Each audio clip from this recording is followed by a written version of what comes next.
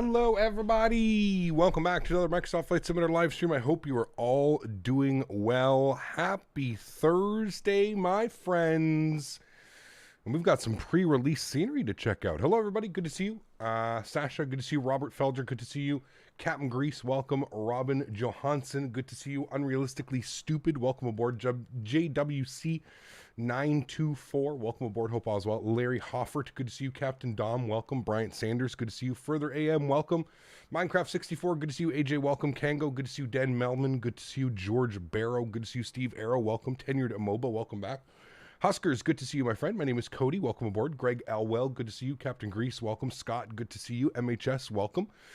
Benjamin Lampin, good to see you. Leonard Grant, welcome back, my friend. Flight Sim Life, good to see you, dude. Pilot Fisk, welcome aboard from Norway.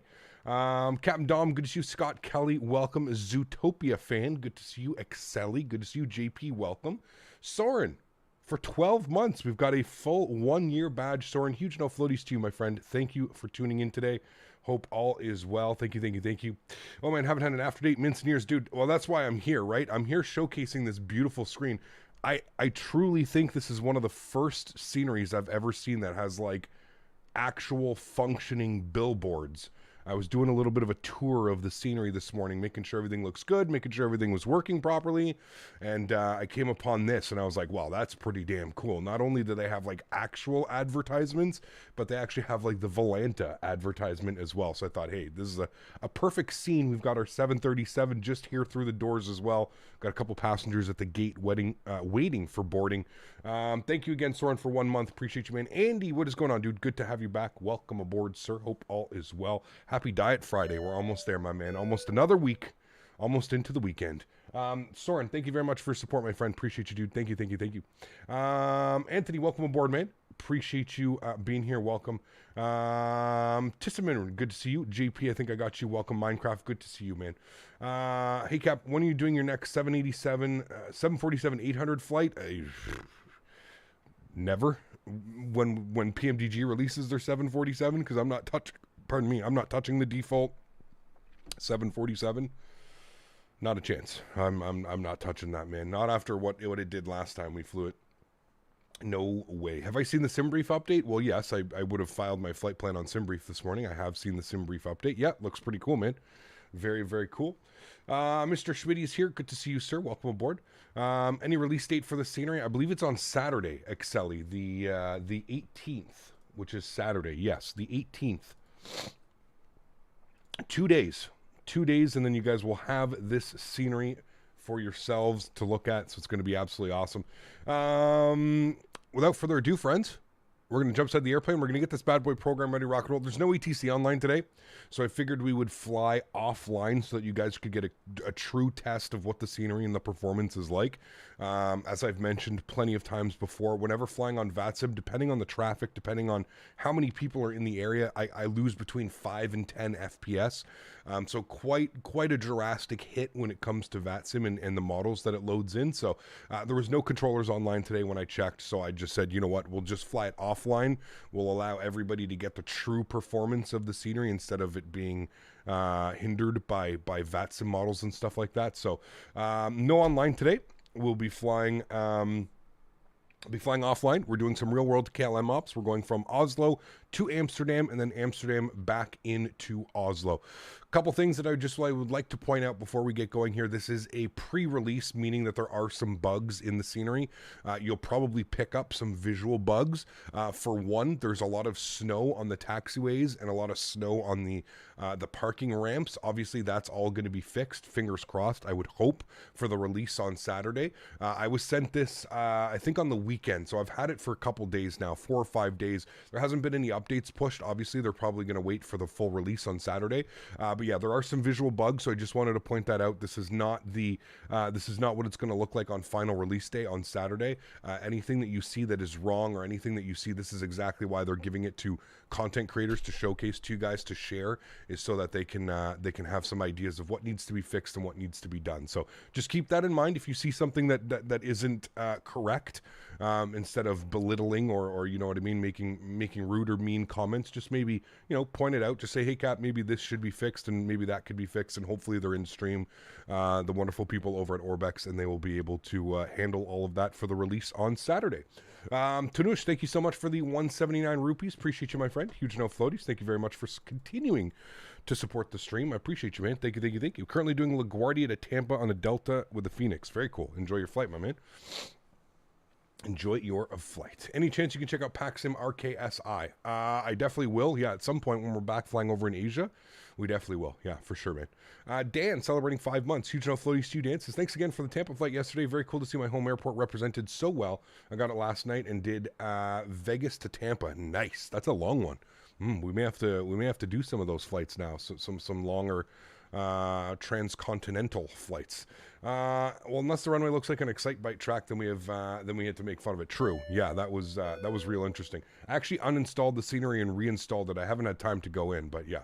I deleted because I asked why not on Vatsim, but you answered. Got you. Yes. All right, cool. So, friends, without further ado, let's jump inside the cockpit. Let's get this bad boy program ready to rock and roll. We're into Amsterdam today. I believe our flight time is looking at, what does it say? It says an hour and 30 minutes air time.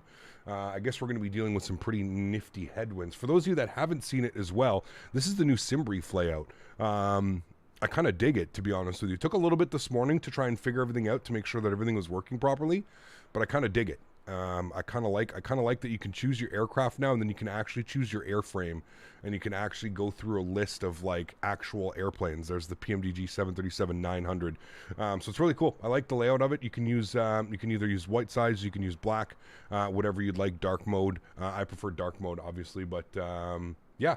Really cool. I'm liking the update so far. I think it's about time that we've had that, you know, to be honest with you. Michael, 41 months. Whoof. Says, you're the man, Cap. Butter that bread today. Oh, baby, no floaties. Huge no floaties to you, Michael. Thanks for coming to hang out, man. Really do appreciate you. Really do appreciate you, dude. Thank you very, very much, man. I like it, but it was very confusing at first. I didn't find it very confusing. There was a couple things like the whole pick your aircraft and then select your airframe. That took me a couple minutes to figure out because usually you just pick your aircraft from the list, but other than that, it's pretty good, man. Pretty good. Rookie, dropping the $10 dono. Huge no floaties to you, Rookie. Thank you very, very much for your support, my friend. I appreciate you as always, dude. Thank you, thank you, thank you. That is extremely kind, man. Thanks so much, man. KLM uses the 737-900 for this route. They use a bunch of airplanes. They use the Embraer 190. They use the 737-800. They use the 900. They use a plethora of airplanes for this flight, so I guess it depends what time. Hey, Cap, would you have any recommendations for beginner pods? I heard that 16,000M from Thrustmaster is good. Yes, that is very good. You can use it for Boeing and Airbus. So the T16000M is yeah, it's really good. So, friends, let's do it. Let's jump inside the cockpit. Let's get this bad boy program ready to rock and roll. First thing is first, let's go to the overhead. Let's get our battery switched to the on position. We'll get the ground power on as well. That's going to bring the aircraft to life. Beautiful. We'll go all the way upstairs. We'll get our Adir's left side nav, right side nav. Beautiful. Let's continue our flows down here. Everything looks good. Fuel pumps will stay off. Yaw damper staying off. We're going to flip him to standby power. Thank you. Oh, standby power, and you're on ground power. That's all good. Continuing down here. Generators are off. Let's go and get the panel brightness turned on up here. Beautiful. We'll go ahead and arm our emergency exits. Chime only can go on. We'll come upstairs here. We'll go ahead and get our window heat to the on position. Fuel pumps, hydraulic pumps and probe heats will all stay off until we're ready for engine start and push back. Engine bleeds are off. Isolation valve is open. Packs are off. We're going up to 34,000 feet today, chat. So we'll go ahead and throw in 340. Beautiful. Let's go ahead and cut down here to the FMC. Let's go to our FS actions. We're going to go to payload on the zero fuel weight today. We are looking for 62.1. 62.1. We'll go ahead and throw that in there. Beautiful. 92.5% load. That's good. We'll go to the return tab. We'll go to fuel. For this leg, we need... sorry, it's just going to take me a second to figure out exactly where everything is. Block fuel 7.7. So we'll go ahead and populate that. Beautiful. Cool. We're going to return. Let's go to FMC. We're going to go to pause init. We're sitting on the ground. ENGM Oslo. We'll throw that into our reference airport. Beautiful. We'll go to next page. We'll grab our left GPS. We'll scroll back. We'll set our IRS position. We'll come back here. I do have a company route. So we'll go ENGM to EHAM. Good. We'll company route that. Our flight number today is KLM 90 Whiskey. So we'll go ahead and throw that up there as well. We'll activate and execute that. Beautiful. Cool. That all looks good. I'm happy with that. Let's go to our departure page. We can plug in some information now. I'm going to get a little bit of background brightness up on here with our main panels and all that fun stuff. Let's also go to GSX. we are going to sim brief OK. Good. And we're going to go ahead and load our passengers. We're going to go request boarding. Boarding requested. Perfect, thank you. Boarding has been requested. Again, I don't know why GSX has reset its sound volumes. GSX settings, here, apply, and audio, here, apply. Thanks, cool. Okay, cool, so they're going to start doing their things. They should start loading up the aircraft. Wonderful, we'll turn you guys down. Do you want to board crew? Yes. Pilots again, boarding starting. I don't know why it's so loud all of a sudden. I'm not quite sure. GSX kind of has a mind of its own. That's set. That's all good. Okay, cool. Sweet. We'll come back down here. We'll set some lights down here as well. We'll go panel brightness. We'll turn him up. Good. Cool. All right. Back down to the McDo. Let's start plugging some information in. So, if we have a quick little look-see here at what the weather is doing, we'll go to Oslo. We'll populate you. We'll go to weather. See that winds are 210 at 5 knots, which means we could probably take 19 left for departure. So we're going to do that crew on boarding the... starting. What are we on here? The Vipa 6 Delta arrival. So the Vipa 6 Delta, although it may be another one, but Vipa 6 Delta. Okay, no, it's not going to be that one. Index, departures, Vipa 6 Bravo. Nope. Okay. Departures. Let's select 19 right. Sorry, 19 left. It's the Vipa 1 Charlie. Okay, that's what we're expecting. Cool. If we go to our route page, we go to next tab. We should see that. That's all good. Legs scrolling through. Wonderful. Cool. Let's check what the weather is doing here in Amsterdam. So we'll go back. Amsterdam. Your crew has boarded. Thank you. Passengers boarding starting. Thank you. 210 at 14 on the weather today. So 210 at 14 knots. Tough call where we would be landing. Probably on the 18s. If I had to take a guess, they'll probably put us on 18 right. Let's open up flight radar and let's have a quick little look-see here and see exactly what they are doing. We'll go EHAM and we'll see exactly where they are arriving. If I had to take a guess, it's going to be on the 18s. Yeah, you can already see the lineup of airplanes taxiing in. So I guess that's what we're going to plan. We'll plan for 18 right. Although we aren't flying online, we could take 27, but we'll take 18 right. We'll do it properly. We'll go on the absolutely epic taxi here down to the terminal. So let's go ahead and plan for that. We can close that. We'll go 18 center. So we'll go arrivals. We'll plan for the EEL 1 Alpha arrival. Yes, and we'll plan for that on 18 right. Is what we're going to select. And for our approach, if we look at our charts here, it's got us coming into EEL. Sorry, it's going to bring us into RTIP, and then from RTIP we can go to EHAM. We'll go to approaches. We'll plan 18 right. Night transition, no, we're flying during the day. So we'll pin that one. And via RTIP, we're going to select it via Dibru is actually what we're going to select. So we'll go ahead and execute that. Beautiful. If we go to our legs page now, what we can do is we can actually, from RTIP, we're going to go direct Dibru. And there you go. We've got our flight plan in there. That all looks pretty normal to me. I'm happy with all of that. Cool. Wonderful. Let's go to our NITREF tab. Let's plug in some information here today. 62.1 on the zero fuel weight on the burn. Plan on burning 5.5, which is going to give us a reserve of 2.3. Beautiful. Looking good. Real Weiberg, how are you, man? I'm doing well, dude. Good to see you. Swift Jam, what's up, man? Good to see you, dude. Christian, very happy that we're doing a KLM flight. Yes. It's been a while since we've done a KLM, man, for sure. Cost index, we're going to go with 35. We're going with a cruise level of 340, 34,000 feet.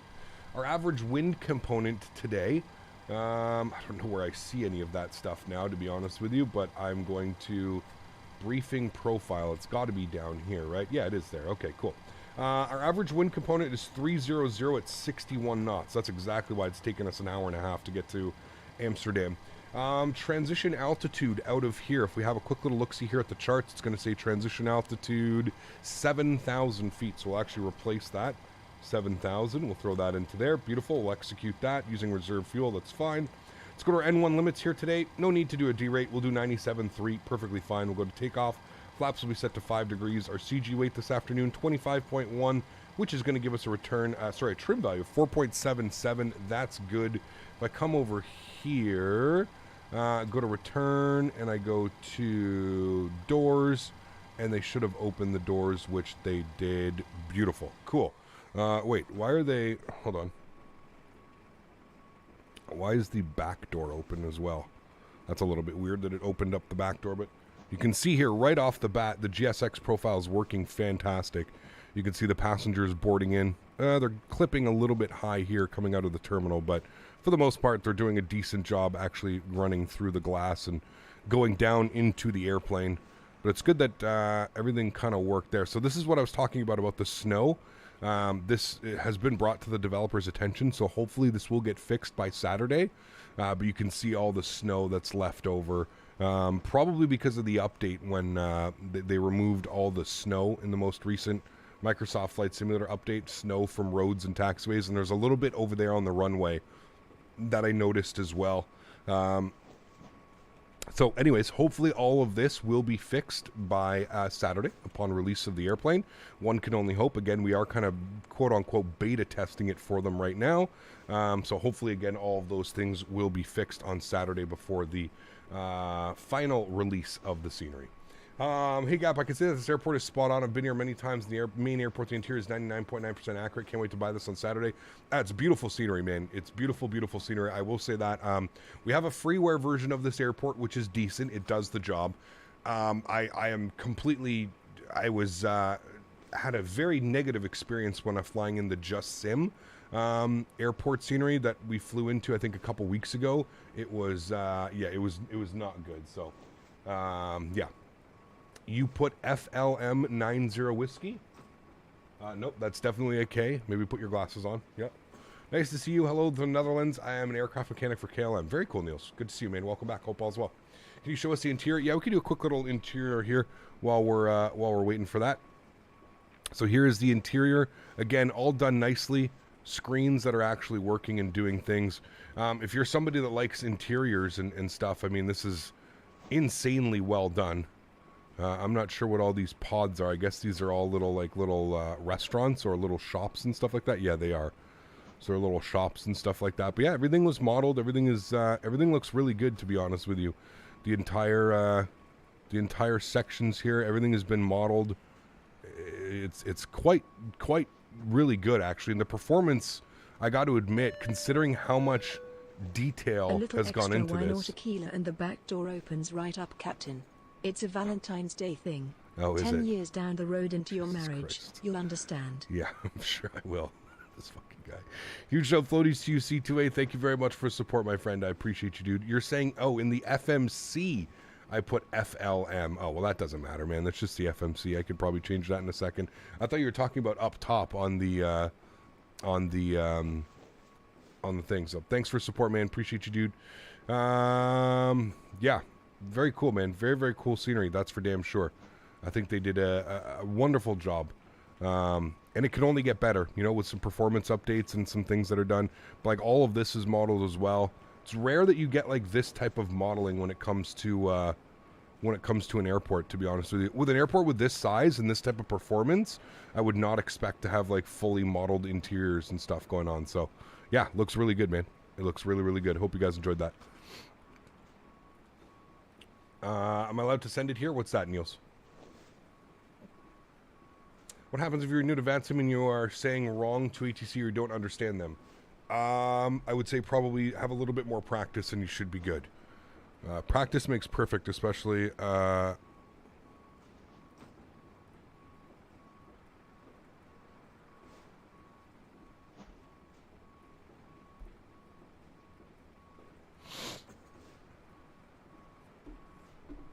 But yeah, just practice makes perfect, man. When it comes to VATSIM, you're definitely going to want to use some practice, my friend. David, you can see the aircraft through the window of the terminal. Top-notch stuff. Yeah, it's really cool. You can like literally go inside and watch the boarding process happen from inside. You know what I mean? It's pretty damn cool. You can actually see the passengers walking down the jet bridge, doing their thing as we watch from inside. It's pretty damn cool. Yeah.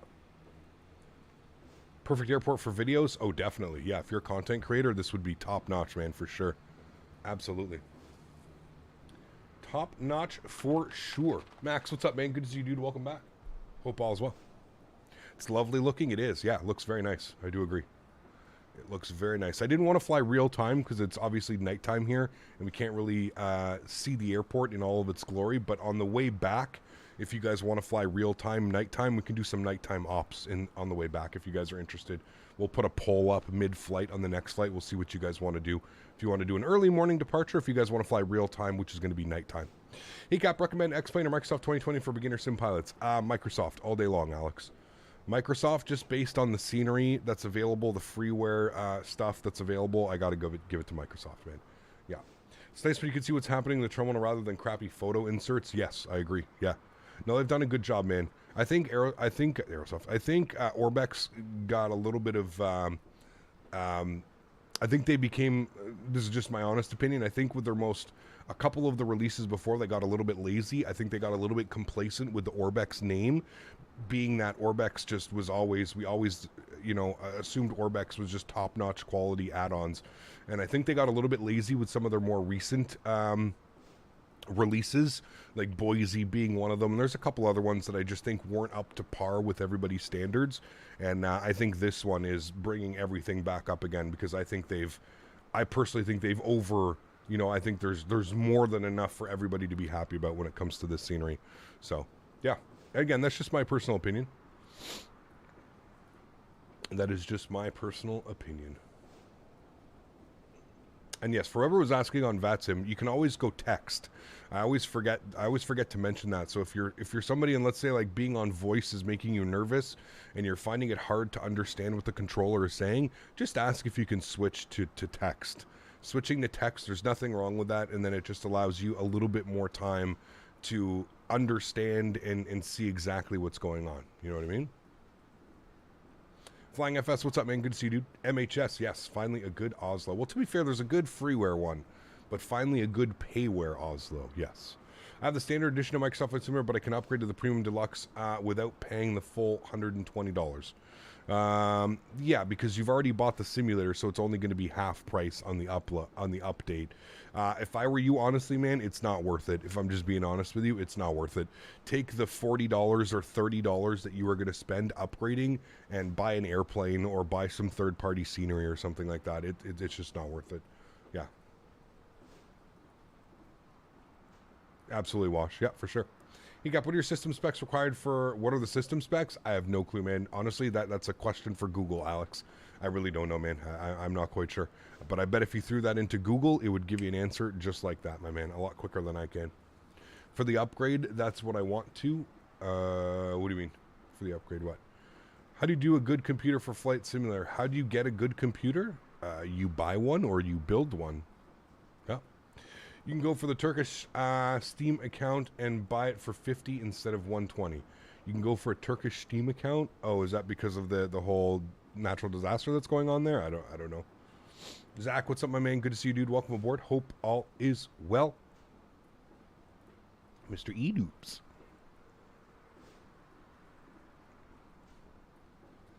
All right, chat. We have 25 more passengers. Let's go ahead and jump inside the aircraft. Let's go ahead and start spooling up some APUs.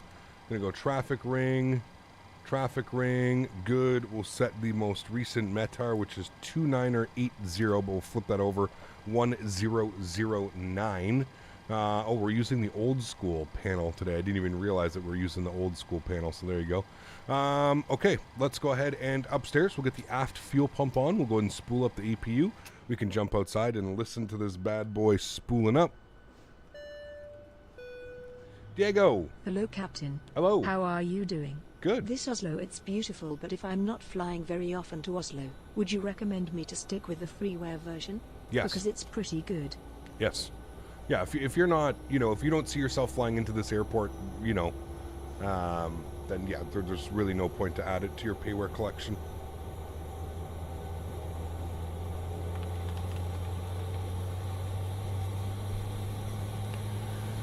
We'll have to do the nice long taxi today. Yes, we will. Yeah.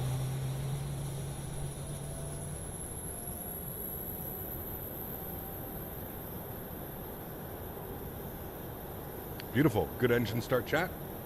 Or sorry, good APU start. My goodness. We'll just wait for the APU generator. There it is. APU gen comes online. APU bleed comes online. Duct pressure stays off. Isolation valve stays off. We've got 12 passengers left to board, chat. And we will be good for our pushback. Beautiful. Everything's looking good over here. Sweet. We've got 10,000 in. Set speeds. It's going to change, but I'll set 155. It will change here in a sec, but that's fine. I think it's just going to bump up by 2 to 157. And other than that, we're looking good. We're pretty much ready to rock and roll. We'll just be nice, and so we remember 2,000 in on the squawk. Good. We'll turn that on and turn that on in reporting. Good. 40 FPS. Yeah, a little bit. Like I said, there's a lot going on. So I think on VATSIM, I don't know, we'd probably be pushing right at that threshold of 30 FPS if we were on VATSIM right now. But not bad considering how much is going on. But I also, again, optimization patches and stuff will be out before Saturday, I'm hoping. But yeah, not bad at all. Not bad at all. Sean, what's up, man? Thanks for support. Hey, got 12 gigs of RAM. Too much for Flight Sim, or just in case I want to update all the time? 12 gigs of RAM. Usually RAM goes like 8, 16, 32. Usually double your RAM. Are you talking about VRAM, like a graphics card with 12 gigs of VRAM? Or are you talking about a PC with 12 gigs of RAM? If you're talking about actual physical RAM, 12 gigs is probably low. I would look at least putting 16 to 32, but yeah. FPS on VATSIM seems to be better with FS traffic models, particularly since FST lets you use lower res textures. Yeah, I mean, that would make sense, MJ, for sure. We may take a look at that eventually, but yeah. All right, let's prepare for pushback and departure. Do we want to do ice treatment? No, we don't need it. Due to icing conditions, please stand by for engine start until push completed and Yeah, no problem.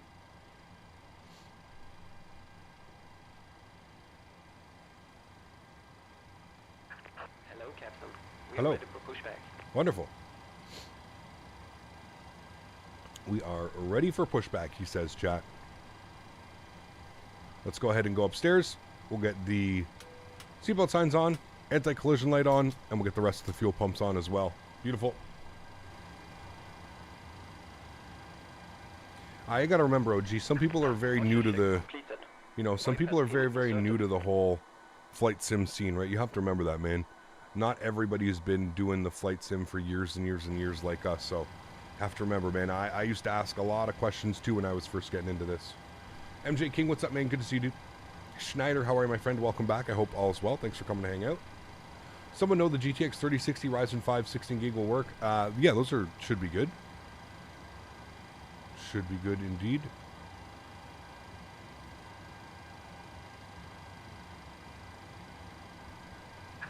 Locking gear.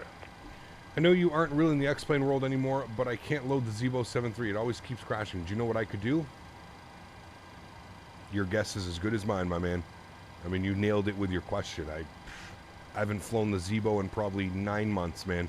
9+ months. Well, no, actually, sorry. We flew it 6 months ago, but yeah. We want to go tail left is what we want. Sorry, man. I wish I could help, but yeah, unfortunately. Not much I can do. Cool. Let's go to return. We're going to go to ground services. We're going to release the ground power. We'll remove the wheel chocks. Beautiful. Let's go ahead and release the park brakes. Commencing push. Beautiful. Due to icing conditions, Don't worry about that. We're still going to start the engines. All right, cool. Let's go ahead and get the hydraulic pumps 1 and 2 on. Beautiful. And engine number 2 over to ground. Looking for the start valve to open. There it goes there. Beautiful. And we're looking for N2 percentage to rise as well. We can audibly hear the engine going as well. And 25% N2 before we introduce fuel.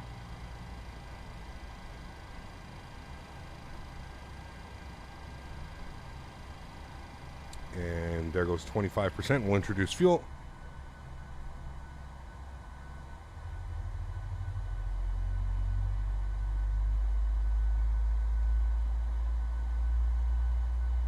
If you got the PMDG, there's no point in flying the Zevo.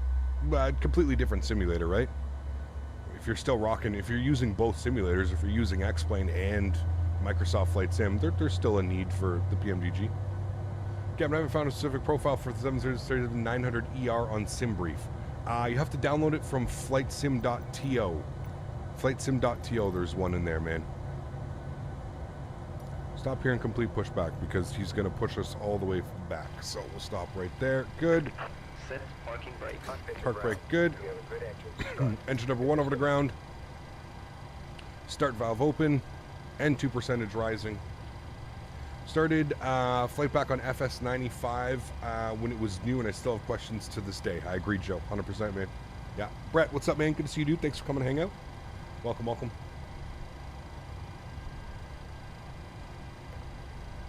All right, coming up on 25%, we'll introduce fuel. Engine number 1.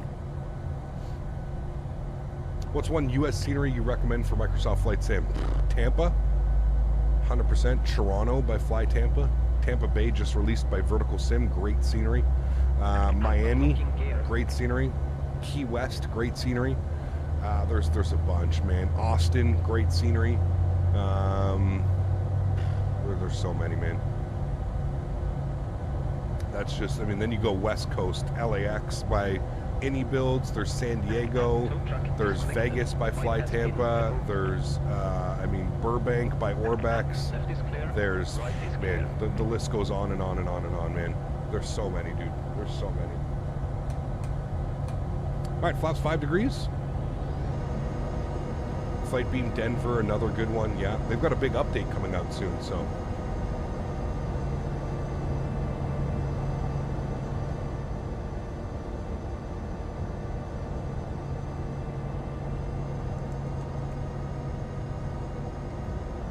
All right, beautiful. Flaps are set. Let's head back upstairs here, or up front, sorry. We need our V2 speed 157, good. And we need our trim value to 489.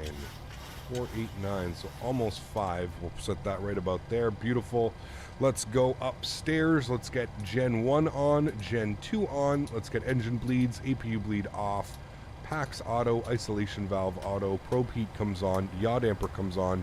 You get flipped over to Gen 1, APU goes off, start switches to continuous, and our taxi light comes on. And there we go, chat. We should be good to go. Recall check on that. Everything looks great. Park brake is released. Then we'll go ahead and taxi ourselves over to runway 19 left for departure.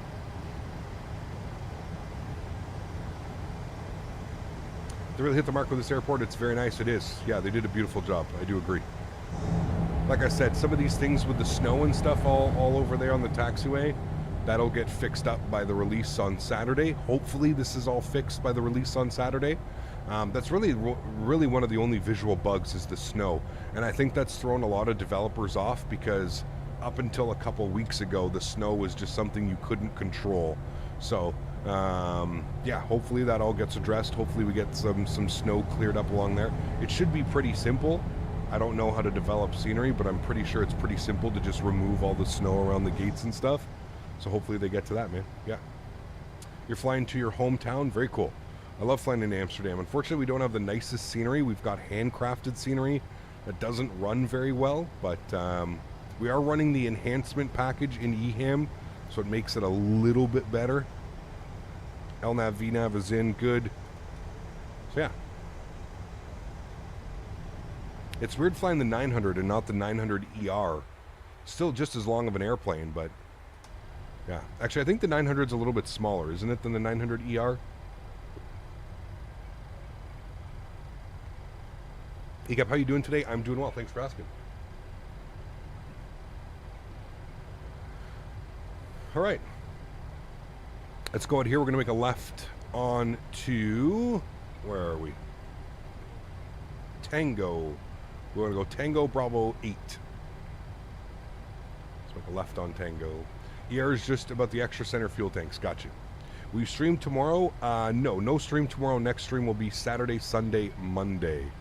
Saturday, Sunday, Monday. Saturday, we're going to do more KLM ops out of Amsterdam, I believe. And then Sunday, Monday, we're going to go fly in Turkey. We're going to go do some Turkish ops in the 737-900 ER. And then I think next week we're going to be back in the Airbus. I haven't decided yet, but I think we're Airbus next week, so we'll see. It's unfortunate that there's no Fly Tampa EHAM. It's coming, Real Weiberg. It literally, it can be out any day at this point. They've hinted that it was going to be the next release, so should be there soon. Yeah. Do you know that SimBrief has a new interface? Absolutely, Captain Dan. Yeah, I use SimBrief every flight that I do, so yeah. Cap, you don't need to have the start switches on continuous on the 900. I mean, I wouldn't say that. That's probably operational. So when it comes to companies, different companies will make it so that you don't have it there. I just always do it just because I don't fly for a company. So, but yeah, it's definitely company dependent. I've seen many pilots, real world pilots, use it, and many real world pilots not use it. So I think it's just company dependent. I think it depends on who you are. No, there's an auto on the 800 as well. As KLM, we don't use continuous on the engines. Okay, there we go. For the sake of realism, we'll turn them off. Awesome scenery, it is. Yeah, beautiful scenery, man. Makes it really cool to have some nice scenery here in Oslo. It's beautiful, actually, especially looking at it from that angle. Great scenery. I do agree. I do agree, and they should have the big old blast thing over here, don't they? Or has that been removed now? I thought there was like a big old arc blast thing. Has it been removed? Yeah, Jeff said no one ever, right? Do you want any free chart programs I can use for VATSIM? Isaac, if you're flying in the US, you can use ChartFox.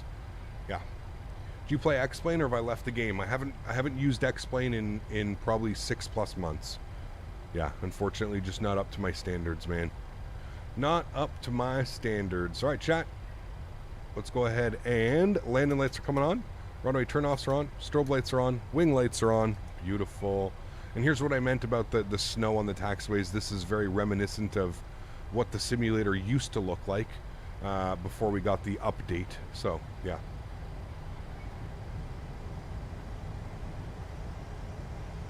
For the sake of realism, can I get a pre-flight drink? Yes. Yes, you may. Yes, you may. All right, chat. Sounds are going up. Enjoy getting blasted. Let's do this. Yoke cam is going on. Throttle's up to 40%. Chrono's on. Let's get it, chat. Toga. Stop it. Toga. Let's go.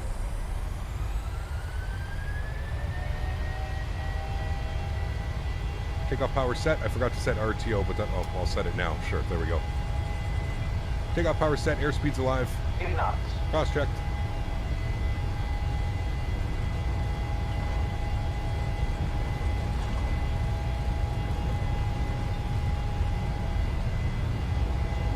Z1. Rotate. Rotate.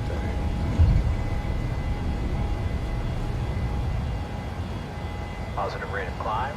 Gear up.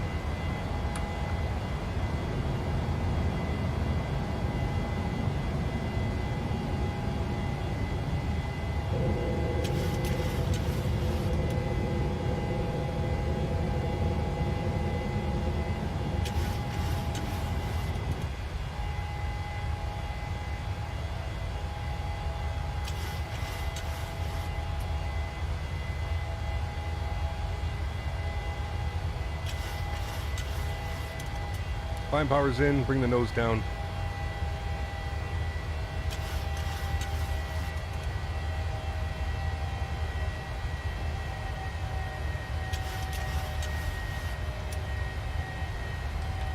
Flaps up 1.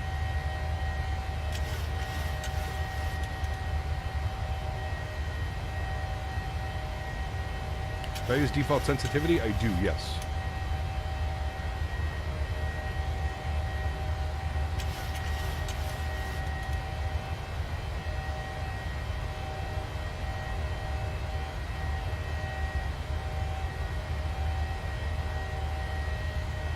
.210, we're going clean.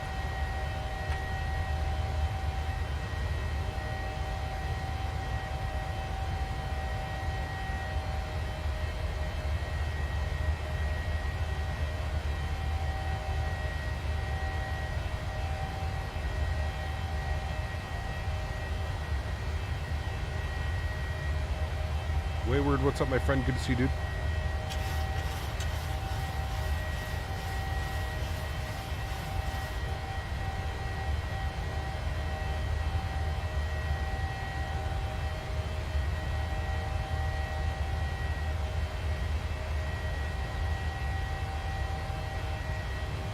All your flight directors looking good. Is this a payware plane? Yes. Exclamation point aircraft in chat.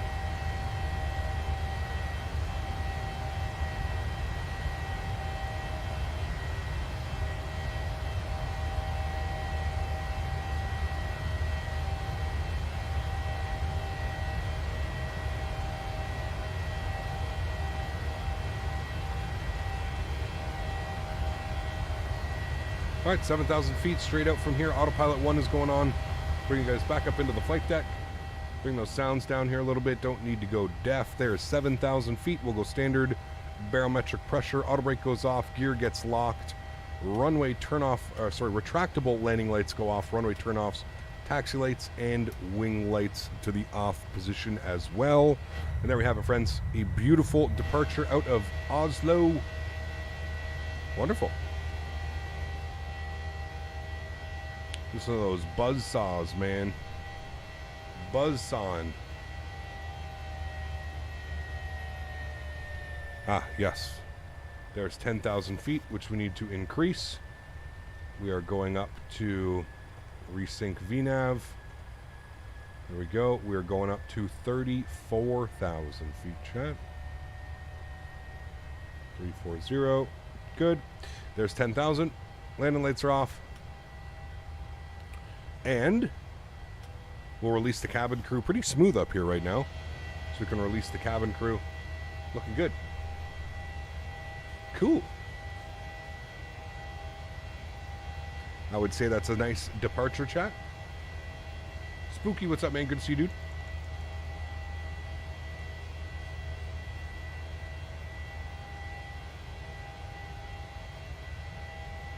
You're convinced I could fly a real 737?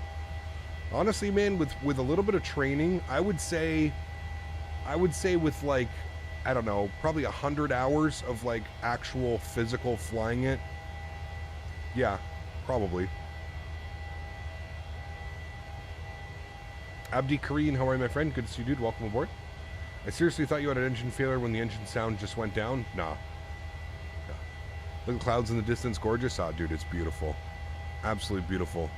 Not like these little popcorn clouds that we get with X-Plane. My God, dude, the clouds are so ugly. I never thought I would say this. The clouds in X-Plane are just horrendous. Like the new clouds. Oh, Jesus, dude. They are terrible, man. Look at the 737 landing you had in Innsbruck. Yeah, it was a good one. Did you see the landing we did yesterday in Tampa? Holy, dude. The stars aligned for that one.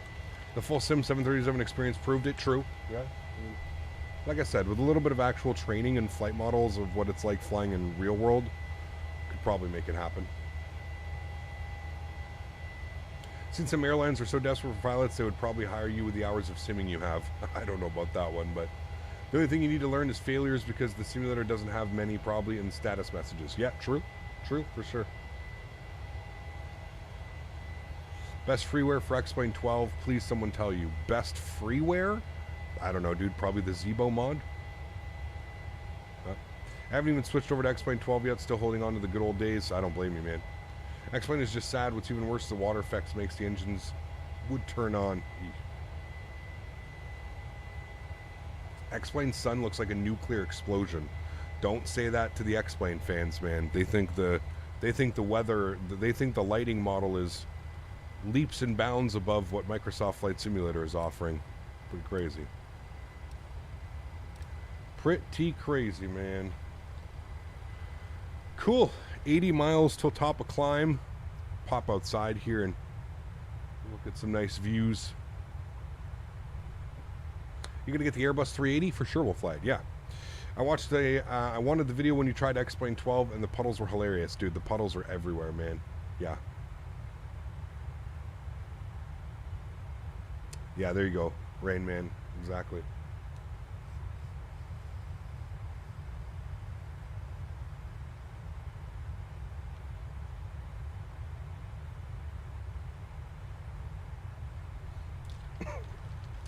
It sucks, man, because I wanted, you know, I really wanted to explain, pardon me, Jesus. I really wanted X-Plane to be good. I really, really, really did. I wanted I wanted X-Plane to actually be like a juggernaut almost, like an actual competitor to Microsoft, but it's not even close, man. And that's just speaking realistically. That's not having been persuaded because I have thousands of dollars of payware. It's unfortunate, man. It truly is. And that's coming from somebody who was, again, probably the biggest X-Plane supporter, probably the biggest X-Plane fan. I think myself included, they let a lot of us down, man. There's still that small group of people that really truly think it is the next gen simulator and that it's a good step forward for X-Plane, but I think those people are just in denial, man. I think that they don't want to admit that there's something better out there because their money, their time, their efforts have been invested in X-Plane, and they can't fathom that there's something better out there. You know what I mean? Yeah. Was first X-Plane person who bought X-Plane? Was the question, Sasha? Sorry, I don't understand.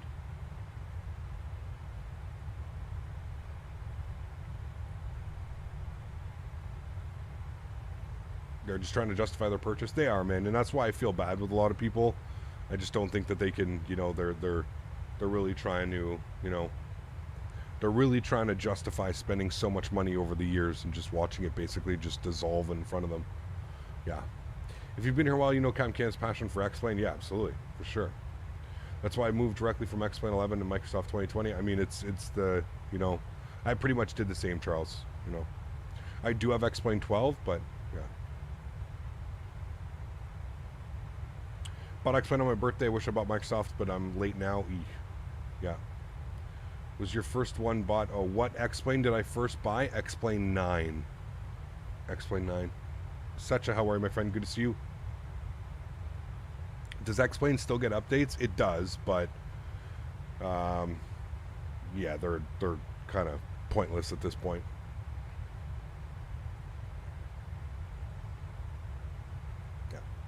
X-Plane have forfeited the majority of the market to Microsoft. Their complete disregard for ortho is a great example of how they're out of touch with what most simmers want. Honestly, like here's the thing. I totally understand where you're coming from, Jeff. I just don't like. It's not even so much the ortho, man. It's the autogen. It's the like okay, like I can understand you not being able to ship or not being able to stream live ortho to us and stuff like that. That's fine. But at least do something with the autogen, you know what I mean? Or at least attempt to do something with the terrain and the ground textures and everything. It hasn't even been addressed, you know what I mean? Like their definition of we've added to the autogen is like they've added like 10 more houses. Do you know what I mean? It's sad. It's the same. The autogen has been the same since I've been using X-Plane, and probably before then. I had somebody in here the other day saying that it's been the same since like X-Plane 6, X-Plane 7, which I totally believe, which you have to think that's like almost 15, 20 years ago. It's insane, man. It's absolutely insane.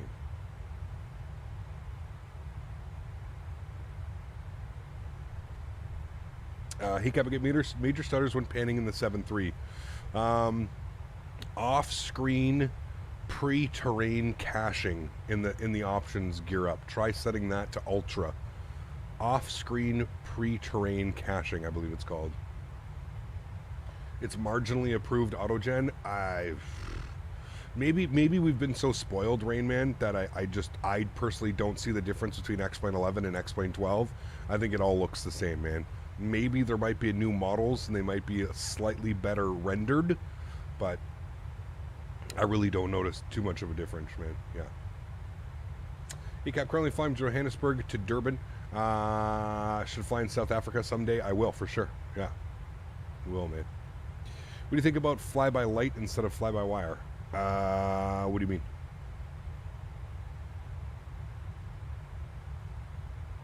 Even FSX with some basic add-ons was looking way ahead. I mean, yeah, it is, for sure. For sure, man.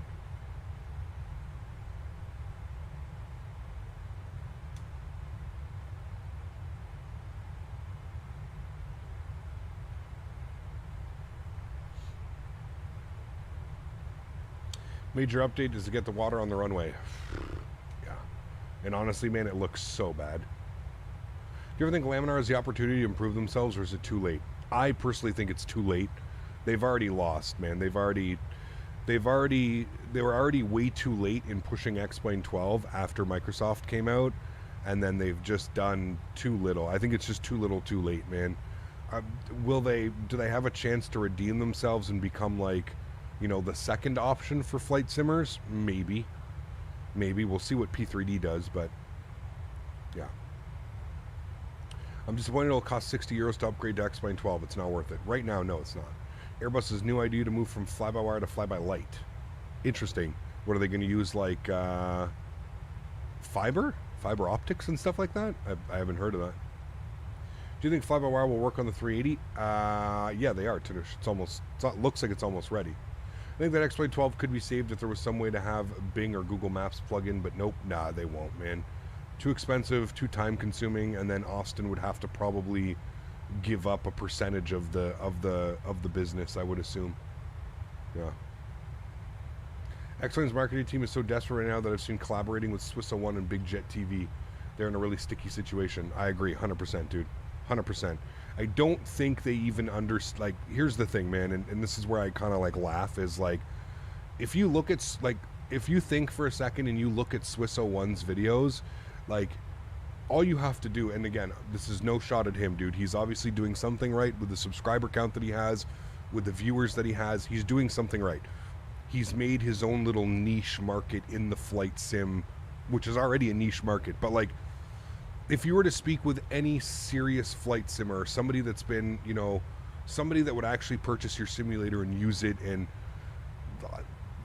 like, that is the furthest person I would consider to, like, try and sell my serious real flight sim model simulator to, you know what I mean? Like, I'm sorry, his age demographic is probably like 11 to 15 years old, I would assume, just by like the content that he produces over and over and over again. Just these default freeware absolutely garbage airplanes, taking them and landing them at the shortest runway possible, taking an AN 225 and landing it at St. Bart's and stuff like that. That's really the clientele that you're going after. That's who you want buying your simulator. It just doesn't make sense, you know what I mean? And that's where it's like, I think that the X-Plane team, like somebody mentioned, they're just grasping at straws, you know what I mean? They've got the blinders on, that they're not even concerned about who is the potential customer buying the product.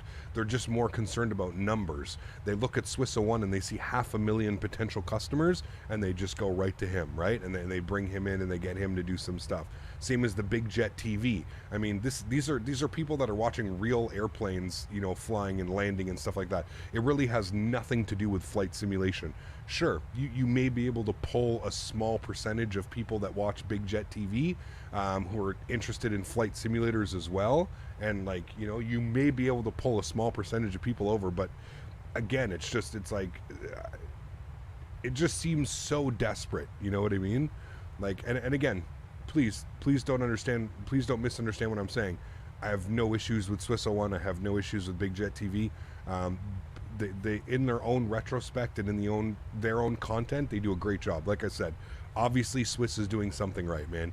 To be able to pull 500,000 subscribers out of doing flight sim videos is absolutely insane. You know what I mean? Like, coming from somebody that's been doing this for years and years and years, and seeing maybe 7,000, 10,000 subscribers a year, maybe.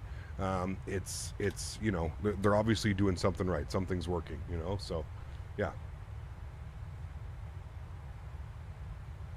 His viewers are why Captain Sim products remain on the market. Yes, I would agree with you on that one. Yeah. X-Plane has become more money and less about their fan base. When Microsoft came out, they were scared, and I feel that they took X-Plane 11 and made minor changes to create X-Plane 12.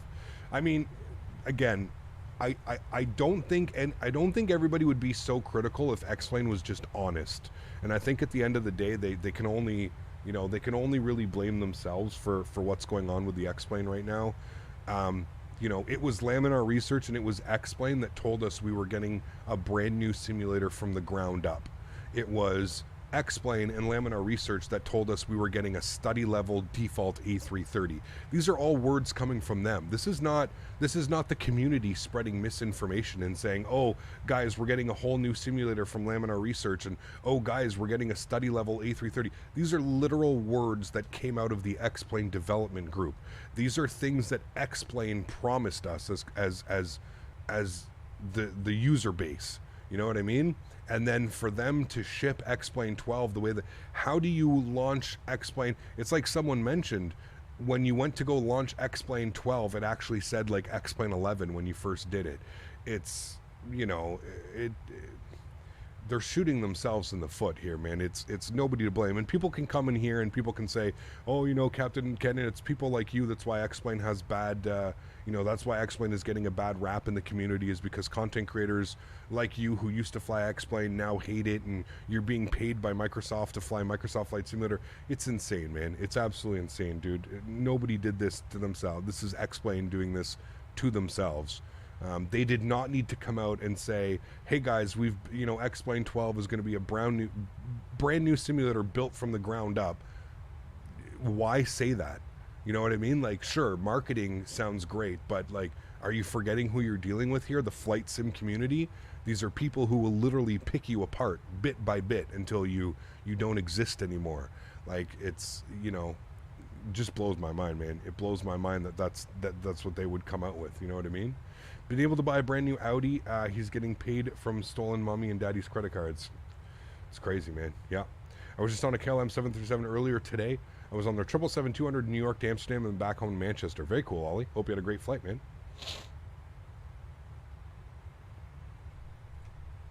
Yeah, for sure, Beluga. Yeah. Because like Swiss's videos aren't about that. You know what I mean? Swiss's videos are, you know, like I said, it's more of like a troll type of video. It's more of like a, you know, the complete opposite of what you would expect a flight simmer to be, right? You think of flight simmer, at least for me, I think of like flight simmers, I think of people who are interested in the hobby, and I immediately, you know, think of like well-educated and kids that are serious and kids that want to start planning for their future. And maybe that's just me, but that's like kind of how I attach flight sim. I always thought it was like a, you know, a more mature audience and I think for the most part it is.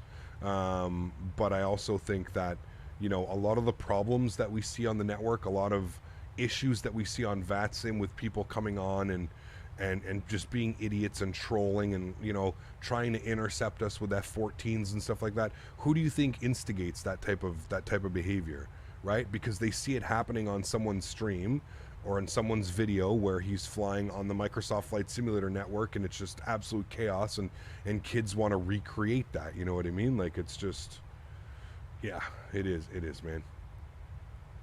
So, Cap, will we see you in a 7576 or a 380 as soon as we have a decent one, man? Yeah. What are we ranting about now? No, we're not ranting.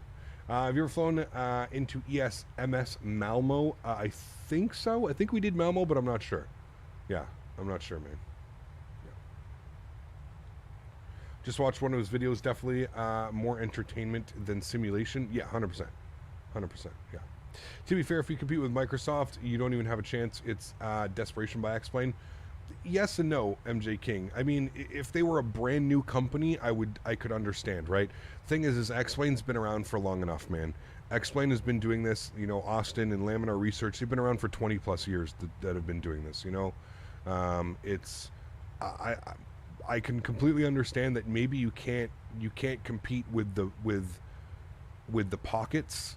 You know, you can't go in with the pockets that Microsoft has as far as developing, but I don't think that's just a way to just throw up your arms and say, well, you know, let's just give them X-Plane 11 with, you know, a new weather engine, some new clouds, and, you know, we'll redo the taxiway textures, we'll redo the runway textures, and we'll add a couple elements into the default scenery that makes the default scenery look a little bit nicer, and we'll call it a day, you know?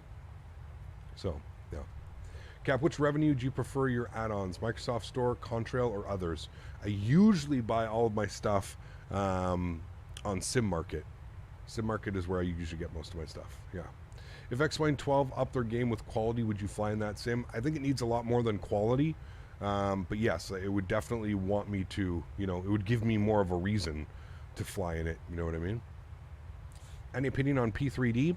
In 2023, I just think it's hard to get invested in P3D, man. P3D is extremely expensive. I mean, if you're going to take P3D seriously and you're going to get proper ground textures and autogen in airplanes, add-on airplanes and everything that you need from, it's just endless, man. It's, you know, you're looking at thousands of dollars, man, and it's, you know, it's kind of hard to convince somebody to jump into a hobby and have to spend $1,000 right off the bat to get proper airplanes, proper cameras, proper clouds, proper weather.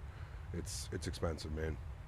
Kept been flying since I was 8, and the feeling that it's got just want to sell something to enlarge their pockets is quite sad. Well, I think Laminar Research and X-Plane's learning a real hard lesson here, unfortunately, with this stuff. We'll see, man. Listen, I'm almost interested to see what their rebuttal or what their plans are for the future. What are they going to be doing, you know, with the future? How do they plan on addressing this? I don't know. How long has it been since X-Plane released? 6 months? 4 months? I don't know how long it's been since it came out, and how much has really changed. Not that much, man. Not that much. I've seen a couple streams this past week, and performance is still dog shit. Anti-aliasing is still abysmal for something that came out in 2022. I don't know how they could sit down and say this is the anti-aliasing that we want to go with. It's just atrocious, man. Third-party add-ons are pretty much non-existent, you know. College dude, really the only reason is X-Plane went out and got FAA certification. So any simulator can go out and get FAA certification, and basically what that means is that you can, if you're a training pilot, you can use X-Plane for X amount of your simulator training, which every pilot has to go through simulator training, and then usually do like your line check or your you know, your check rides and stuff like that. So Christopher, thank you for your subscription, man. Welcome aboard. Still an A330 with a 737 FMC? Yep. And then X-Plane's whole claim to fame is, oh well, don't worry, we plan on adding a McDo, but it's not even really a McDo. It's literally a McDo that's going on top of the default 737.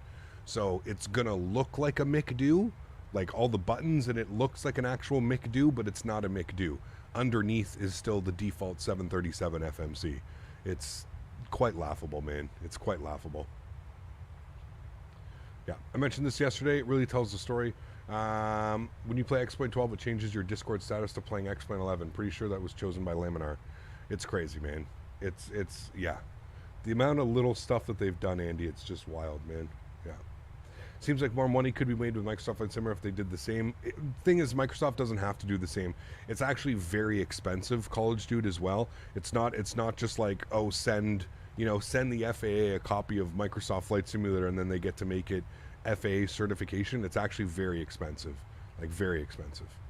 Yeah. X-Plane and P3D only care about their commercial customers. At this point, I would agree. Yeah, I think that's very clear that they're, you know, yeah, I would agree. Have you tried the Kuro 787? Nah, I'm not really interested in that, Dankus. Sorry, man. You actually don't have to do any sim training for a private pilot. However, you can use up to, I believe, 10 hours. There you go.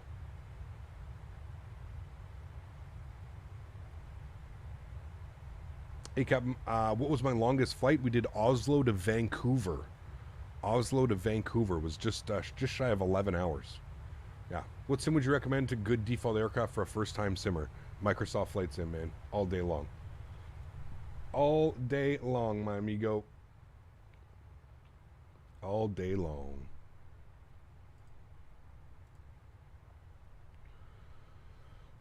Excuse me.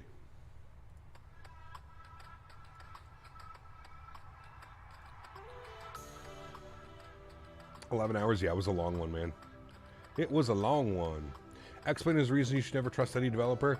No, I mean, I don't think you can't trust a developer. I think at the end of the day, I think, like I said, I think they were caught in a corner and they kind of made a little bit of a fib. They kind of just, you know, they knew that wording would get a lot of people excited and would probably get a lot of people initially buying the simulator. Because when somebody says, oh, it's a groundbreaking simulator, we've built it from the ground up, you go, oh, wow, okay. This is exactly what I was expecting from the X-Plane team, This is a great response for, it's a great response to Microsoft Flight Simulator being on the market. And then videos start coming out, and you start looking at some videos and promotional trailers, and you start going, well, a lot of these things are reminiscent of X-Plane 10, 11, and this doesn't really look like a new simulator built from the ground up. This kind of looks like a simulator that was tweaked, and this kind of looks like exactly like X-Plane 11, but, so. Do you have a favorite airline call sign? There's a call sign in Canada called Empress. I really like that one. It's, I think it's North Air, Canada. What are they? Canadian North. I think they're called Empress. It's a good one. There's a lot out there, though. There's some really cool ones. X-Plane is too complex for beginners. It's difficult enough to change the view settings.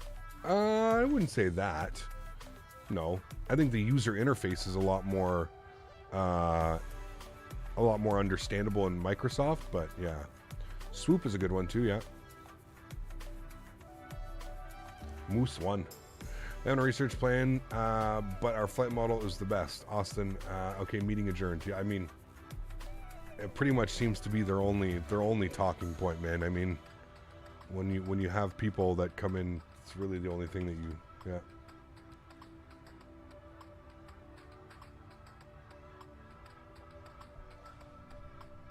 What is personally my favorite airline? I don't know if I have a favorite airline. I never really, yeah.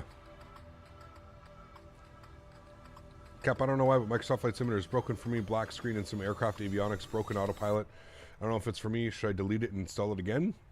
That's weird. For like multiple airplanes it's doing that? It's weird. I checked, but I don't think you have flown into Malmo before. It's Sweden's, it's known as the IKEA airport because it looks like an IKEA store. Interesting. I'll have a look. Hey Cap, what'd you do on the days you don't feel like flying? Just curious. The days that I don't feel like flying. Suck it up, Buttercup. It's the job, man. Content creator. This is what I signed up for, you know what I mean? Been away for a while. Is there any news about the PMDG EFB? No. Nothing lately. No news lately, but yeah.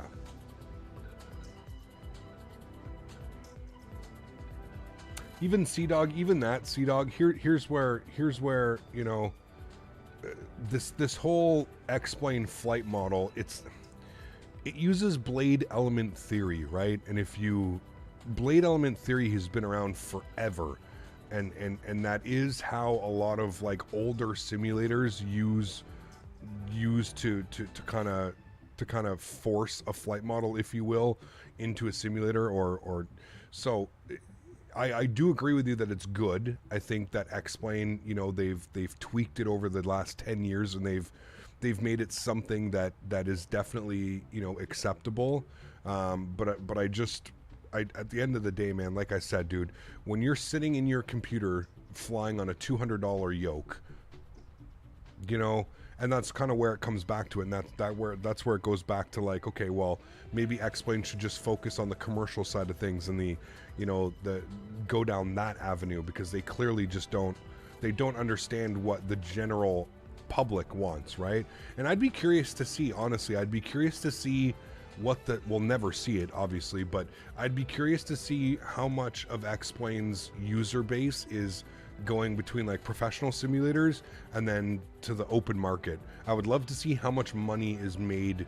Like, do they make more money selling it on Steam and selling it on their website to casual simmers like you and me? Or do they make more money on the commercial product side of things, selling it to training companies and stuff like that? I'd be curious to see those numbers. I think maybe that would probably actually explain a lot of what's going on with the X-Plane side of things, So, what does Microsoft Flight Simulator use for a flight model? It's a variable flight model. It's continuously. It doesn't use like a table theory. It doesn't use blade element theory. They have their own. I don't know what they call it. I don't know if you can make it, but I mean, one of the things that one of the things that I think they just is going to make it better in the long run is just that they've got like 100 times more. So when you look at a wing and you look at like what's causing lift and what's causing drag and stuff like that, it's yeah. There's a lot more going on the Microsoft side of things. I forget what it's called. There is a name for it. I forget what it's called. Unibuilds A310, Cessna Citation are two of the aircrafts with black screens, and on the 787 broken autopilot, sometimes the game crashing.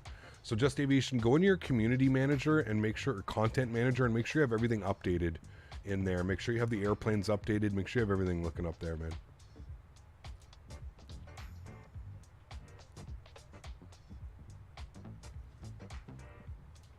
You think they make much more money on the professional side of things? Maybe, I don't know.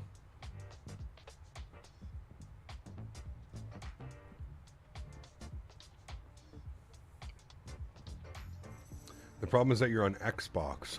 Yeah, I don't know, dude. I have no clue then. Just Aviation, I'm sorry, man. I wish I could help more than that, but each plane has characteristics that can be modified in how it interacts with the world simulation. That's exactly it, Andy.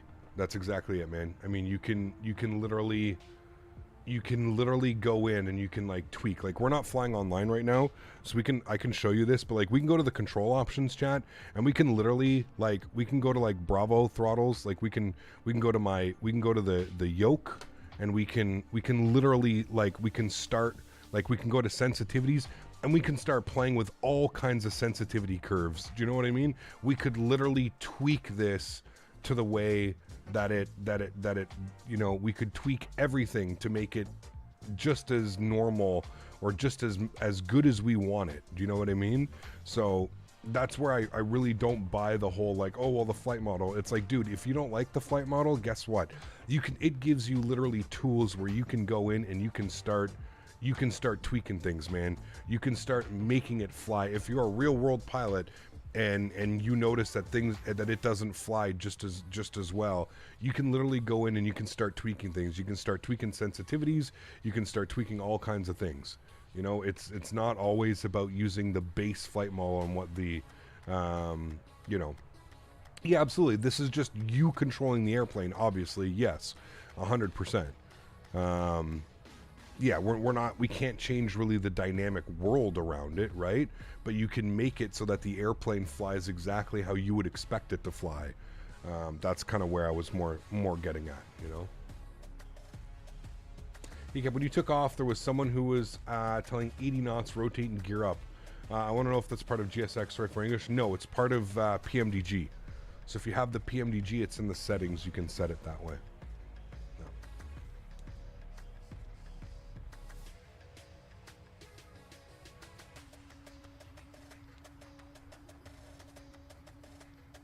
Oh, I agree, Rain Man. Yep. 100%.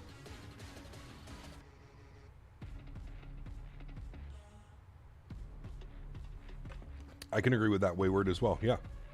Are we doing a turnaround? Yeah, we're doing a turnaround. Oh, yeah, I wanted to make a poll for you guys. Bear with me. We'll start a poll.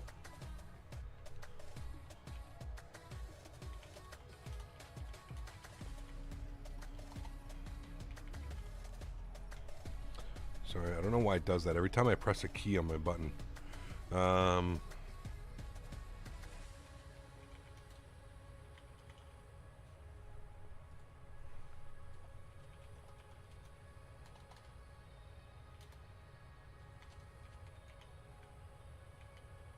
right, chat. I'm going to ask that there. Give me 2 seconds. I just have to make a quick phone call. I've already missed 2 calls. My insurance company is calling me. So bear with me here. I'm going to open up that poll and give me a couple minutes, probably like 5 minutes or less, and I will get right back to you guys. Bear with me here for a few guys. Thanks.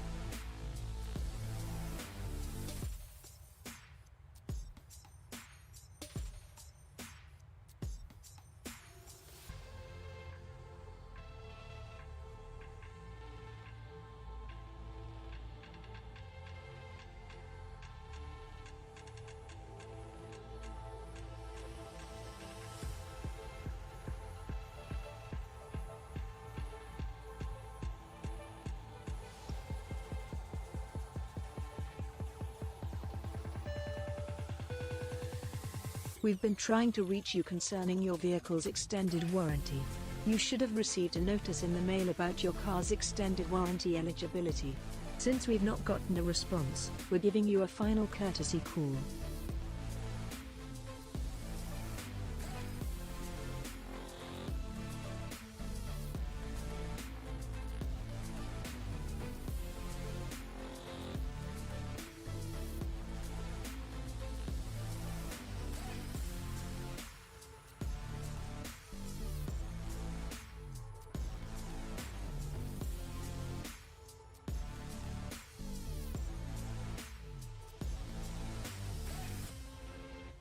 Hey, all right, chat. Thanks. Appreciate that. Insurance about Ryanair? No, someone hit my car. I told you guys about that a couple weeks ago. Someone backed up and right into my door and absolutely destroyed my door. Unfortunately.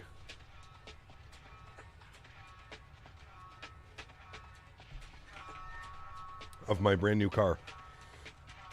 But that's okay. We're getting it fixed. We are getting it fixed.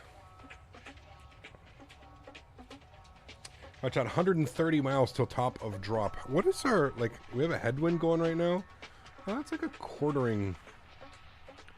It's like actually a quartering tailish a little bit. Car, do I have a Corolla? Nothing fancy. It was me that hit your door. Nope. Throw all the claims against you regarding your landing in CVG. Whoopsies. Apologize. Apologize. One cannot be blamed, chat.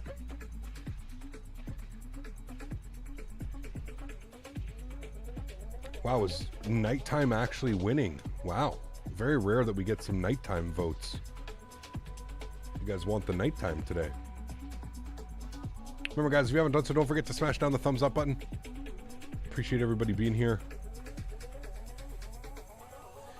I gotta reply to C2A's last dono. It's perfect. Uh-oh. We've been trying to reach you concerning your vehicle's extended warranty. You should have received a notice in the mail about your car's extended warranty eligibility. Since we've not gotten a response, we're giving you a final courtesy call. Nice. This guy, man. Thank you, dude. Corolla is nice. I mean, it gets you from point A to point B. It's a very reliable car. That's really more about it, to be honest with you.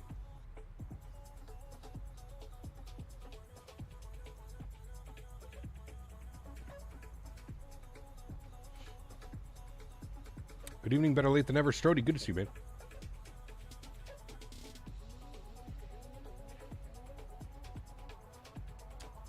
Yeah, Call Jude, I want to jump in the RJs somewhat soon. I'm not sure when we're going to do that. I'm waiting for the 330 to come out, to be honest with you. That's why we're going to jump back into Airbus next week, I think, just because we've got so many... we're going to be flying Airbus for a while, so I kind of want to get familiar with that again. Are you going to do a night flight? Well, I've got it up top here. You can select, you can choose. Right now it's a 60-40 split. 59-41. Oh, well, it is what it is. There's nothing we can do about it.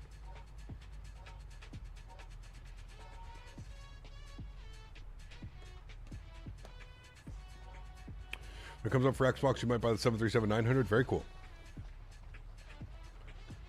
Which month or year do you expect the 330? Hopefully soon, TJ. I don't know, man. I was kind of hoping that we'd get it before February, the end of February, but honestly, I'm not sure at this point, dude. I am not sure at this point. Nothing better than the early morning ops, morning coffee, sun comes up, can't beat it. I would agree, yeah. Do you ever do MD-80 streams? It's been a while since we've flown the MD-80, Brent, but yeah, we're going to... we'll revisit that one as well. Yeah. Would you recommend the new Tampa scenery? Absolutely. Yeah, it's beautiful. Vertical did a great job, man. You got proposal a little late. What do you think of the Oslo scenery? It's very nice. Toasted Ninja. Very, very nice, man. It's really cool. We've had the past 2 days. Yesterday we were taking a look at Vertical Sim Tampa Bay. And then today we're looking at Orbx Oslo. 2 great sceneries, man. Great, great, great sceneries. Yeah. You personally expect it Q3 of this year? I think it's a little bit, I don't know. I feel like that's a little bit longer. Like if you go on to their forums, TJ, they state that it's like 90-something% done. They think that it's like, I don't know what the last update was, 91 or 93% or something. So like it's almost there, but yeah. He kept putting together a rig while watching your flights today. Sent you a pic in Discord. Cool. I will click on a look-see. Ooh, nice, dude. Very nice, sir. Look at that monitor. That's badass, man.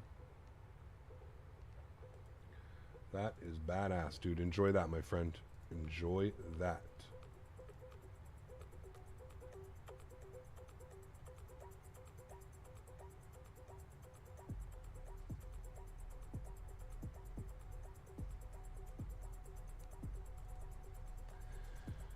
Just a few weeks? I think so. Yeah. Yeah. I think so as well. Ecam, I've updated my Discord, so I'll be adding yours. Sounds good.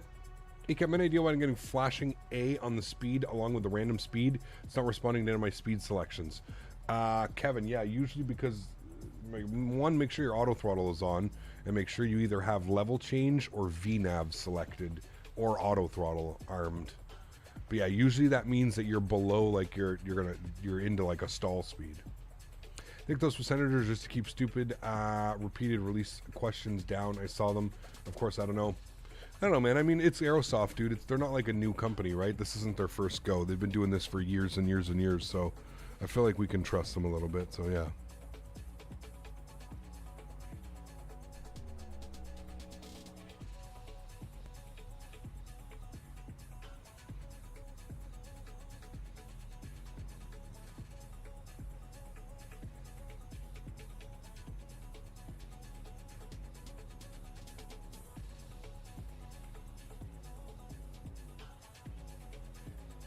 Could be incorrect flap or speed brake setting. Could be, yeah. We didn't about the wingtip movement at cruising, landing, and takeoff. I think it's good, Spooky. Yeah.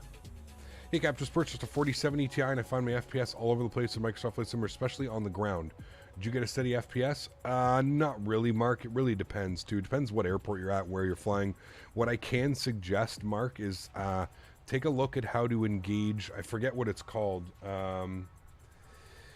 There's a special setting that you can use with the 4000 series, and it basically doubles your frames. I forget what it's called, but I would look into doing that.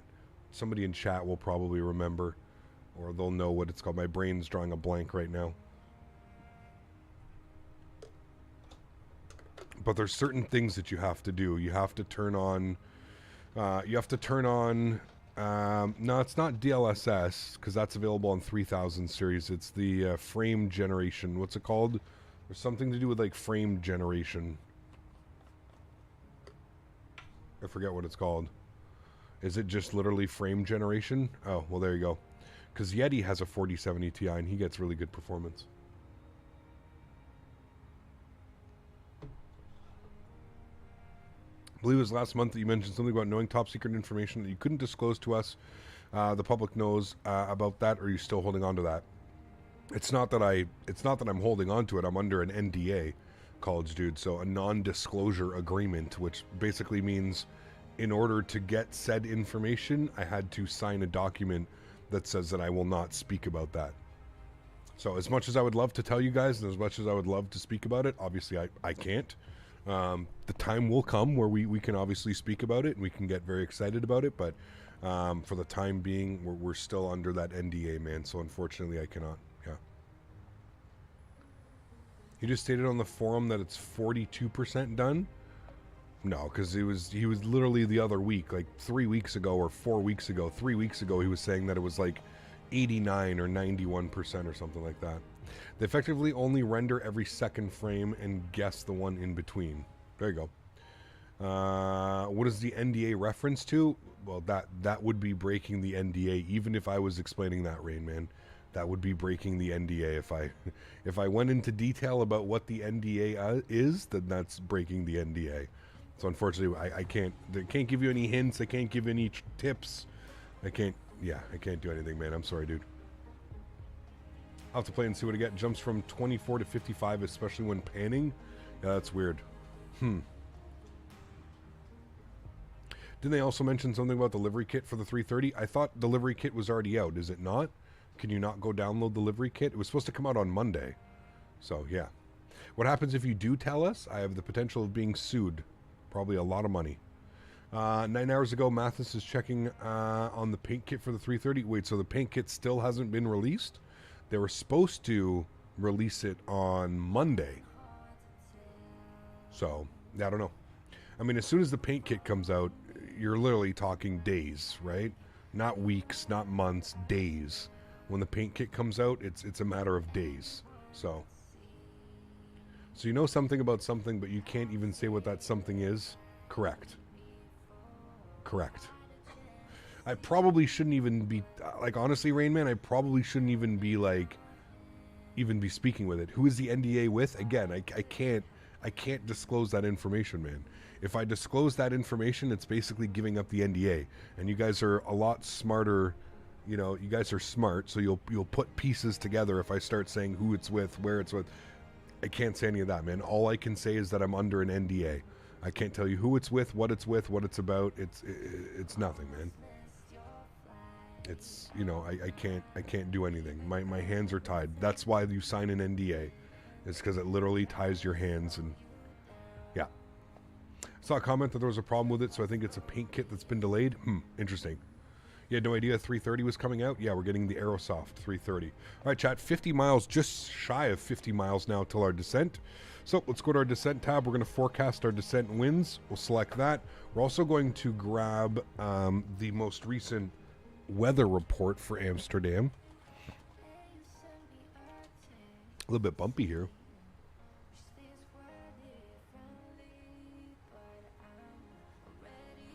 AJ.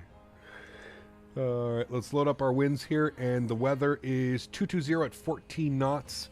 Ooh, that is ugly weather, chat. Oh my goodness. Drizzled rain. Few at 300, broken at 500. Chat, we may be going down to minimums today. We may get an auto land, chat. With winds like that, holy shit. Weather like that, we may get an auto land. 1019 on the Q&H. Hey, Cat, probably just best not to engage in any questions regarding whatever the NDA covers. Yes, of course, Chris. Like I said, I'm pretty well versed when it comes to these NDAs, man. But yeah, like I said, all I can tell you is that I'm under an NDA. I can't really give you any more information other than that. Other than we're in an NDA. Good to see you, Cap. No floaties, bro. North Shore, good to see you, my man. Thanks for coming to hang out. Appreciate you being here, dude. 26 kilometers of wind right there now. Sheesh. Yeah, it's pretty bad. Well, that's 14 knots. Yeah, I guess you're correct. Yeah. Again, Sasha, I can't answer those questions, my friend. As much as I would love to answer the questions, I can't answer those questions. It shouldn't be that difficult to figure out. Look at the content that I'm, you know.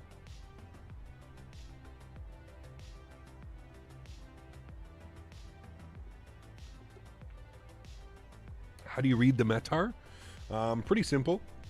So if you look at like the EHAM one right here, shows Amsterdam. This is the time that the METAR was taken. So I think it's on the 16th. Yeah. So the 16th at 17:55 Zulu. Winds 220 at 14 knots. So that means the winds are blowing at 220 degrees, 14 knots. 1,600 foot drizzle. I think that's what that stands for. Drizzle rain. I think that's what that is. DZRA. This is where it gets a little bit weird. Drizzled rain broken, and then it says few at 300, broken at 500, 9 degrees dew point, altimeter, and then this is where the stuff gets lost. I never understand after the Q&H what this stands for. This is like where I would actually need to go to like proper pilot training to like actually understand what that is, because I think those are like NOTAM type things. BR is missed. There you go. The YouTube notifications for stream suck. They never work. I'm here late, but I'm here. How's the flight been so far? Jay, good to see you, my man. Flight's been good, dude. We're about to start our descent into Amsterdam Schiphol.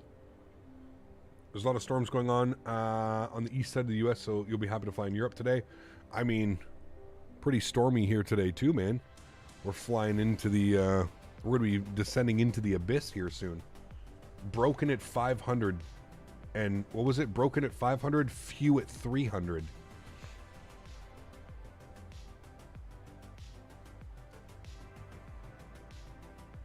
We still expect a greaser. Oh boy. Oh boy. Let the AutoLand take care of it. How does this thing AutoLand? Does the PMDG AutoLand nicely? I have no clue. ACAP, I can only be here for a second. How is ENGM? It's really good, Yaros. Really good, man. It's very, very nice. You guys should enjoy it.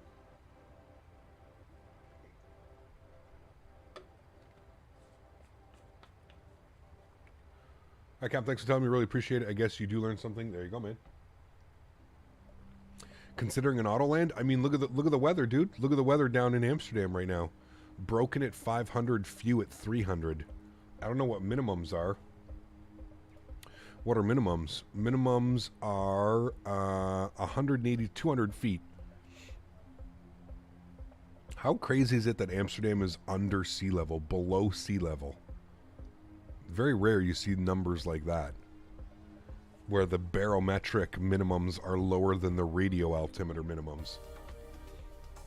EHAM is now landing 22 and 18 right. Yeah, we're planning 18 right for the arrival. We could do 22, but I think everybody wants to see the long taxi.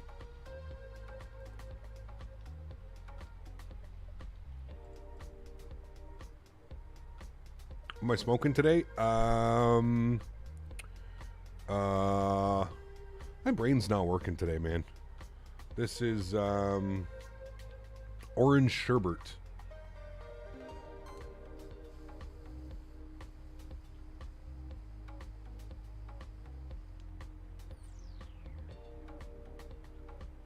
I don't know, college dude. We'll see, man.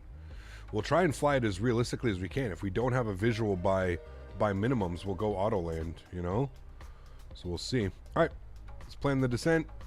We're starting descent here in 2 miles. What are we descending to? Let's have a quick look here. We need to be at between 7,000 and 10,000. So let's go 7,000 and we'll see where the airplane takes us from there. 7,000 feet. There goes the descent, chat. So we'll get the seatbelts back on. And there we go. Starting our descent into Amsterdam. Yeah, it's crazy rain, man. Yeah. Amsterdam is known for the long taxi. Oh, yes, it is. Did you see the updates for Salt Lake City? Yes. Hopefully it's out soon, Maverick. We need that badly, dude. Badly. I haven't flown into Salt Lake City in so long, and it's one of my favorite airports on the West Coast to fly into, man.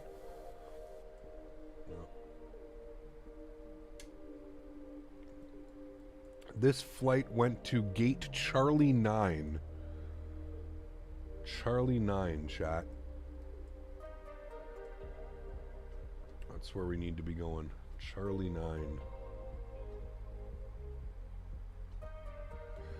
9. Let's get some taxi charts open. Parking stands, is that the one we need? Yeah, Charlie 9. So they either want Charlie 11 or Charlie 9. I don't know, but we'll pin that. We'll have a look see at that afterwards. All right, cool. We're coming up to Eel. We need to be below 26,000 feet at Eel. EHAM actually has very good plane spotting locations. Nice. Yeah. You had 2 AutoLands in Munich in the last couple of days. Saw the runway at 30 feet. Whew. Very nice, Chris. Cap, did you ever get a hold of the developer on the bad runway? No. I didn't even reach out to them, dude. What am I going to do, right? I really, really want a K-Jax from Vertical Sim. I begged him to make it, but he says there's no demand. Yeah, Jacksonville's a weird one, man. There's, you know, with so many other major airports around, it's hard to do Jacksonville, man. Hopefully someone will make one, but yeah. We're going to have 3 payware Oslos. No, I think we have 2, don't we? We have a freeware. We have Just Sim, and now we're going to have Orbx. I think Orbx is definitely the best of the 3. That's just my personal opinion as well. Yeah. Cap, which third-party plane are you most excited for coming out? The Synaptic A220 because I've never flown an A220. It's going to be completely new. It's going to be completely teaching myself something new, so I'm excited for that. The PMDG 777, excited. The Majestic Q400, very excited. The MD-11, I don't even know if I have 3, dude. There's so many, man. Aerosoft will also have an Oslo. Holy shit. Yeah, okay, that's kind of crazy. That's kind of crazy. Does Vertical Sim have a Discord server? Good question. I don't know. I don't think so, but I don't know. Cap, I just saw that the paint kit was out 3 hours ago for the A330. Oh, somebody was mentioning that it wasn't out because there was an issue with it or something. I don't know. Hey, Cap, I recently installed FS to Crew and I'm liking it quite a bit. Have you tried it or do you have any opinions on it? I haven't tried it. I've seen a couple videos on it. They've offered me a complimentary version of it, North Shore, so I may take a look at it sometime near in the future. But yeah, he does have a Discord. There you go. Majestic Q400 better knock it out of the park. It'll be hard to compete with FlyJ Sim. I mean, I gotta be honest with you. I think no matter what, I even think the Majestic Q400 in P3D is probably slightly ahead of the Q400 by X-Plane. Trust me, I love the Q400 in X-Plane, but I think that the Majestic Q4 in P3D is probably better. I think it's a lot more feature-rich, a lot more things that you can do. But yeah, that's just my opinion. Everybody's got different, you know. Methods fixed. He the comment about it. Ah, there you go. Cap, I've heard there's also a Fokker 70 and 100 coming out. Yep. I mean, that's another one. Here's the thing. Hard to get excited about some of the classic planes. Planes like that really aren't flying anymore. And if I got to be honest with you, like my bread and butter is doing these real world flights with real world airplanes, modern style airplanes and stuff like that, right? The Fokkers aren't really flown all that much anymore, but yeah. Haven't used Microsoft in nearly a year. I bought the Phoenix A320. Man, it makes it hard to go back to X-Plane. Yeah, for sure, man. Yeah. What if the AN225 will be true to life? I think so. I mean, I've heard that it's gonna be really good, Kai. But you have to understand, like, apparently it takes like 5 or 6 people to fly it. So I think they've dumbed it down a little bit, or there's quite a bit of automation that maybe wouldn't be there in the real world because again, I think it's like a flight crew of like 4 to 6 people flying it. So. Yeah. Nobody's going to be able to provide you with a link to Noosh. You'll have to go to Google, and I'm sure it's on Google, man, or go to Vertical Sim website. I'm sure it's there as well, man. It's like the Airbus 310 does not fly that much in real life. Yeah.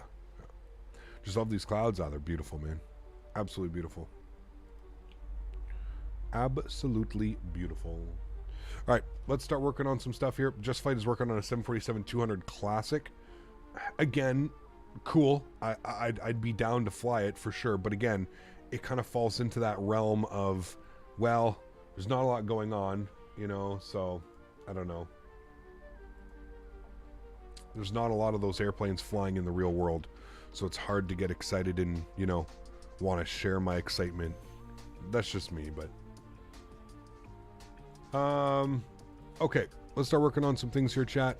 110.1.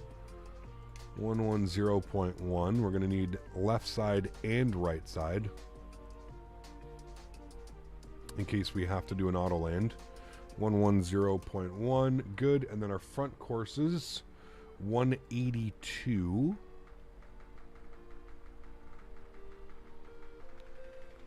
182 left side, 182 on the right side. Can't believe the 380 isn't on your list. Again, I don't know, man. I'm not really one for long hauls, dude. Like, I like doing a long haul like once every couple months. Literally the biggest airplane in the world, known for doing these crazy 11, 14-hour flights. It's just, for me personally, it's not my flying style. Doesn't mean that I'm not excited about it. It doesn't mean that I'm not going to fly it, but it's just not, you know, I don't, you know, I don't enjoy doing long hauls. So for me, it's not even on the radar. You know what I mean? Like I said, my bread and butter, 1 to 2 hour flights, man, 1.5 hour flights.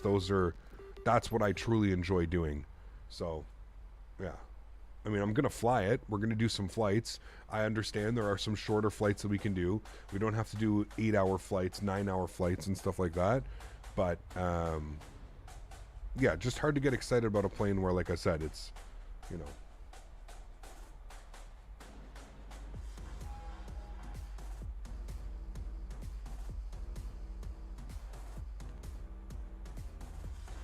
We fly the 380 on the day that it releases? Yes. Yeah.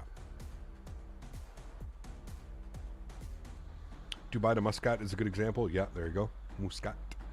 How much is the A380 going to be? It's going to be free, Isaac. Yeah.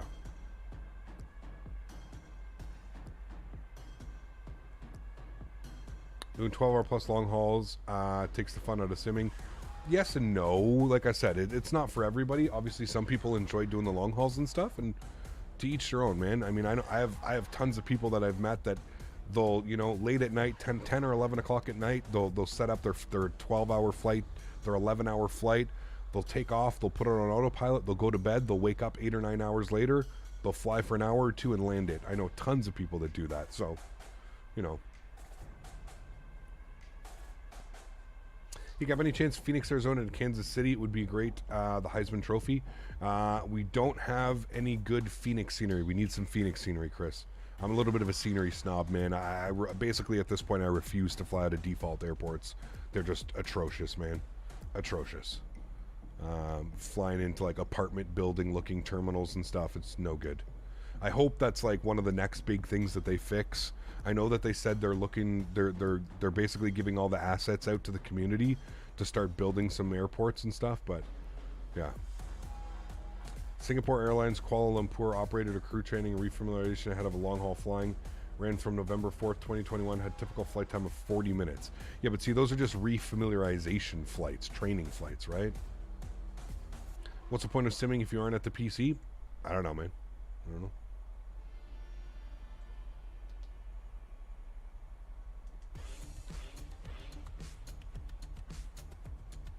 Maybe we get your Jacksonville. Who knows? Yeah. Just got to work with some Tampa last night after the show. I've been regularly flying YYZ to Newark.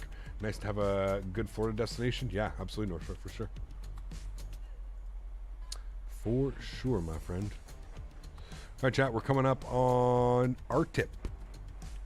We have to be at 250 knots. And don't pay attention to that. Our transition altitude, I believe, coming into here is, I think it's really low, isn't it?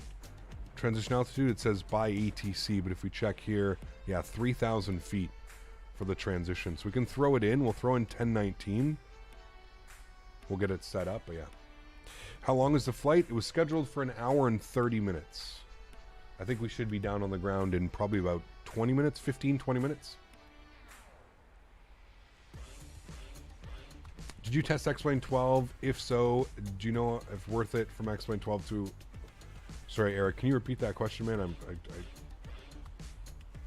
Hard to read that one, I'm sorry. Have I flown an X-Plane 12? Yes. I think that's what you're asking, and is it worth it to upgrade from X-Plane 11? That's up to you, man. Me personally, no. X-Plane 12 still anti-aliasing issues on the Max, and the clouds look as bad at cruise. Yeah, the clouds are horrendous.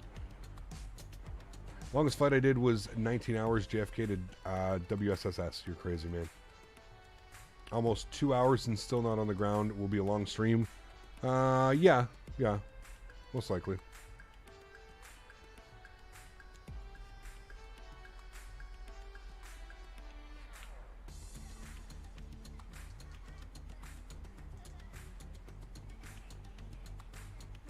Long way to the gates? Yes, it is. Yeah.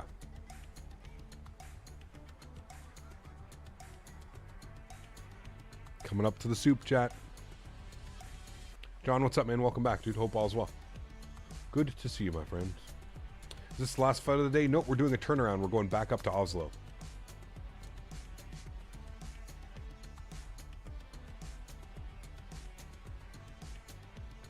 I think flight time is almost the same, Tanush. Roughly about the same. About an hour and 25 minutes.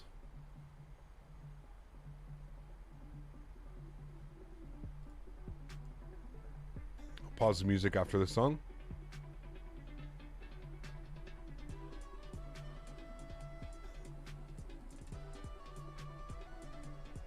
Got your mom to call you out of your last class? Uh-oh. Amsterdam is huge. I do a lot of layovers there. Kind of painful running through that place. Yeah, no doubt. It's a big airport, man.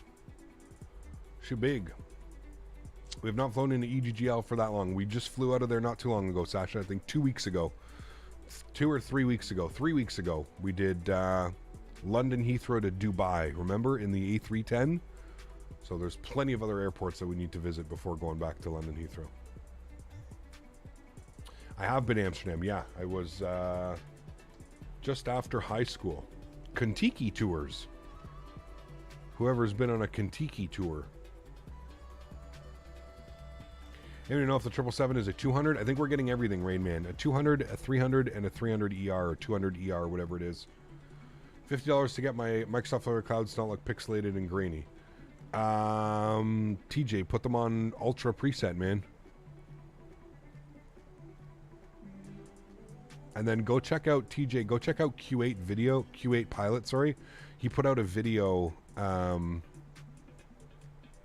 where he shows how to like take the graininess out of the clouds. I don't know if it still works, but I did it ages ago. I'm wondering if it's still the same or.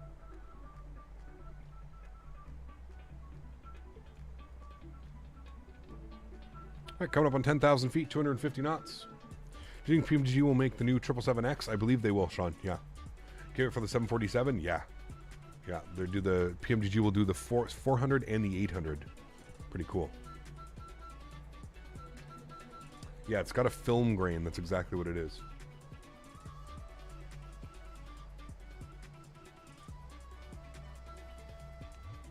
Oh, damn. Really, Mark? Okay, sounds good. Hey, Gap, what do you use for your charts? Navigraph. Navigraph. So you can see here the procedural turn and where it wants us to go. We're just going from RTIP direct to Debrew and then down. Right now we're direct Debrew and then we'll make the left turn down. We need to be at 2,000 feet for Pivos. So we can actually start descending now. We're going to go 3,000 feet. We'll throw that in. And we'll get our landing lights on. I will pause the music here in a sec. Remember, guys, we're not going to do a replay of the arrival into Amsterdam because we are doing a turnaround, staying in the same airplane and going back up to Oslo. So just please keep that in mind. Not going to lie, the folding wingtips do look sick in the sand. It'd be pretty cool. I agree. You're at 3,000 feet, still don't see land in the clouds. Yeah, it's clouds down to like 500 feet, Sasha. Yeah. I'm loving the new SimBrief update. Also like the flight time feature they added instead of just your air time. I agree. Yeah. I agree 100%, man. Yeah, they did a good job. The whole Navigraph and everything that they've been doing such a good job since they took over, man. Yeah, I agree. I concur.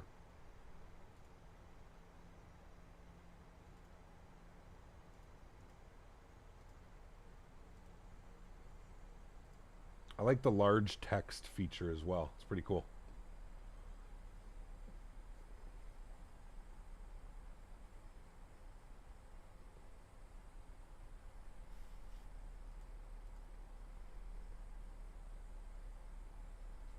All right. Been a while since we landed in Amsterdam. Look at the views down there. That's what we're missing out on down there, chat. In your honest opinion, do you think the Orbx ENGM is good enough, or should we wait for the Airsoft rendition of it? That's really up to you, man. I think Orbx did a great job. I haven't seen any of the Aerosoft stuff. Aerosoft has really changed. They've really done a really good job with their airports recently, man. Performance a little bit E.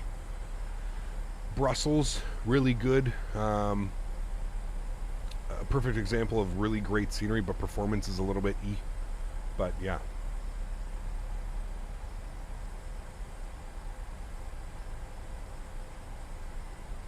So it depends. Red light district, hey. Hey, like an EG1? I've been on it for I think over a year now. It's good. I like the health benefits of it, man. I like the fact that it's, you know, ensuring that I'm getting all my nutrients, if you will. Too bad we're offline. Got hell ATC right now in EHAM. Is there? Well, we can maybe log in for the second flight. AJ, maybe the return flight we can log in.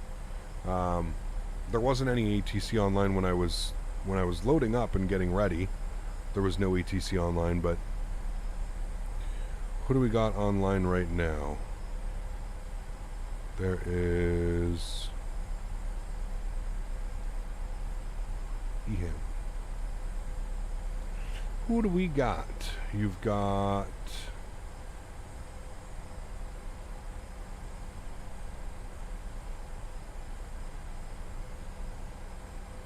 Ground, tower, and approach online. Ground, tower, and approach. So not bad. We can do, we can jump on Vatsim for the second leg if you guys want. I see land, looks like it's clearing up. Oh, don't say that. We're still quite a ways from the airport. But yes, it does look beautiful down there, doesn't it? I love flying over the Netherlands, man. So many colors and the way that the fields are done. It's just beautiful, man. What was the reason for flying offline? Vatsim's been kind of a little bit of a shit show lately, if I'm being honest with you, man. There's been a lot of trolls lately, just a lot of idiots on the network. So it's just, whenever I'm doing like these promotional streams, if you will, showcasing something for somebody that's done a lot of hard work, I find it can easily be ruined by some idiot in chat doing something stupid, saying something stupid. You know what I mean? So sometimes I tend to just avoid that whole process and just make it so that I'm, you know, flying offline. We do Vatsim on the second leg? Yeah, I think we will. We will. We'll have a quick little jump on there. It is very efficient, Greg. I do agree. Yeah. I do agree. What's the temperature out there, chat? Temperature is currently showing plus 11. So we shouldn't have to worry about any anti-ice or anything like that.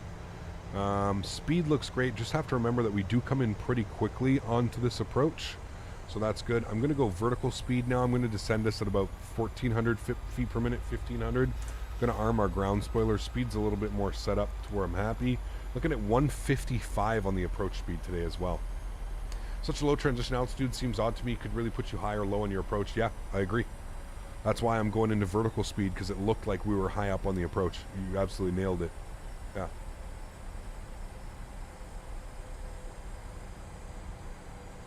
Absolutely called, Jude.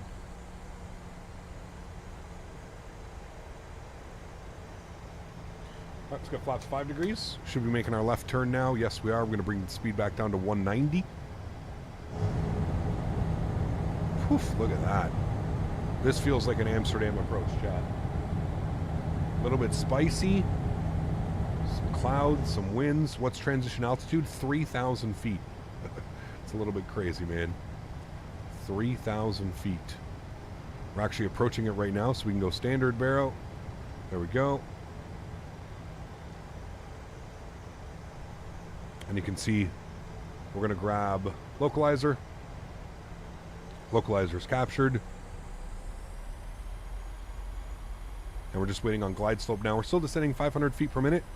So that's good. We're 11.5 miles out. Looking good.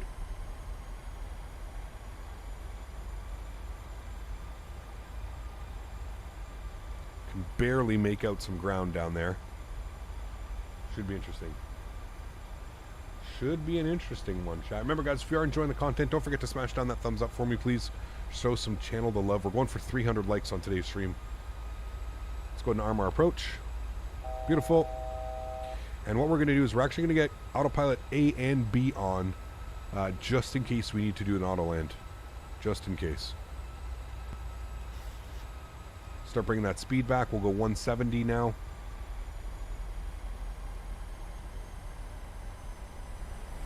Sounds are going up.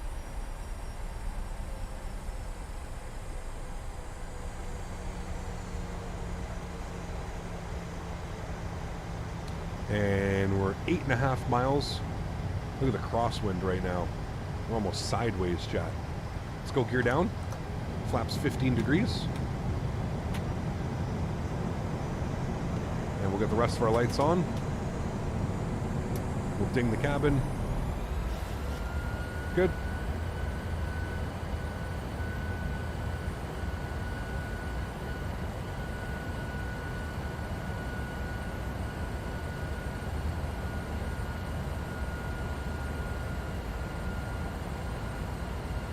Right, and 6.5 miles. Let's get fully configured so we're all set up by 5. 155 on the approach speed. We're going flaps 25 degrees.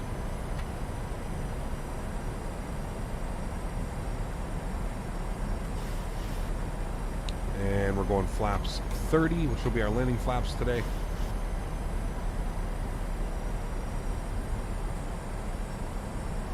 Beautiful. Look good. Still can't see anything out there.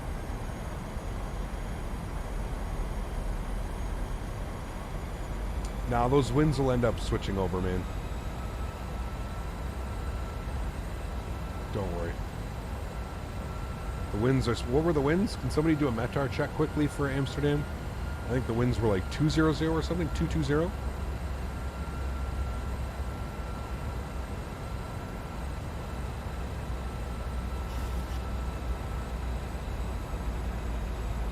Winds are 220 at 15 knots. So they should end up turning over. We'll see. Hopefully we get the runway. Pretty soupy right now, chat.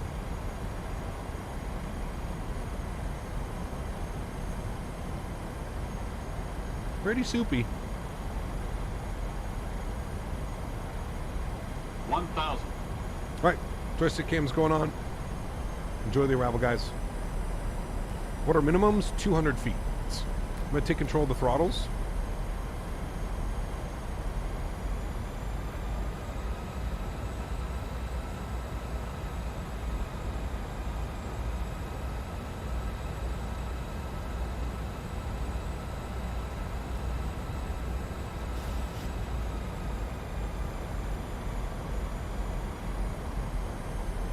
We've got runway, no problem, chat. Professionals, we've got runway. Coming up on 500 feet. Oh, maybe not. 500. Keep it going a little bit lower. Maybe right down to minimums, chat.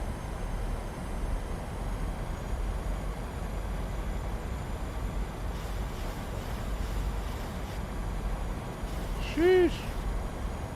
Oh, we got the lead-ins. My airplane?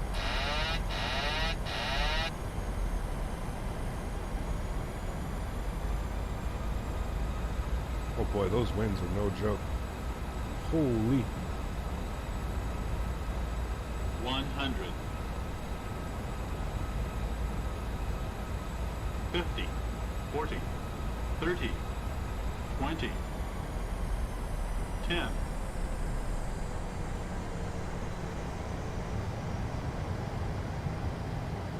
Anytime now.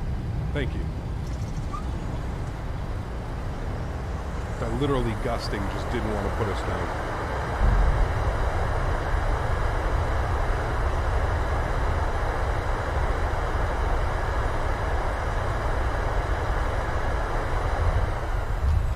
Verser stowed. Ladies and gentlemen, welcome down to Amsterdam Schiphol. A little bit softer than what we wanted in this type of weather. Those winds were just relentless. Like relentless. Just holding it, but it just kept wanted to go and go and go and go. But my goodness, we made it down. We're safe. I think we got it in the touchdown zone. Probably just the last little bit there. We almost shoved a go around, but that is okay. We made it down. We are safe. Uh-oh. Hopefully we don't get slammed into some of these weird ditches. Amsterdam. Cool. Welcome, friends. We're going Victor to Victor, and we're going Victor all the way in. This is a long taxi. If you've never been to Amsterdam, oh boy. You almost need to pack your bags with some extra treats and lunch, because this is a epic taxi back to the terminal. Not bad though, chat. I'm happy with that one. A little bit softer than it needed to be, but an hour and 25 minutes. We're right on time. Maybe a little ground spoilers. We can go flaps. Not too shabby. Let's get our landing lights off. Strobe lights off. Wing lights off. And we're not going to spool up the APU quite yet. It's going to take a while for that, so yeah. Airsoft 330 paint kit has been released. Yes. Somebody else mentioned that in chat. So great news. Great news. Right, and I think we're making a slight left here onto, yeah, Victor Kilo and then Victor. So slight left, Victor Kilo.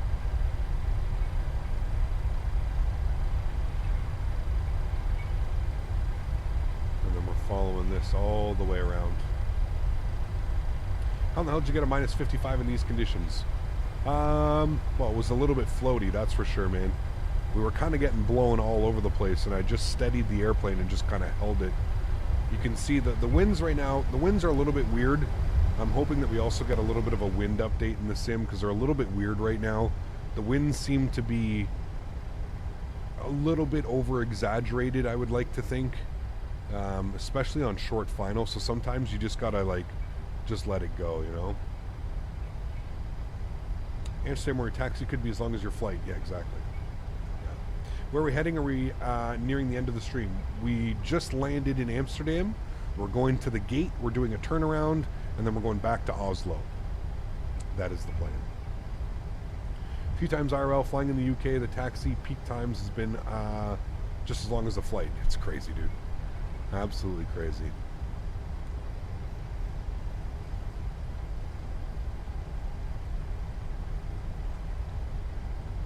I feel like the winds are very random at this point. 10 knots feel like 25. I agree.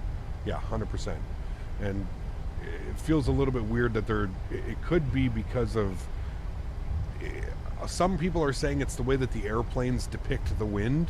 So it's actually not the simulator that's making the winds go all crazy.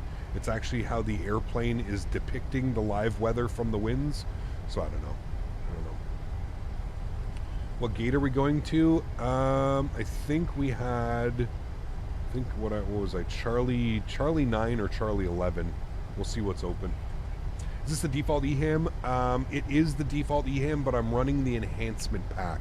So if you put exclamation point scenery, it'll take you to the flightsim.to website where I'm using the enhancement pack.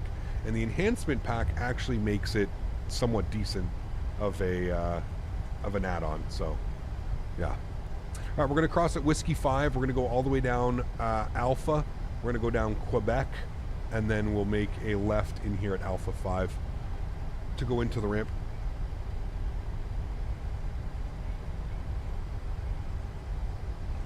Yeah, just make sure that you obviously have to have this scenery, the base scenery installed.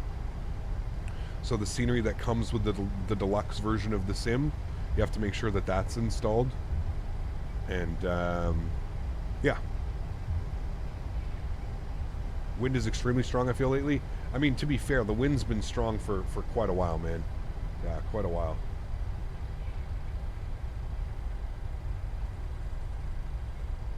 It's a long way. It is. Yeah. It is. Hopefully they're departing out of, like 2-4 or something like that, or 2-2. Hopefully 2-4. So that our taxi won't be crazy long on the way out of here. We're going second right here, not the first right. We want second right onto Charlie, which then turns into Alpha. Are we going a little fast for taxi? I mean, well, when you're making 90-degree turns like this, yes, you want to be slowed down to about 10, 15 knots. When you're going straight, you can get up to, I think the speed, 35 knots or something is the speed limit. 35 knots. So I usually like to keep it around 20, 25. That's usually what I'm looking for, especially if we're not flying online. Cam UK, what's up, man? Good to see you, dude. In my childhood, I used to fly on board the KLM 747-400s into EHAM, and every time we landed, we used 1-8 right, and it was foggy. Yeah, it happens a lot here, man. Happens a lot. Happens a lot. Ada says 2-4 for departure. Awesome. Great news. That means we'll have a nice short little taxi.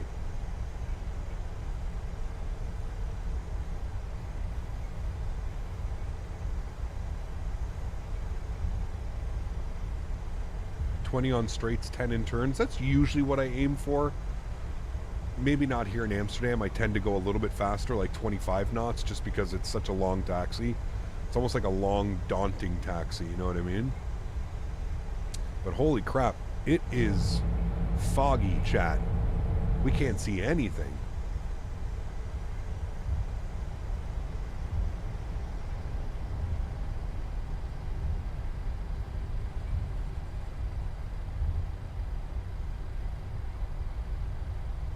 Cap, I download FSLTL, but when I'm on the sim, it does not show up on the top of the menu.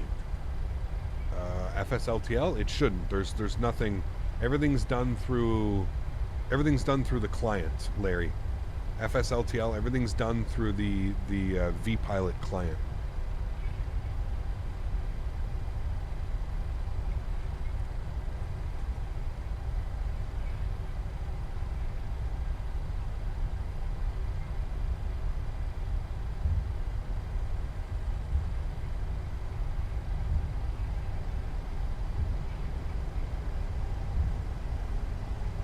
Chat, who's been watching Clarkson's Farm? Has anybody been watching it? I've been thoroughly enjoying it this season. I think we need to make I think it's Quebec we need to make our left on.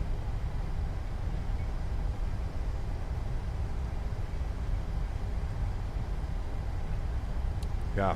You know what it's taught me? I thought Canadian government was bad, and then I watched this show and I see how bad the UK government is, and I go, holy shit. Maybe I'm kind of happy I live in Canada. Holy dude. It's rough, man. I just got like, I'm going through where he just got like his restaurant. They declined his restaurant stuff, man. You need to watch Ice Pilots? Oh, I've watched Ice Pilots for sure. Yeah, I grew up in Canada, man. They fly up here, so. 10 knots for turns, 20 for straight in is obstacle near, 30 for straights, no obstacles, says Boeing manual. There you go. There you go. Yeah, no kidding, Matthew. Yeah, that's what I was going to get at R6, is it just seems a little bit crazy right now. Definitely does. Now, there should be a bridge here. There's a road. The road just ends up going through. This is what I'm talking about, but like default scenery. I don't understand how they could make people pay extra for these sceneries. All right, and then we want to make our left onto Alpha once again, and then we're going into the ramp Alpha 5. Sasha, are you parked over there? Can you tell me what gate is open? Just so I don't end up parking beside somebody. I know, AJ. It will be, dude, especially with the stuff they have planned over here, man. You finished Clarkson's Farm, great ending. Awesome, I'm excited. You are not on VATSIM? Okay. A little bit quick on this turn, a little bit of brake.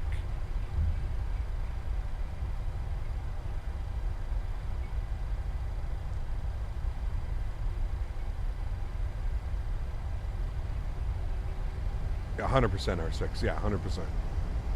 What, a taxi? Yeah, it's about a 10-15 minute taxi. Yeah.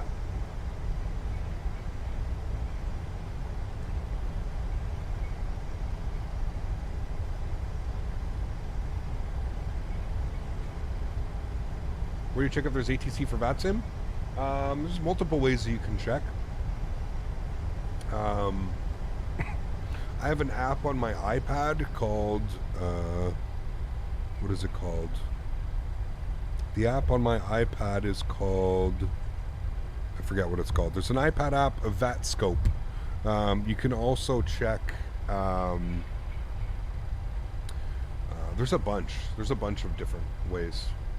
It's open? Okay. Like Echo 9 is open? Where I think we wanted to go?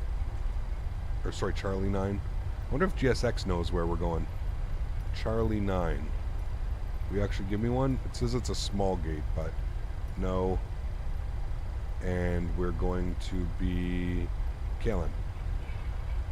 Alright, let's see if it actually goes there. Alright, and we need to go in at Alpha 5, chat. Alpha 5. Coming up here. Alpha 4 is next. And then we want Alpha 5.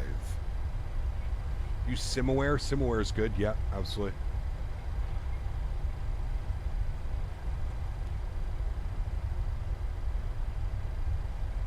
Alright, chat. This should be Alpha 5. We can get our runway turnoffs off. We'll go ahead and spool up the APU.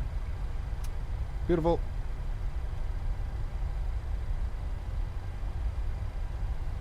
You landed 11 minutes ago. Yeah, that's pretty crazy, man. And to think, just think about this as well. We've been taxiing around with no other traffic and no ATC. So it's definitely a slower process when you're taxiing with like ETC and stuff, right? Because you have to wait for instructions and ATC has to clear you by certain people, and yeah. All right, that's Charlie 11. We don't want that one. Charlie 9's going to be up over here.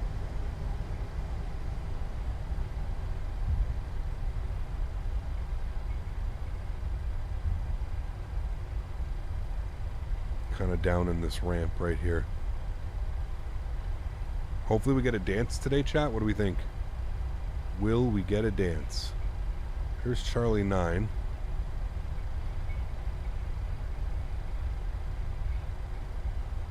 A little bit of a big gate for a 737, but... Alright, taxi lights off. APU generators are on.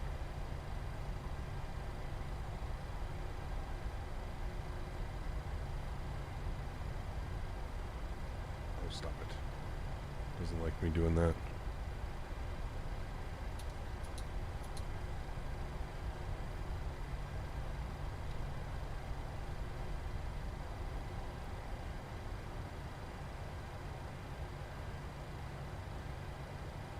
Maybe we get a dance today. Should have offered taxi refreshments when it's this long, right? Holy.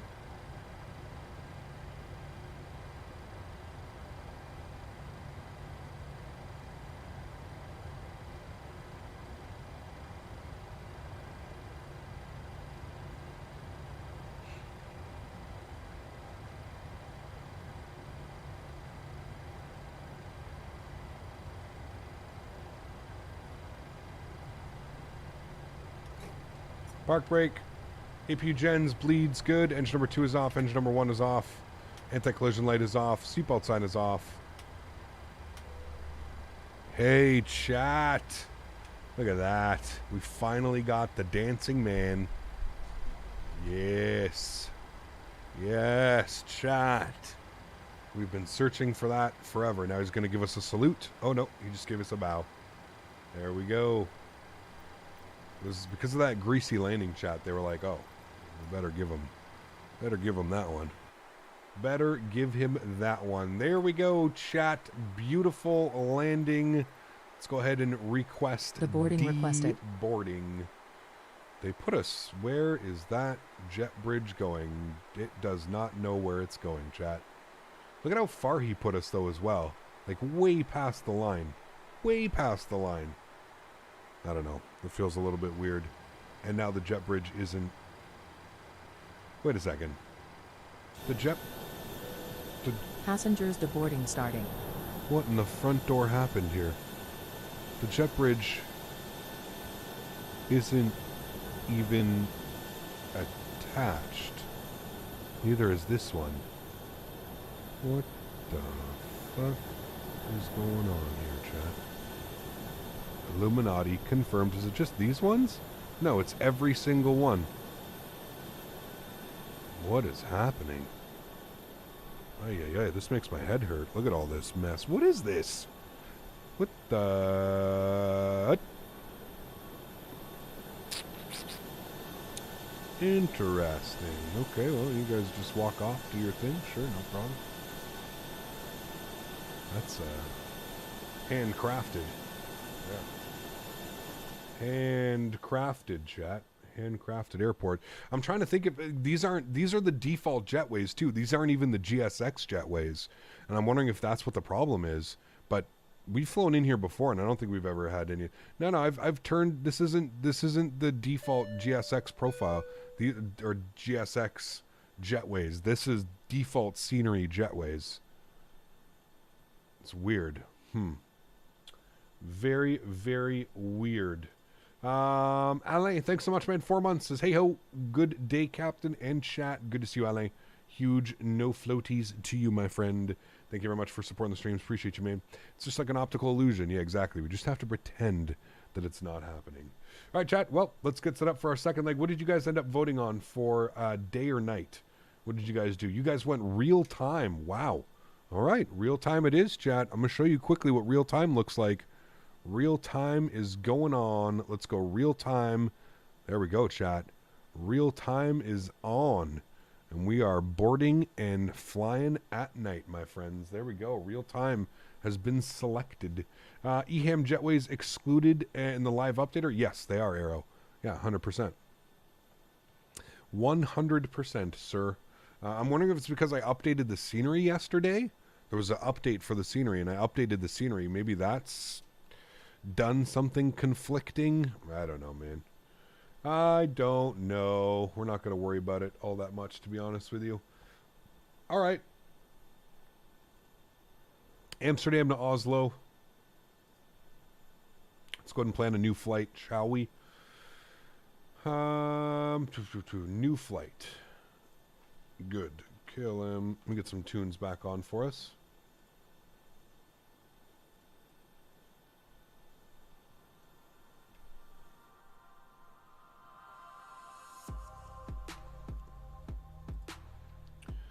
All right.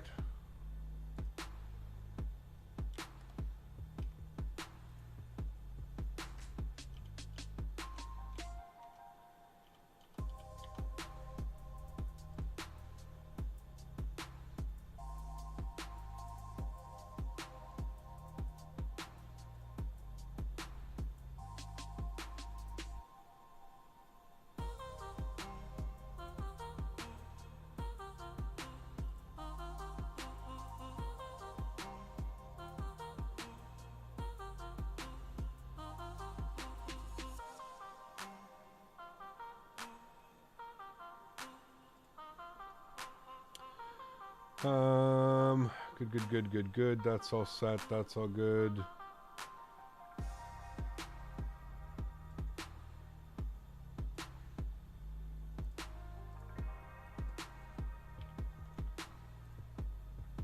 Okay. Good. We'll generate that. I do like the new sim brief. It feels like we're in a new era of sim brief as well. It's nice. It's very, very nice. And everything's kind of in the same spot, to be honest with you. Everything's just kind of like folded down now. It's pretty nice.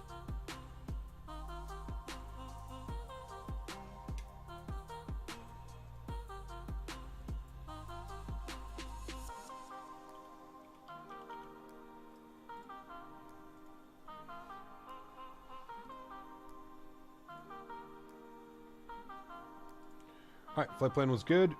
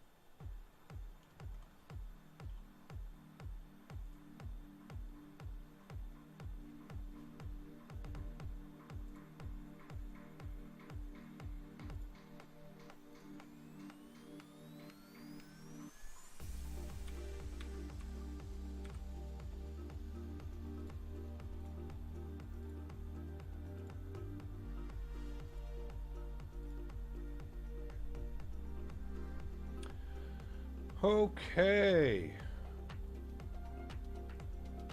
Let's go ahead and jump inside. We'll grab our clearance here quickly and go upstairs. Brightness, good, cool. Everything should be updated upstairs for you guys. Let me go ahead and start plugging in some information down here. So we'll go to our menu tab, go to our FS actions, we'll go to our payload tab. We need a 0 fuel weight of, what did they have us here? 62.8. Wait, that doesn't make sense. Oh, 61.8. I'm looking at the wrong number. 61.8. Populate that. 90% load. Beautiful. Let's go to return tab. We're going to go to fuel. On the leg back for fuel, we need 8.3. So definitely more of a headwind on the way up there. So 8.3 on the fuel. Good. Return. Good. FMC. Let me do a company route in here. Export. Good. Company route is set there. Good. Let's come down here. Let's go to our init ref. Let's go to our route tab. We'll throw in some company routes. So we're going to go EHAM over to ENGM Oslo. We'll throw that up into there. Beautiful. Call sign KLM. What are we? 29 uniform. 29 uniform. So we'll throw that up into there as well. Beautiful. We'll activate and execute that. Good. Let's go ahead and tune to Let's grab the ATIS, shall we? ATIS is Information Bravo. Schiphol Information Bravo. Landing runway 18 right, takeoff runway 24, transition level 4000, winds 220 at 14 knots, visibility 1 mile, drizzle, rain, mist. QNH 1019, temporary visibility less than 3 kilometers. Report information Bravo. Okay, cool. So there you go. So we've got all that information. We got the weather. We got all that fun stuff. So let's tune to delivery on 121.975. Delivery clearance.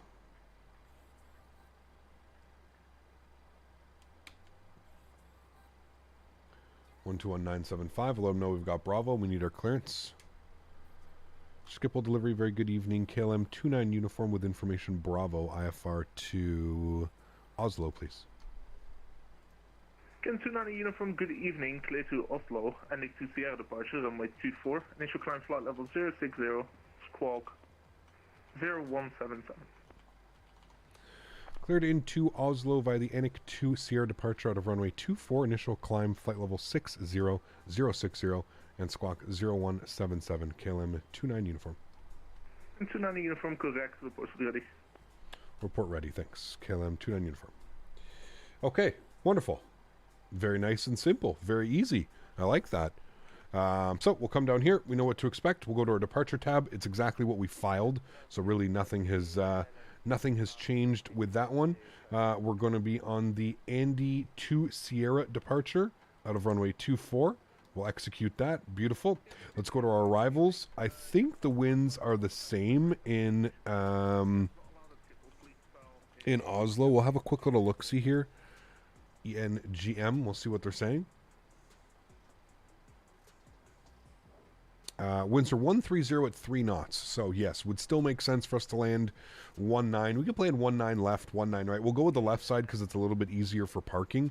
So what we'll do is we'll go ahead and plan for the... we'll plan ILS 19 left, and we're going to be on the RIPA arrival. RIPA for Mike. There we go. We'll plug that in. And then I think we want to take it via Titla, I think is what it is. We always have a good laugh at those ones.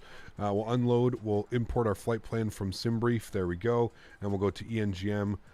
There's the arrival. Actually, okay, if we're on that arrival, it actually makes sense that we land 19 right. So we'll actually replace that. We'll go erase. We'll plan for the 19 right.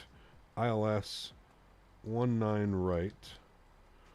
There it is. Via, sorry, we're going to be on the RIPA for Mike, and then is it Bavid? Yeah, there's Bavid, so we'll take it via Bavid and then down and in. So we'll select that and execute that. Cool, sweet. All right, so that's what it has planned for us. I think that is correct. I think they always depart out of the left side. They might do departures and arrivals out of both, but Leon, what's up, man? Good to see you, dude. Thanks for coming to hang out. Appreciate you being here. Okay, cool. That looks good. We'll go to our approach charts. We'll throw in 19 right, so we have that all ready to go and ready. Wonderful. Cool. From there, let's go ahead and go to GSX. I'm going to restart the Kutal script. Good. And then we can go route, and that all looks good. If we go to our legs page, we'll scroll all that in. Beautiful. Cool. That all looks good to me. I'm happy with that. Good. Let's go to our NITREF. Let's plug in some information. 61.8 on the zero fuel weight. For the planned fuel, plan on burning 6, which gives us a reserve of 2.4. We're going to go with a cost index of 35. It wants us at a cruise level of 350, 35,000 feet. Our average wind component, let me see here, is going to be 300 at 67, so definitely a somewhat of a headwind.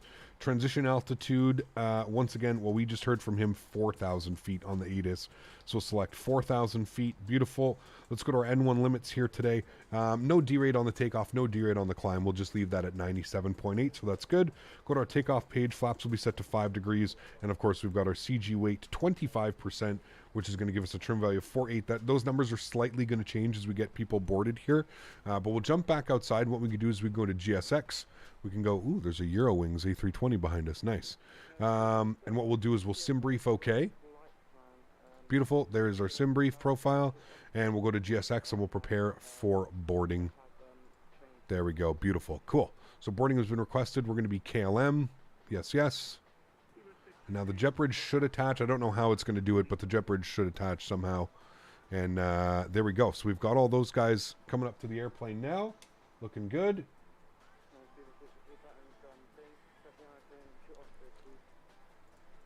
Wonderful. That looks good. KLM slaps. It does, man. Yeah, KLM is awesome. They are awesome. All right, chat. Well, we're pretty much good to go. The aircraft is going to start the boarding process. I'm going to go have my lunch real quick, and I will see you guys all in about 5 minutes or so. Enjoy the boarding process, guys.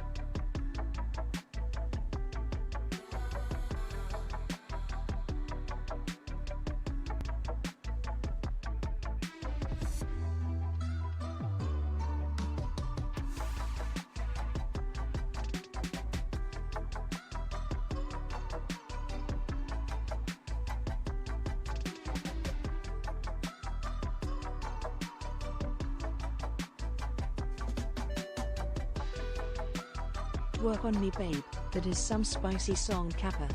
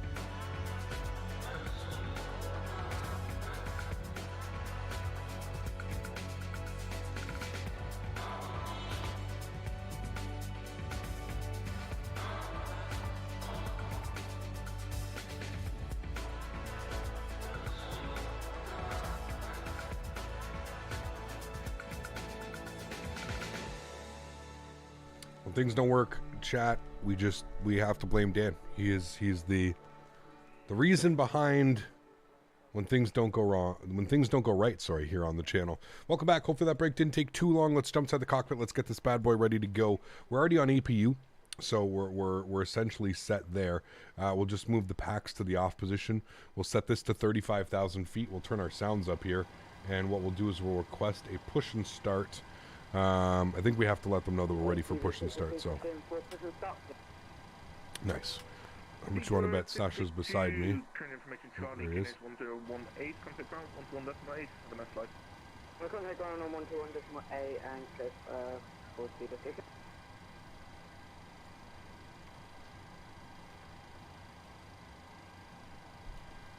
Current's KLM 29 uniform, also ready for push and start. Stand Charlie 9. 290 uniform, please set your squawk 0177. Yep, sitting it now.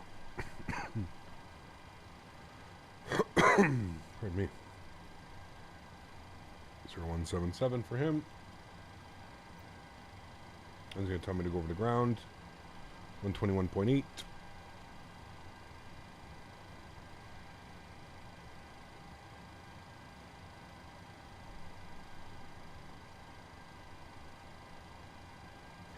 And you should see us now, KLM 29 uniform.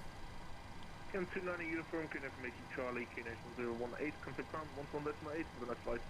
Charlie 1018 over to ground 121.8. Thanks for HTC. We'll see you soon. KLM 29 uniform. All right, 121.8. We'll request push and start. Let's go ahead and go GSX. Prepare for pushback and departure.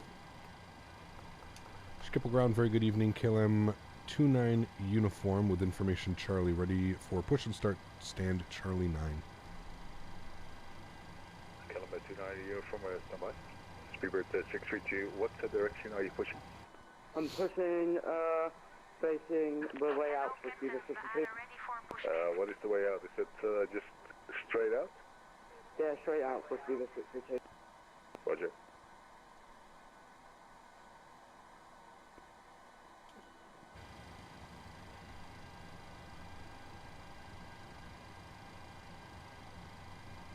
KLM 290 uniform, push and start approved, face south, QNH 1018. Push start approved. Face south 1018. KLM 29 uniform. Okay. Reset our clocks. And upstairs we got fuel pumps. Doors are closed. Taxi holding point Sierra 7, runway 24. Those could have gone off. That could have gone off. What's your taxi holding point? Alright, cool. Looking good.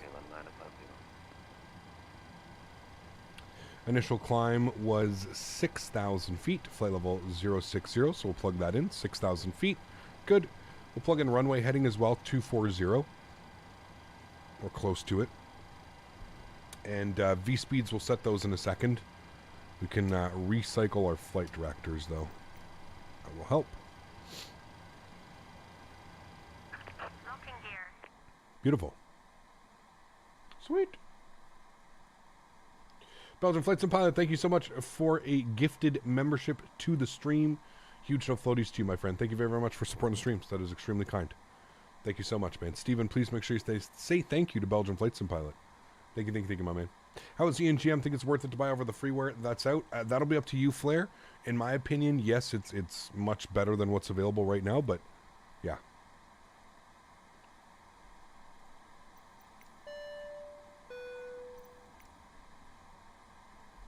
Thanks again, Belgium. Appreciate you, my friend. Continue pushback. And we want to go tail right. Park brakes released. KLM 2 for Charlie, push and start approved, face east, situation Charlie, QX 1018. Beautiful. Push and start approved. Honey lemon chicken. Oh, baby.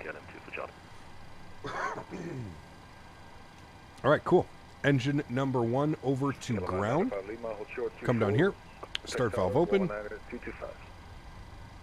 And 2% rising. We do need to get we have a little bit of fuel in the center pumps. So we'll turn the center pumps on as well. How are we only getting 33 FPS? That's him. That's him. Yeah. All right, let's introduce fuel number 2.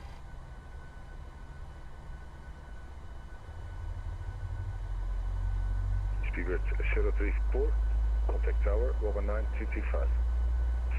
Oh, you had the wrong button. And contact tower 119.225 and hold short 0724, speed 034.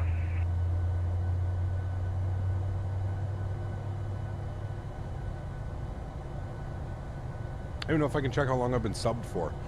I don't know how you do that, to be honest with you. I do not know.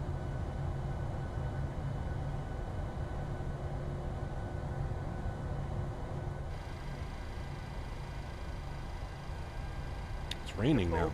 DG 6926, man, Bell 27, ready for push and start.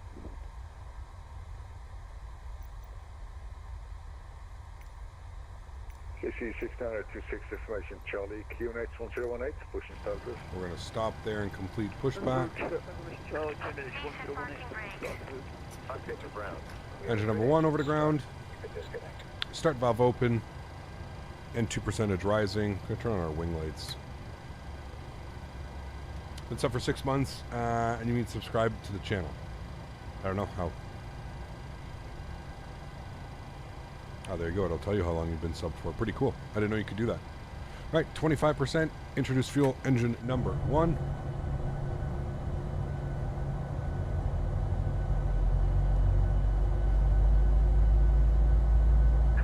Unlocking gear.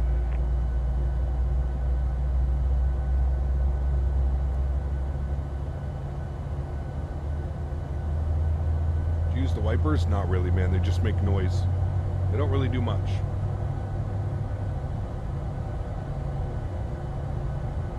Tow truck disconnected. Pipe has been removed. Beautiful. Left is clear. Right is clear. 2 good engines. Set flaps 5 degrees. Does sim brief look different? Yes. Yeah. You've been subbed for 5 years? Holy macaroni. You've been here since like the beginning, dude.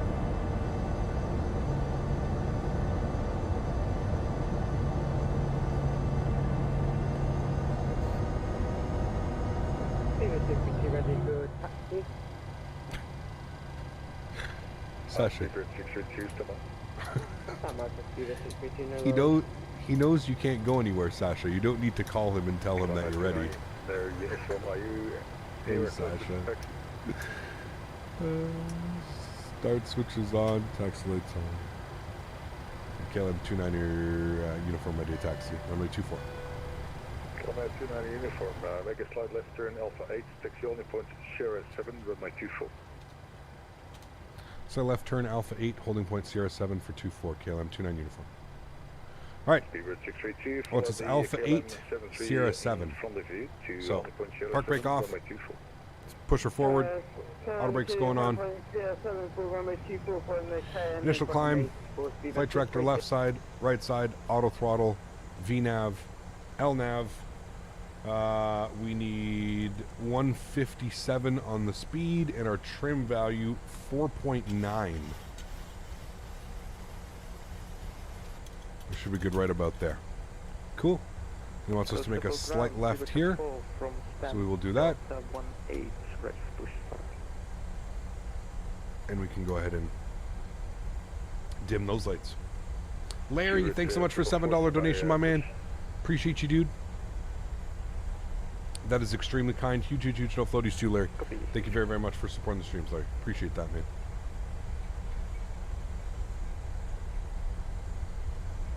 And Leon coming in with the $20 donation as well. Guys, thank you for the support. It's extremely kind. Appreciate that, guys. Thank you so much for supporting the streams.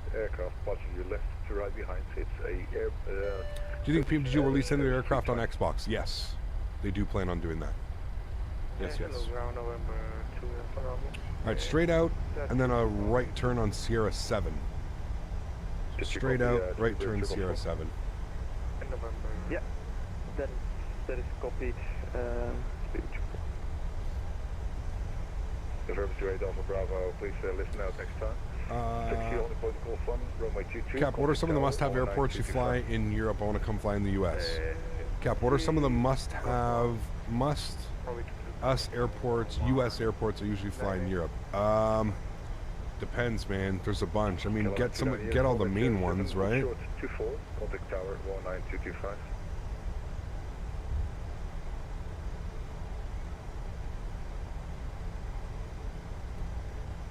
KLM 290 uniform at Sierra 7, hold short runway 24, contact tower 119.225. At Sierra 7, hold short runway 24 and contact tower 119er 225. Thanks for ATC. We'll see you soon. KLM 29 uniform. Speedbird 632, All right. same for you. The tower. Flip over to tower. All right, and we'll hold short. Tower, good evening. KLM 29 uniform, holding short Sierra 7, runway 24, ready for departure. KLM 290 uniform, line up and wait, runway 24. Line up and wait, runway 24, KLM 29 uniform. This is the Hymer All right. KM, Lights. short of Sierra 7. Speedbird 632, welcome aboard.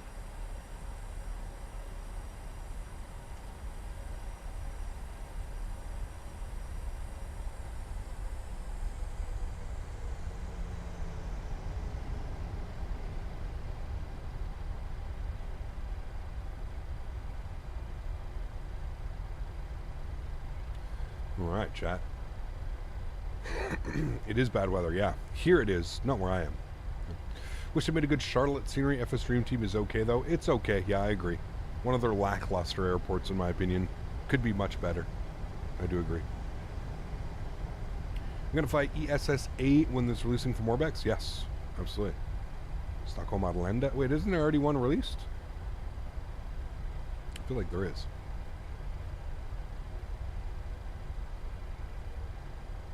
KLM 290 uniform, runway 24, cleared for takeoff, wind 220 4 knots. Runway 24 cleared for takeoff. KLM 290 uniform. Thank you. All right, 121.2 for departure frequency.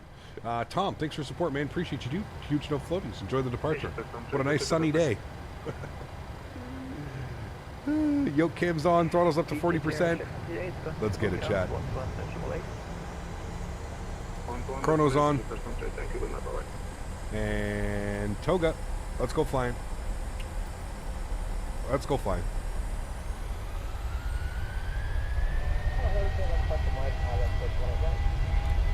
Takeoff power set. Airspeed's alive.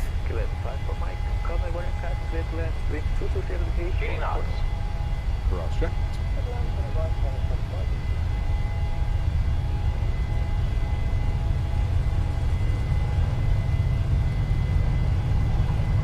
V1, rotate. Rotate.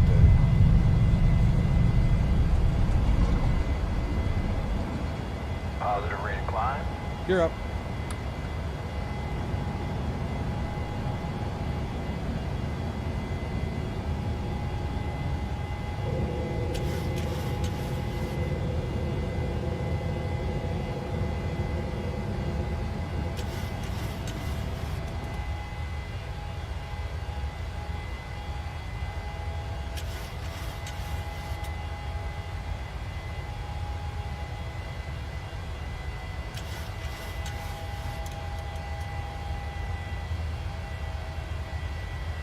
Climb power's coming in.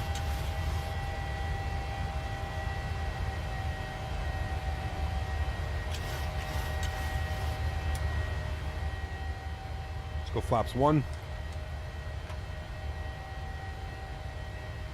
So you see sitting there at 2 seconds of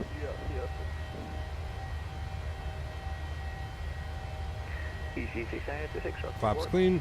at Speedbird 632, length of 8, runway 24. Runway 244, Speedbird 633.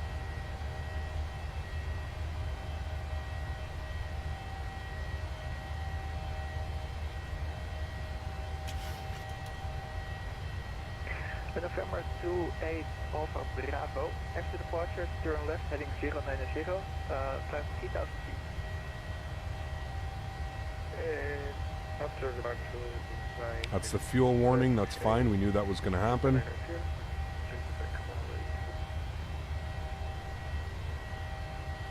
November 28 Alpha Bravo, your mic is cutting out a lot.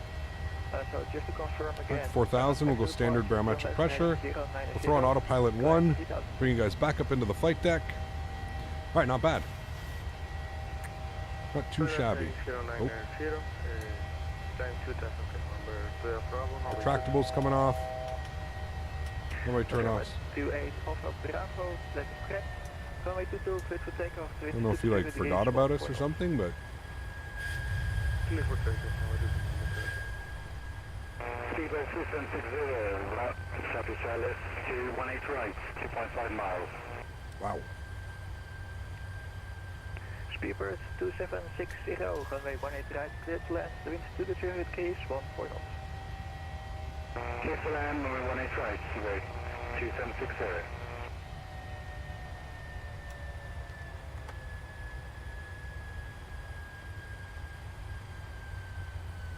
And Tower KLM 29 uniform, would you like us with departure? KLM 29 uniform, that's correct. Contact triple approach on 121.2. 121.2, see you. Alright, 121.2. Did he give me instructions to go over? I can't remember. Skip with departure, very good evening. KLM 29 uniform 6,000. KLM 29 uniform, identified, climb flight level 130. Flight level 130, KLM 29 uniform.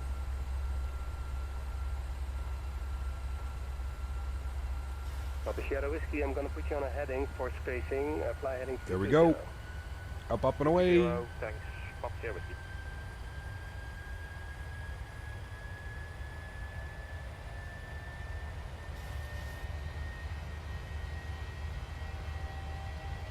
I think we have center online as well. 125750.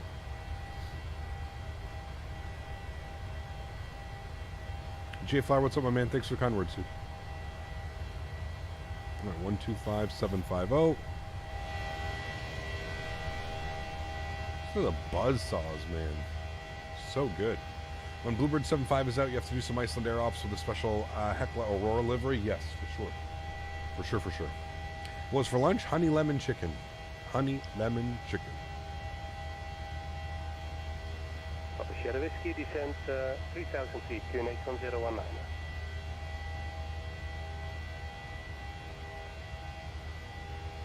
The buzzsaw. Papa Sierra Whiskey, descent 3,000 feet, QNH 1019. We're buzzsawing out. Down 3,000. Can you fly the 320 next week? Most likely. Yes, I think we'll be on the 320. Last station, say again. Weaver 63. Sorry, I didn't copy. Last station, say again. Weaver 632. Seabird 632, identified, climb flight level 130. Flight level 130 for Weaver 632, thank you very much. Good Sasha, man.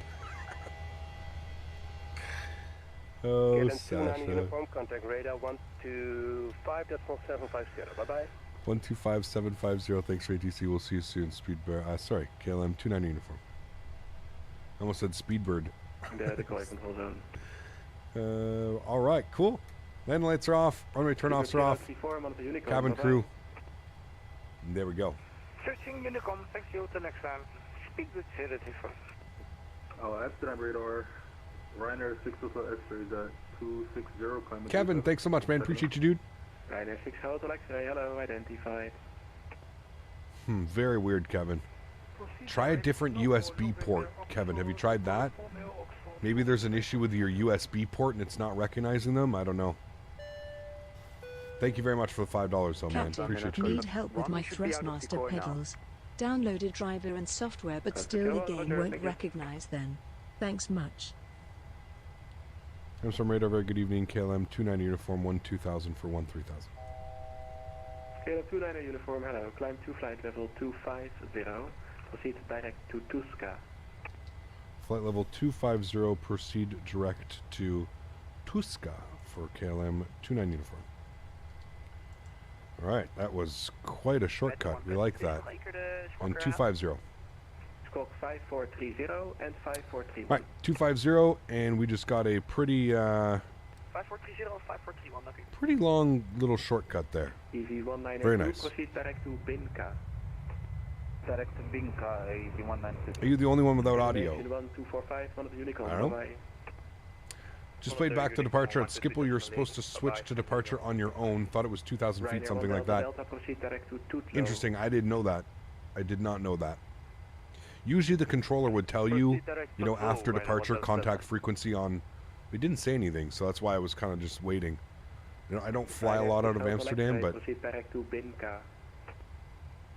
Does the flyby have a function that tells you the FMC when you need to start the descent? If you're on the... if you're on the development version, yes. Metal, runway 24 right, 220 degrees, 13 knots, cleared for takeoff. Runway 24 right, cleared for takeoff, metal. Either 632 at 13,000 feet. Seabird 632, hello, climb to flight level 250. Climb to flight level 250 for Seabird 632. Experimental version, yes. Amsterdam We need an EFB, we do. Yeah, I'm sure we'll get one soon. But we do. Easy 6926, hello, climb to flight level 240, proceed direct to Godos. I think it's noted in the departure information in the top right. Let's have a look-see here. Remain on tower frequency until passing 2,000, then contact Schiphol departure. No worries. There you go. Seabird 632, turn right at 055. There you go. That's literally... Wait. Hey, good evening, Center November 2. Weren't we supposed to go that way? 6,000 feet to 13,000 feet. Or is this the wrong... No, this is the wrong departure. Hello, climb to flight level 230. This is the spy. But yeah, interesting. I wonder if it says that on all of them. Ryanair 1 Delta Delta. We have a problem with the FMS because we are direct Pueblo, which is our last waypoint, and that is unable to do that because on another waypoint after that. Is there any chance you can get the... Remain on tower frequency until passing 2,000, then contact Schiphol departure. Interesting. Well, there you go. Yeah, We just learned something today, chat. The more you know. Metal voor even voor u. The more Die andere you metal know. is gedisconnect in verband met V-pilot issues. Dus het is aan nu metal 1. Metal 1, copy. He sent us direct to Tuska. Did I miss a call Direct to from you for Tuska. Seabird 632? Seabird 632, yes, turn right heading 065. Yeah, turn right heading 065 for Seabird 632. Easy 192, contact Bremen radar 123.925. Bye bye. 13.995, easy 1 and Negative 123.925. 13.925, sorry, easy 1 and have a good night, thank you. Average day, what's up, man? Good to see you, dude. Welcome, welcome. The experimental version. Hey Cap, I feel like you play this game, experience outwins skill. Hey Cap, I feel like if you play this game, experience outwins skill. What do you mean? 6 Hotel X-ray. I think it's a mix of both. Like you mean like you just get used to it, you get used to how it flies. KLM 50 Golf, contact Schiphol approach 121.2. Bye bye. Turn that light off. Which light? KLM 50 Golf. City Island 2159er, maar Unicom, bye bye. Unicom, bye bye. Think you need a sticker that says Sasha slow down? Amsterdam, Ryanair 5 Juliet, Romeo 2, Alpha 210. Ryanair 5, Romeo Juliet is identified. Redfa 1 Alpha arrival, runway 18 right. Redfa 1 Alpha arrival, runway 18 Can be rammer. I mean, it depends, man. Yeah. KLM 29er uniform, contact Immersion ruined, cockpit overhead light still on. Bye bye. Yeah, I always leave it on in cruise. Why? I turn it off for arrival, turn it off for descent and arrival, and I leave it on for cruise. Why, you want to sit here in the dark like this? You literally can't see anything. KLM 29er uniform, contact Bremen 123.925. Bye bye. Y'all are just fucking with me at this point, I'm pretty sure. Yeah, Ryanair 1 Delta, pass your message. Expect Tootlo 3 Charlie arrival. Hey, on IVO or VATSIM, we are on VATSIM. Amsterdam Speedbird 444. I always keep that light on. 130 inbound Volk. Always, man. Cruising at night, the dome light comes on so I can actually see what I'm doing. Climb flight level 200. Because otherwise... 200 speed. Can't really see what you're doing, but it's got the nice Boeing interior in here. That looks nice. Metal 1, crosswind 1, next report, Whiskey 1 North. Crosswind 1 and next report Whiskey 1 North. Was every dome line on dim? Maybe. I don't know. Fever 632, resume our navigation, direct to Duska. Direct to Duska for Fever 632. KLM 2 for Charlie, proceed direct to Ripso. Direct to Ripso, KLM 2 for Charlie. Do you find there's a difference between the US and Europe controllers quality-wise? Yes. Yes. Europe takes this unbelievably seriously. Yeah, I feel like it's a lot more laid back in the US. When you're flying on VATSIM in the UK, it's I feel like flying on the VATSIM... Contact Bremen radar on 123, decimal 9025, bye-bye. 123, decimal 9025 for Fever 632. Easy 6926, climb to flight level 340. Wait, how did he send him over there, but he didn't send us over there? I missed something? Roger. Easy 6926, climb to flight level 340. Europe still has the easiest clearances? Depends. Flight level 340.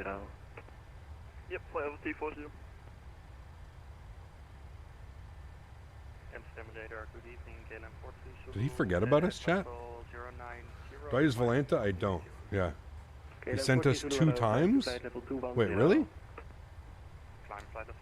Am I missing things here? Apparently I am. No, he just sent me a message now. Okay. 123925.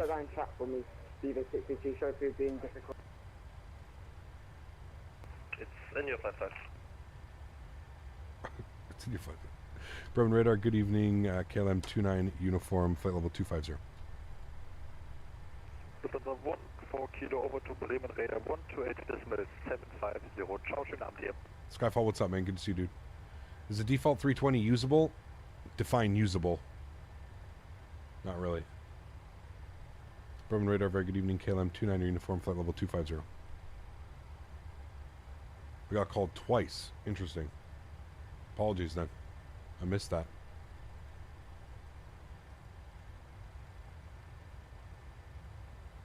Bremen radar, Eurigio 782, flight level 330. Eurigio 782, Bremen low, identified, climb flight level 350, direct Oldip.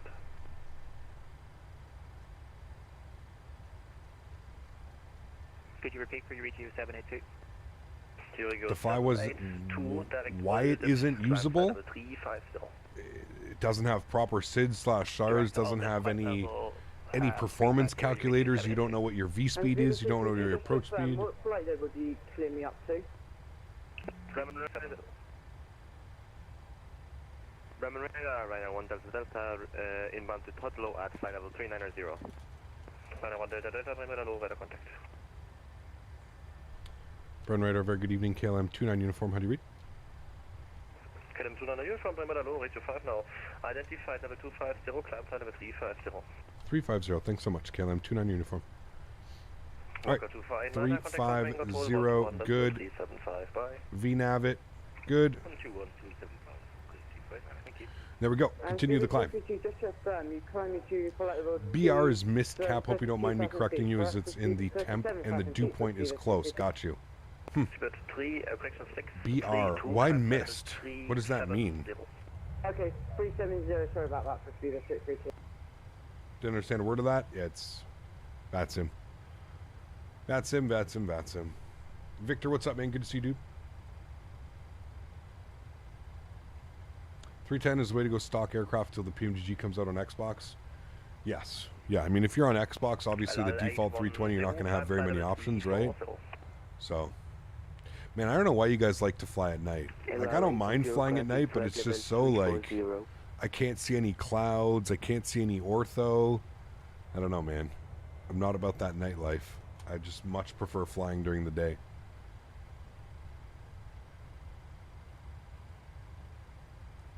Control Lufthansa Welcome back, Victor. Good to see you, man. Step away from cockpit for a couple of minutes. You literally can't see anything. You're literally just stuck looking at the instruments the entire flight. Contact Amsterdam 125.750. Bye bye. Contact Amsterdam control Amsterdam 125.750. Thanks very much. See you later. Lufthansa 1095.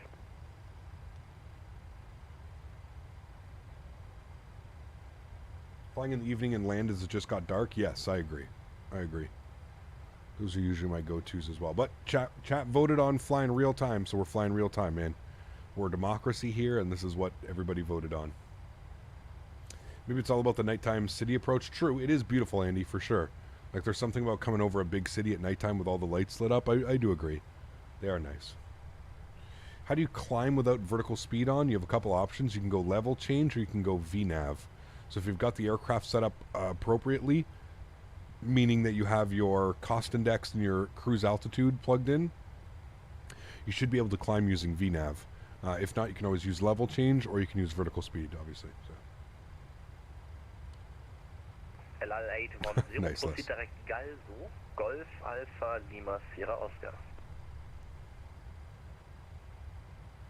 LL810, direct Galso. I got banned from Vanson for 14 days for something I didn't do, and I was on vacation when it happened, so it wasn't even on my computer. Weird. Übrigens 7 Alpha Golf, direct Ilde, Echo Echo Lima, climb flight level 280.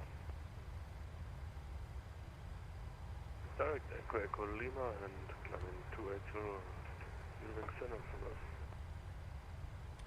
Did we set our pressurization? Everything's good there? Yeah, everything's good. Wayman hello, KLM 2 for Charlie, passenger flight level 23, speed, climbing 250.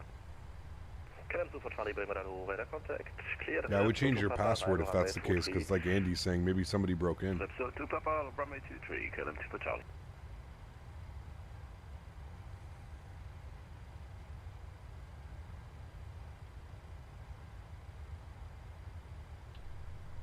Cool.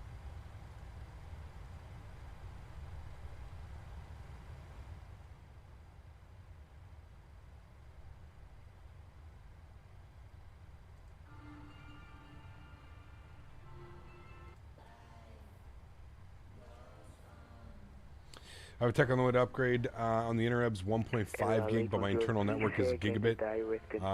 This is going to get expensive. Jesus. Would be great. Thank you. It's insane. This game has practically made me like a real pilot. Here you go. Nice.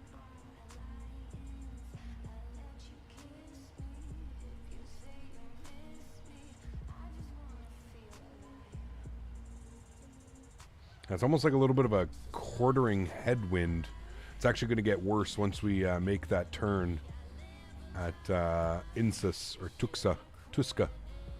Once we make that turn, it's going to get a little bit worse. Passing 580 level 100.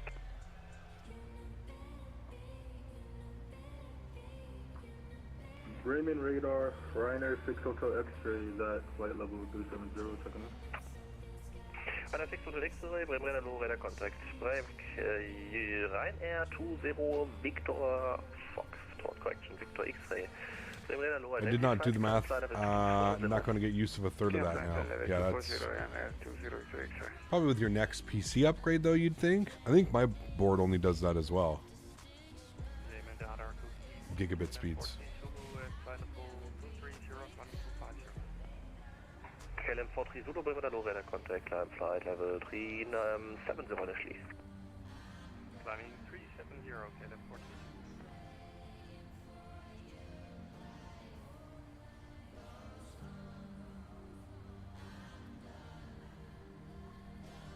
Does it feel a 747 worth it? If you like a classic 747, it's a great airplane. I'm not big into the classics. I don't mind them, but I much prefer flying like modern airplanes. It's not bad. It's not bad. If you're a classic, yeah.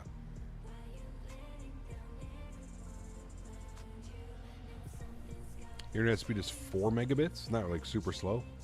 Is RTX even worth it? I don't see a real difference between RTX and GTX. Yeah. Northern my area almost felt like spring, even with the current season is winter. We got 60-degree temperatures in the middle of February. Same thing here, Victor. Same thing here, man. It's been weirdly warm. Weirdly warm.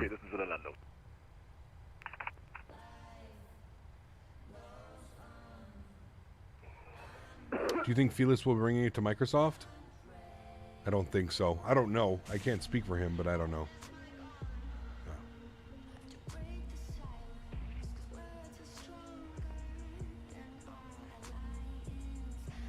Yeah, graphic card prices are a little bit crazy right now, man.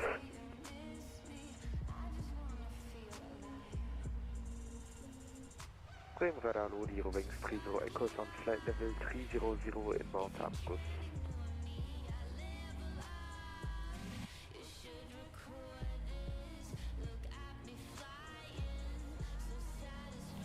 Zach, what's up, man? Good to see you, dude.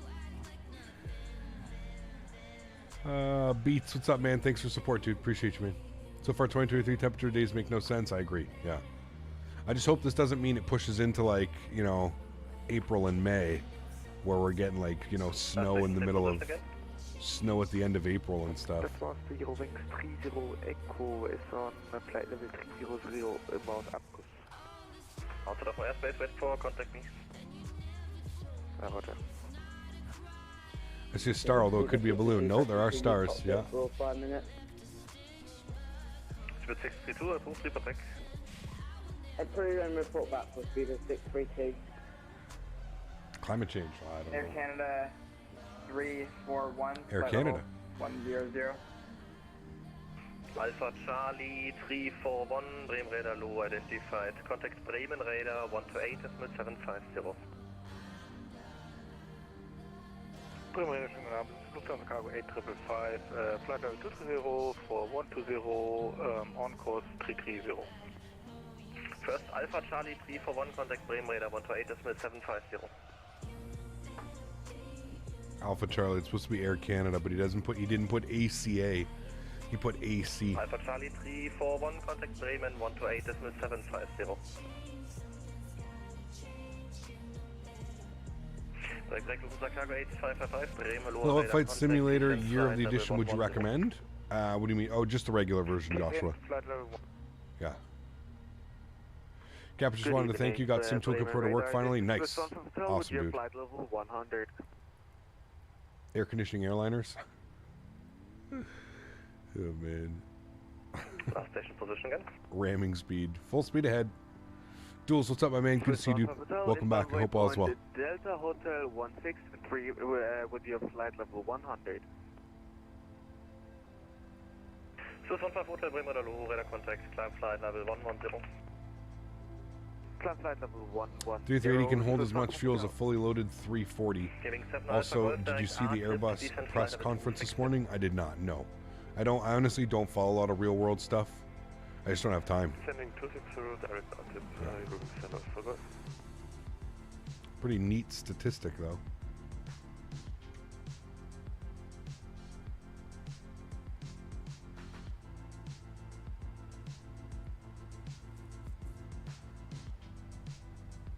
Virgin 51 Tango, contact Amsterdam radar 125 decimal 750. Bye.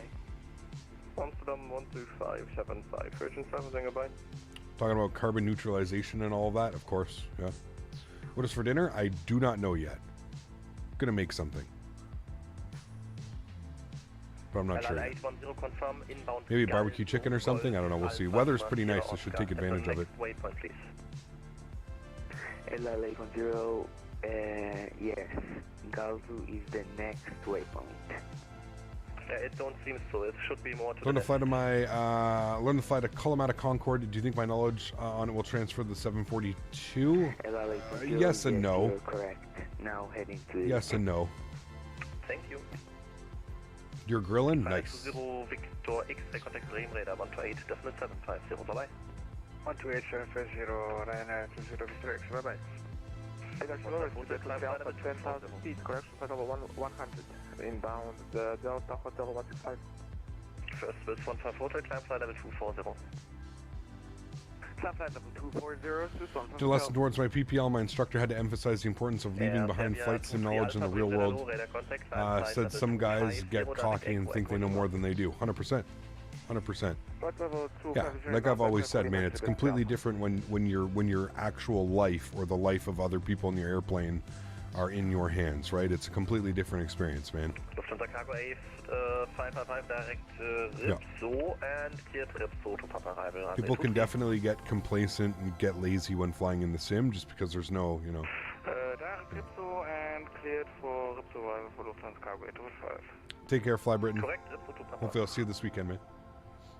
Radar, good night. You want flight level 2340 inbound Echo Lima. Easy 125, Bremen radar contact break back, Lufthansa Cargo 8555, confirm Ripso to Papa.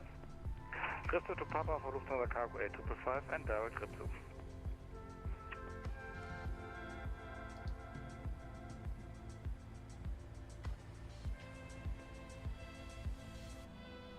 Pass all the uni exams. Tomorrow's the last one I go to, and then I finally have some time for flight sim. Nice. Flight level 260. Enjoy, man. Flight level 260, KLM 2 for Charlie. Giving 7 Alpha Golf, contact Amsterdam 125.750 by. Amsterdam 125.750, Euring 7 Alpha Golf, ciao.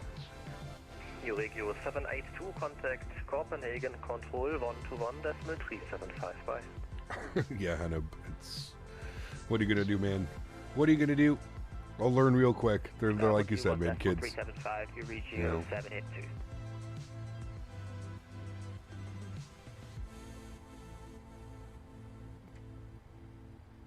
$275 miles to the top of descent, jet. Nice flight so far.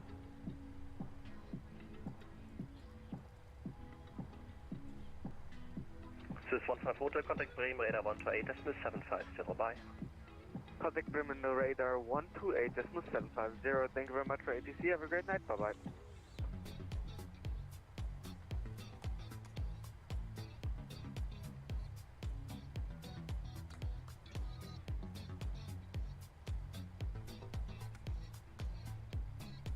LL810, contact Copenhagen, correction Amsterdam. Are you excited for the expo? Yes, absolutely. Yeah, always a good time, man. Always a good time to meet everybody, see everybody. I'm more excited for the landing competition and just to let you guys all jump on stream and say hi to everybody that you know, and you know, be able to try and land a plane in front of a bunch of people. Kind of experience what it's like a little bit, and you get the chance at winning some cool prizes. So for sure. Delta Bremen, radar contact direct Ripso, cleared Ripso to Papa arrival. Direct to Ripso, cleared Ripso to Papa arrival, confirm Delta record. Green Data Mind, this is Lost Airways 28 Hotel with you, descending flight level 250 to Red Jet Basel. This is Lost Airways 28 Hotel, Bremen, radar contact, cleared Ripso to Papa arrival. This is Lost Airways 28 Hotel, cleared Ripso to Papa. KLM 29 uniform. Copy, except for the Uni builds, Dallas Love, yes. Yep, very excited. And for their new Oklahoma scenery as well. Looks real nice, man. Bremen radar, good evening. Speedbird 807 kilo. Speedbird 807 kilo, Bremen radar, low radar contact level 270. Flying flight level 270, Speedbird 807 kilo. Negative radar contact 250, climb flight level 330. Correction, radar identified, climb flight level 330, Speedbird 807 kilo. KLM 29 uniform, contact Copenhagen 121.375. 121.375, thanks for wonderful ATC, we'll see you soon. KLM 29 uniform. Lufthansa Cargo 8555, contact Bremen 119.525. 121.375, chat. Beaver 632 Bangkok. Yeah, 1 after 1, Lufthansa Cargo 8555, Bremen 119.525, bye. Contact identified, proceed direct yield, flight level 280. Climbing 280 for Italo, 4001. Correct, and proceed direct Echo Lima. I heard an airsoft paint kit released for the 330. Yeah, so you can start getting liveries ready, Mike. So a bunch of scenery, a bunch of livery artists will start getting the liveries. So Air Canada, Delta, all the liveries will be ready. So for when the airplane does release, which honestly means the release has to be imminent, you know. Release of the airplane has to be imminent. Bremen 125.85 slow, bye-bye. Yeah, it can't be far away. I agree, Struddy. I'm hoping a matter of weeks now, like, 2-3 weeks max. Ryanair 4517, descend flight level 150. Direct 150, Ryanair 4517. Lufthansa 25, speed 280 knots greater. You gotta fly Sun Country? Yeah, we could do a chartered flight. Sun Country flight, charter flight. Copenhagen Control, very good evening. KLM 29 uniform, flight level 350. Lufthansa Christian KLM 29 uniform, covering control, good evening. Got anti-find. Jonathan, what's up, man? Good to see you, dude.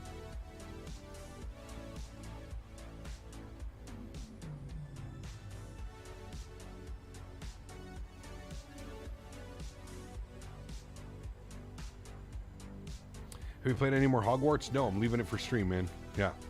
Cap, I noticed that you prefer the high seat height. Any reason for it? Better visibility during approach and landing? Yeah. Yeah, pretty much. I feel like when you sit lower, like you just like, I don't know. I feel also as well, like if you really look at it, if I'm keeping it even, I'm keeping it even. If you turn straight ahead, look at where my head is on the headrest. It's really not that high. That's pretty much where you would expect your head to be if you were on the seat. You know what I mean? Like I find it's actually a pretty straightforward level for like the head. You know what I mean? Right up against there. I don't know. 931 is that? 2.9? Yeah, sorry, that's my bad. Golf 931. Aerosoft have already made the new Air Canada delivery, but it's not the old one yet. Got you. Nordic 1133, contact Sweden control 128.625 away.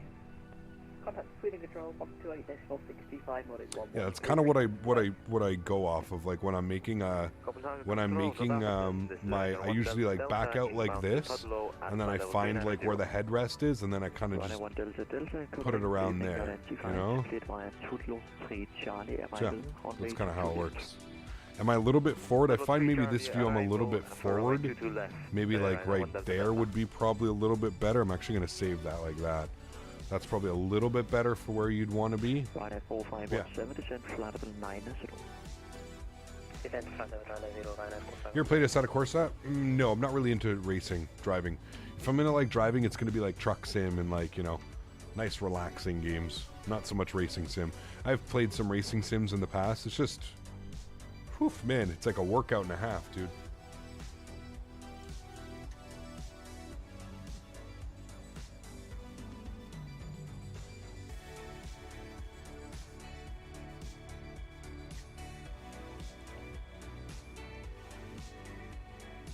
If you could really get into racing, but I'm crap at it, well, you just need to practice, man, for sure. You can also drive around without racing, just need some mods. Got you.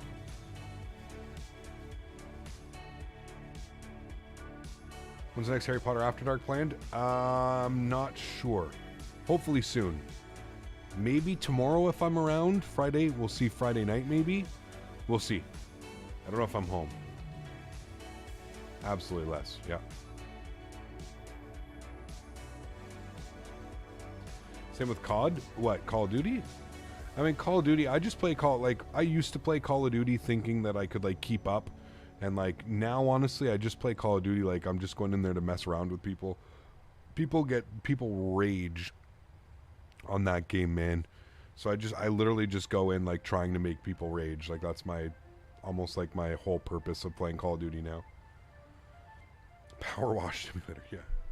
Will there be an After Dark tonight? No, probably not, no. Pretty tired today. I have to go do some groceries after as well. This is going to be a fairly long stream, probably close to 4.5 hours by the time it's done. Yes, proximity chat is great. I do agree. It's good to see the 1v1 gulag back and stuff. So. They have a simulator just for about everything now. Yeah, 100%. Yeah. How's the farm? Real life, Will, I'm assuming? Farm is good in real life, yeah. Everything is good, man. Need to buy a tractor. That's about it. Ryanair 1 Delta Delta, when ready, descend flight level 290. I can descend now to flight level 290, Ryanair 1 Delta Delta. Oh, yeah. Any plans on getting the 40 series? You're just gonna wait. Probably gonna wait, Shaq. Probably gonna wait, man. I mean, if I was gonna do it, I'd probably get like a 4080 Ti or a 4090, and the prices for those are just absolutely absurd, dude. I mean, you know, if I were to go out and get a 4090 right now, you're talking $2,900 after tax. So almost $3,000 just for a graphics card. It's crazy, man. Yeah. What are your plans with the farm? Oh, we got all kinds, but I mean, nothing like that big. It's a horse farm, right? So lots of pastures, lots of that type of stuff going on, man. Nothing crazy. Like, we're not going to grow anything. We're not going to, you know, we're not going to plant crop. We're not going to do anything like that. It's a horse farm, so it's just pastures. Pastures and pastures and pastures of grass for the horse to eat. And there's a big track. There's a quarter-mile track, or sorry, yeah, quarter-mile. Quarter-mile track that's there and stuff, too, so. Yep. This year we're in the process of creating a cross-country personal use or renting. Well, we board horses, so we have 13 horses, 14 horses, 13 or 14. So. How do you make money on a horse farm?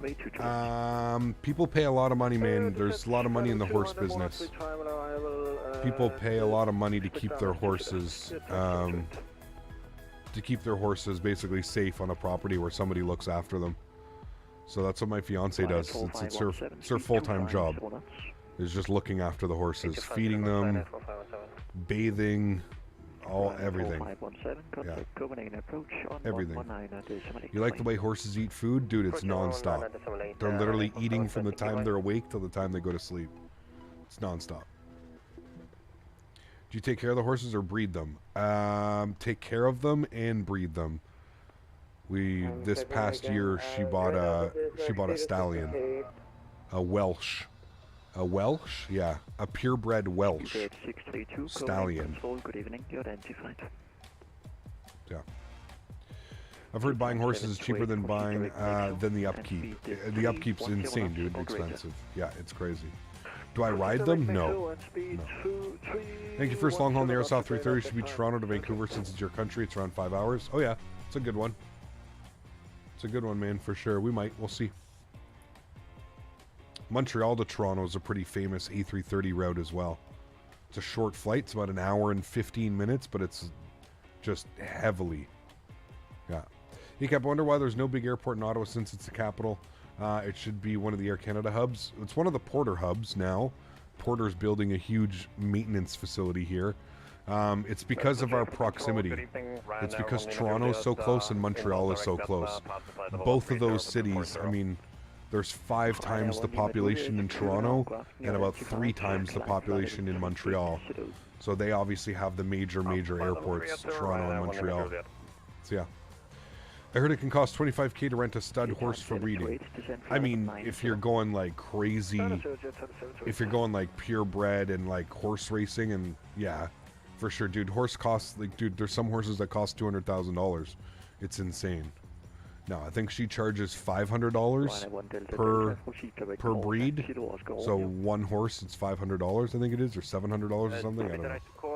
It's one of those capitals, the one outside Canada can name. They assume it's Toronto. Well, yeah, because Toronto's so big. 632 approved, report back. 3 report back. Will be the 632. I'll be back in 10 minutes. Horse family paid £800. Now it's worth $7,500. Yeah. What's up with Porter flying out of YYZ? Their E195s can't handle City Center? No, it's way too small, John. Way too small. City Center is like not even 4,000 feet. Have Airsoft released a preview video? No. No. Hey, Gap, how are you doing today? Doing well, Lucas. Good to see you, my friend. Hope all is well with you.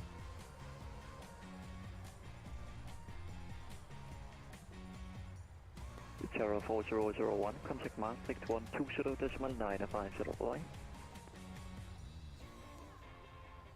120.950 for the Terra 4001.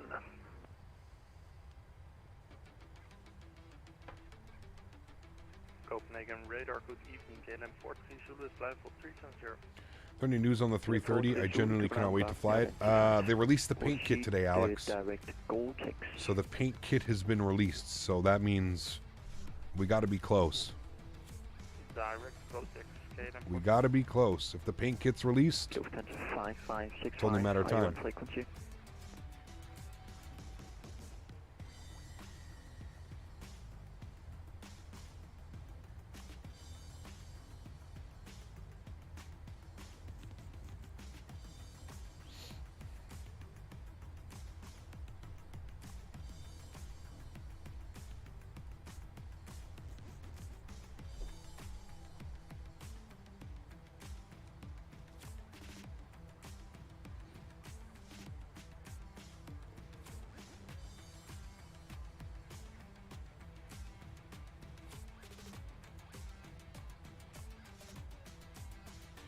Predicting sometime in March around Sim Update 12. Yeah, I'm not sure.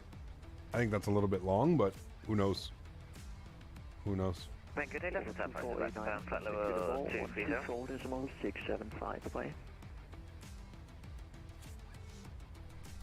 Oh. 2489, contact. Still enjoying the 900? I am, Kevin.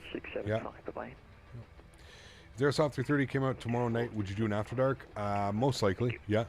And then we'd probably fly it all weekend, to be honest with you. But I don't think it's coming out tomorrow.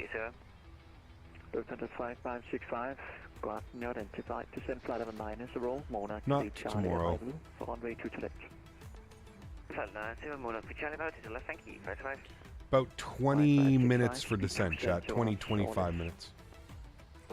This is an Airsoft mid-tier at best, or CRJ got us through 2021, but it's pretty mediocre. I'd say it's a little bit better than mediocre. I'd actually say, like, out of all the good airplanes, Will, it's probably one of the lower ranked for sure. But I still think it's, you know, it's better than a lot of, like, the freeware stuff. And I would say it's priced accurately at $50, which I'm hoping their 330 is priced at as well. I'd say at $50, $60, it's priced right where it should be. If you haven't seen some of the work that they've done with the 330, go over to the Aerosoft forums and see what they've done with the EFB, man. I mean, the EFB it's pretty damn cool. It looks really, really good. You digging the sim brief update? Yes, looks good, man. Yeah. 737-900 is your best flight? Yeah, best plane? It is fun. Yeah, it is. $50 you can get the Phoenix? Yeah, I mean, absolutely, for sure. Now, keep in mind, the Phoenix is one plane. At $50 for the Aerosoft, you get the 550, the 700, the 900, and the 1000.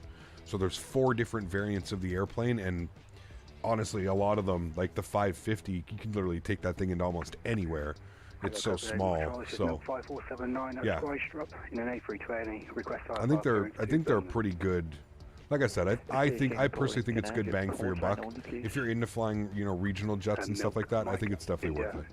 Yeah. I think the price would be P3D with 75. Yeah. Well, everything for P3D is crazy expensive, dude. Everything. It's the one thing I've learned. Everything is overpriced for P3D. Even X-Plane, man, everything is overpriced. Level change en route, score 3463. Depart 28 right via Tusker, flight level 60 on a squawk 3463. Big 5479, reback correct, QNH 1015. 1015, Milk 5479. Copenhagen Center, very good evening. Lufthansa 77 X-ray Papa, flight level 240 inbound. Yeah. Cortex. I can definitely see that, Will. I don't know. It's one of those weird things, honestly, like with customer support that I find it's, you know, can only help so many people, right? Like it's, I don't know. With Flight Simulator and all these new players, it's come to the point where devs are just hunting for money. Yes and no, Jesse. I think a lot of people are realizing that there's a lot of money to be made with good quality products. I also think there's a few out there that are, you know, realize that they can take advantage of a new user base. Yes. So, yeah. Thank you for service, sir, and have a good one. Hey. PMDG 700 and 800 are too pricey. I mean, it depends, right?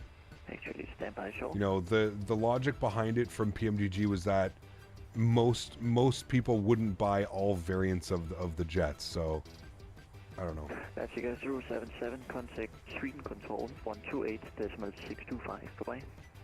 128.625. 330 comes out. I'd be down to do some Cebu Pacific. Yeah, that'd be kind of cool. Yeah.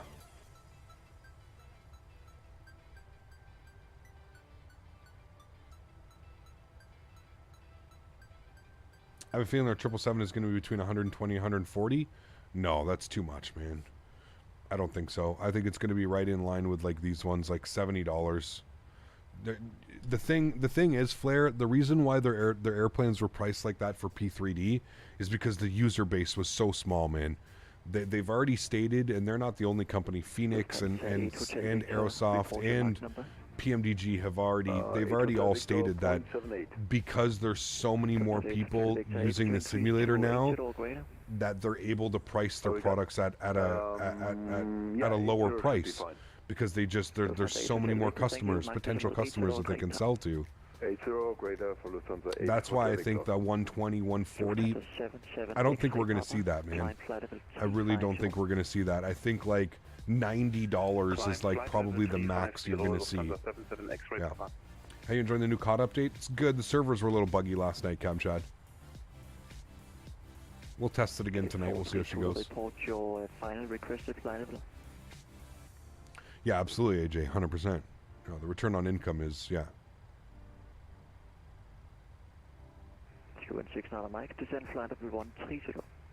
After our COD stream? No. No. No. I become a nasty person when playing Call of Duty, man.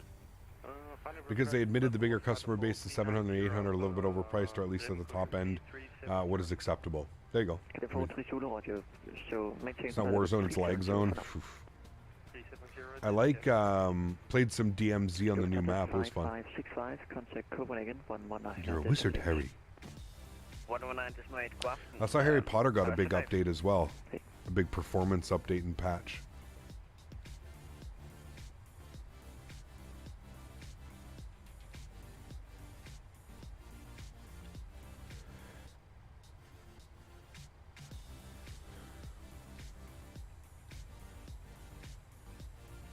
I agree with that, Davis, yeah. Better than buying a 737.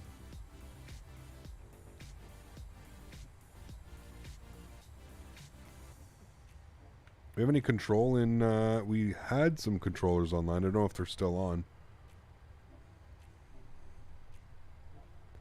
Oh yeah, they're still online. That's good. Got Oslo. Who is online? Ryanair 1 Lima Juliet, start flying, flight level 340. One flight level 340, Ryanair 1 Lima Juliet.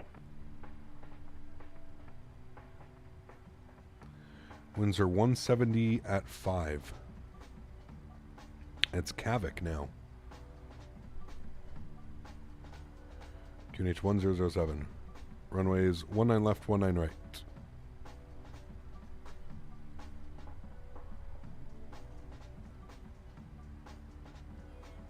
Pardon me, Fiji Air 330s? Yeah, that could be fun as well.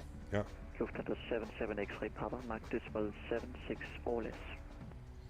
Hiccup was getting extra board during this workday without you. Uh-oh. Welcome aboard, mate. Hopefully you're free now, back at home, hanging out.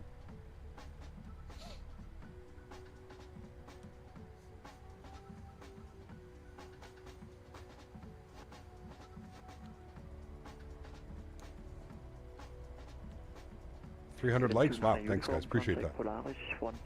It's been a slow day, to be honest with you. A little bit of a slow day, mainly because I missed the announcement earlier. Some Thursdays are slow days. Everybody gearing up for the weekend. Got some fun flights planned for this weekend as well.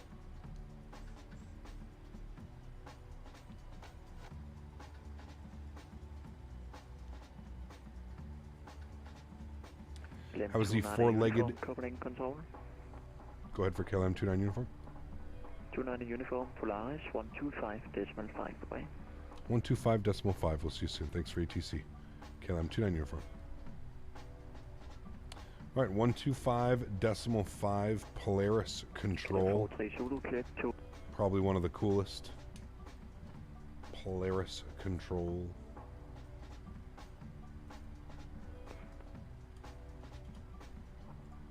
What brand is my PC? It's home built shop. 830 Delta Polaris with a clearance. Go ahead, 830 Delta. Cover 830 Delta, you're cleared. Back to where you came from via the PV1 Juliet departure, runway 13, 6,000 feet, squawk 4510. Clear back to climb via PV1 Juliet departure, initial climb 6,000 feet, squawk 4Y10, pilot 830 Delta. Flight 830 Delta, read back, correct. Polaris control, very good evening, KLM 29 uniform, flight level 350. KLM 29 uniform, Polaris, good evening, identified.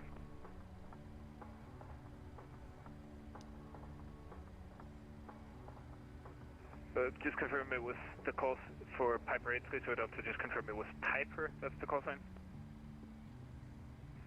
Correction, pilot 830 Delta. Oh, pilot, sorry about that.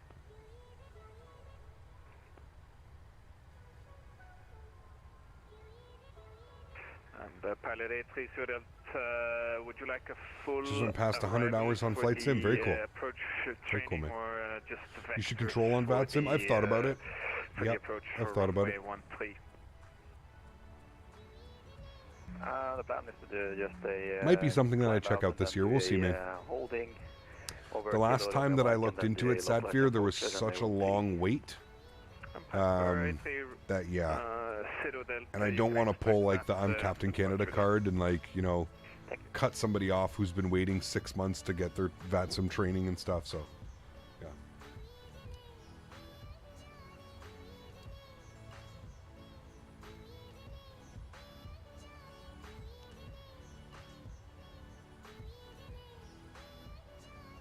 And you reach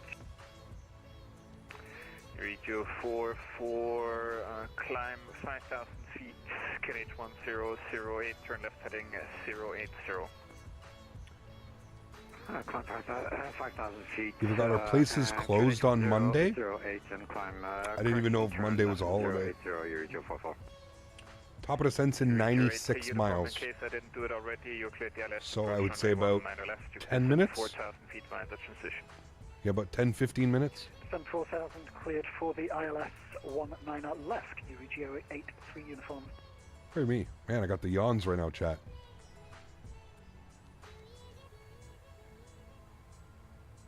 Fair play, I've watched videos of VATSIM controllers. It can be hard work. Yeah, absolutely. Yeah, you need to go through training and stuff. You can't just become like a controller, you know what I mean? No. Polaris control, god kväll, pilot 650, Papa, request I-Flight inspect Ögesund.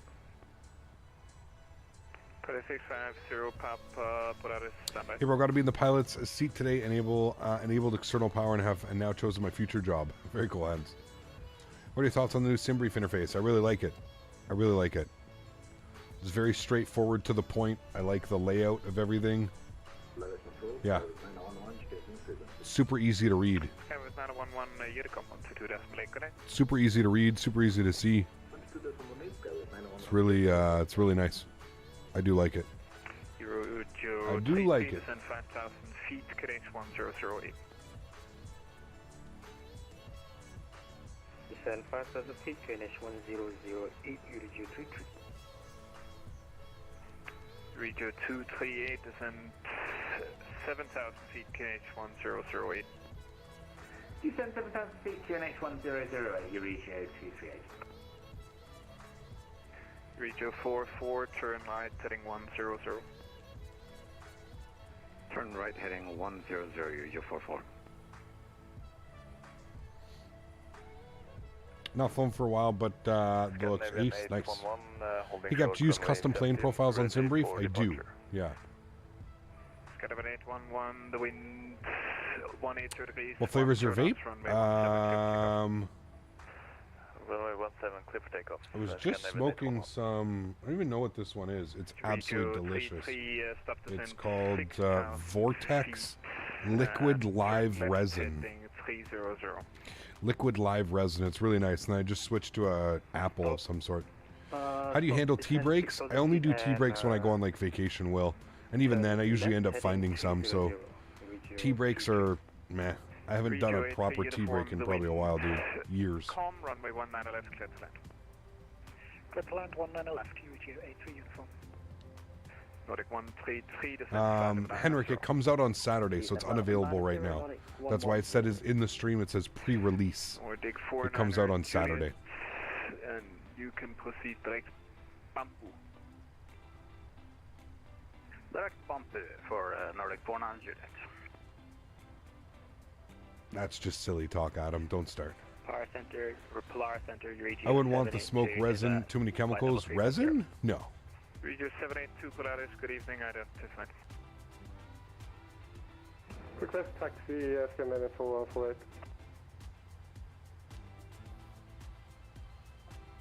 November 4148, taxi holding point runway 17 via November, Golf, and Yankee. Hey Cap, I'm gonna have to head out. I'll catch you tomorrow, the after dark or Saturday. Take care, Captain UK. Appreciate you, man. Oh, I lost my pen. Please repeat. Scandinavian 4148 via November, Golf, and Yankee. Exclamation point, November, Meta. Golf, Yankee to runway 17, Scandinavian 4148. Thank you. Nordic 49er Juliet, descend 4,000 feet. Alright, chat, 70 miles to our descent. We can start programming some stuff. Let's go to our descent tab. We're going to go to forecast. Going to forecast our descent winds. We'll grab those from the server. Descending 4,000 feet on QNH 1003. There you go, Nordic 7. 49 Juliet. Live resin over death. Oh, dude, it's so much better, Will. Live resin is so tasty, man. You can literally taste. Yeah, it's delicious. 309, sorry, second. D309 contact from DS. Alright, winds are ready.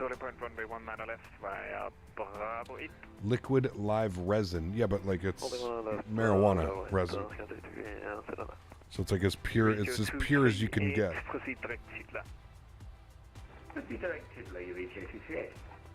Regio 44, turn left, heading 36. Alright, descent winds are in, and we'll grab the weather. Winds are 170 at 5. Cabin conditions 1007. Turn left, Throw that in there as well. Beautiful. Cool. Top of descent, 59 miles. Looking good. Coming up on 1 hour of flight time, John. Control Lufthansa, yes. Mike Kilo with you with information Alpha from gate 26. Requesting Wish it was hashish. Live resin is good. I need to go to the shop. I only have the bad resin at the moment. Uh-oh. I have lots right now. Roger that.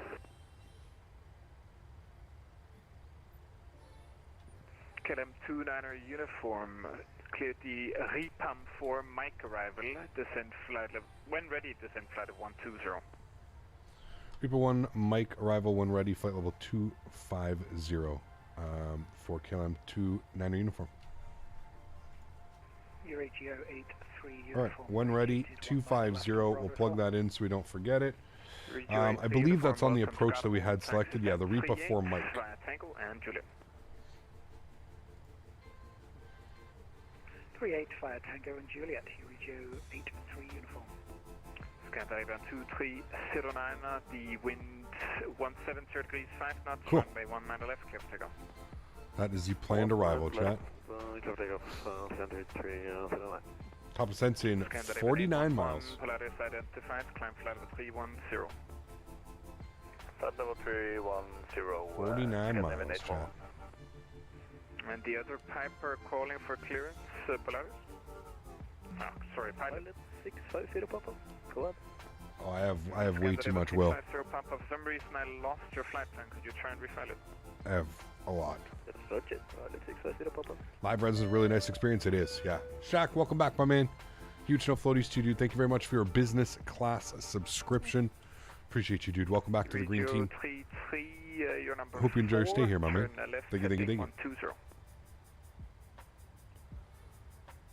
It's that quartering headwind, chat. That's what's taking us so long. You can see the airplane right now. We're on like a Regio 238, descend 5,000 feet. Crazy crab. Approach runway 19 left.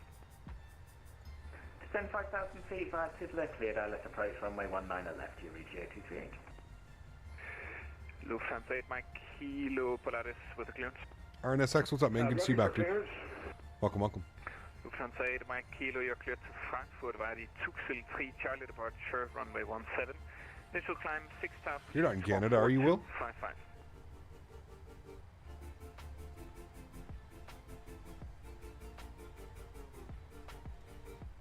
Sorry, could you repeat the squawk? Lufthansa 8 Mike Kilo. Lufthansa 8 Mike Kilo, squawk 4255. Denver, shit, yeah. Clear You're a ways away.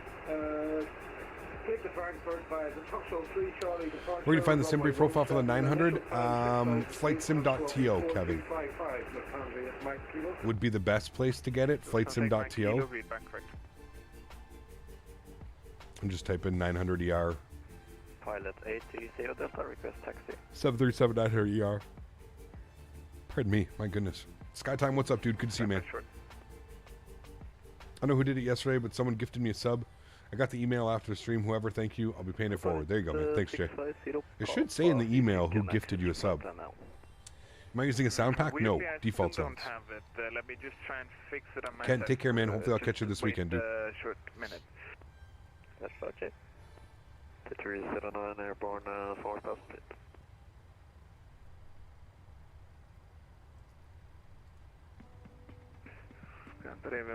feet. 30 miles, chat. 09er identified, climb flight level 360. I'm doing well on RSX. Thanks for asking, man. I am doing well, dude. Hopefully you're doing well as well. Looking forward to the weekend. Going to be doing some KLM ops on Saturday, and then we're going to do some Turkish ops on Sunday, Monday. Turn left heading 355. You're going to butter this one since I got home from school? Sounds good, man. I will do my best. Radio 238 via Tidler, cleared ILS approach runway 19 left. Hey, firm, via Tidler, cleared ILS approach 19 left, you reach 238. Nordic 1133, you can expect ILS approach runway 19 right. Roger, ILS 19 right, Nordic 1133. Right, so it sounds like he's landing on the right side. You can expect ILS approach runway 19 left. Expect ILS approach runway 19 left. Let's start plugging some things in here. 111.3. 44 via Tidler, cleared ILS approach runway 19 left. Right, Tidler, cleared ILS 19 left. 111.3. KLM 29. How's the airport? It's nice. Very nice. Approach runway 19 right. Yeah. Front course 192. Looks like the ILS 19 right. I believe that was for KLM 29 uniform. KLM 29 uniform, correct. Okay, 239, possible to go direct. Right, 19 right. 192, 192. 1113, 1113. And we just need to set our minimums. 876. Nordic 49er Juliet via the Bampu transition. Wrong one. Approach runway 09, report established. 1009. Yeah, via Bampu, cleared ILS 09er and report established. Nordic 49er Juliet. Nordic 1133, descend 6,000 feet. The Gardermoen QH 1007. Gardermoen. Okay, descend 6,000. Chat, what does Gardermoen mean? 007, Nordic 1133. In Norwegian, 876. Holding runway 17, Scandinavian 4148. SimBrief looks different? Yes. Very. The wind 170 degrees, 10 knots, runway 17, clear for takeoff. It's your boy. What's up, man? Good to see you. Very close to the light goal. Smash the people? Yes. 650, pilot 650, Popeye. Still 13 miles till the center. And I'm not quite sure why. I'm trying to fix it right now.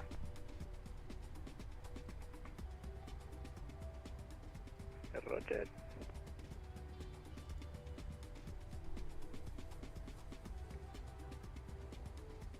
And pilot 830 Delta. Do you know 2-4 of ETC cover on VATSIM? Runway 13 via Alpha. Sasha, what? Sasha, please take the time to spell that out correctly. I have no clue what that means. A report ready for departure. I got the new Tampa scenery and flew in from Baltimore. And the flight time was 2 hours and 38 minutes. The air time 2 hours and 10 minutes. So I got there in 2 hours. You say arrived 10 minutes early or 38 minutes. Well, if air times, so flight time, that means gate to gate 2 hours and 38 minutes. So it depends what you're. If you got there, that means that you are 38 minutes early, because it's usually gate to gate is the like slot that they give you. Confirm landing clearances for Eureka 238. Eureka 238, a firm wind 17 4 miles till descent, chat. Clear to land. Clear to land, runway 19 left, Eureka 238. Takeoff.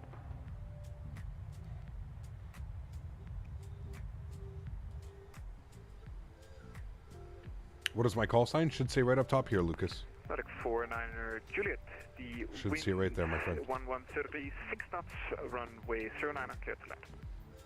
Clear to land, runway 09er, 49er Juliet. Yeah, no worries, Keenan. Looks like you might have had a nice headwind or, sorry, nice tailwind or something. Usually didn't scroll all the way up. No worries, mate. No worries at all. And there we go, chat, starting our descent into Oslo out of 35,000 feet. Stand by here.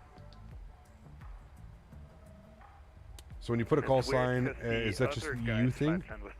So when you put a letter in, yes, it's very, very much an EU thing. I think it's just because there's so many flights going on, right, in Europe, in such a small area.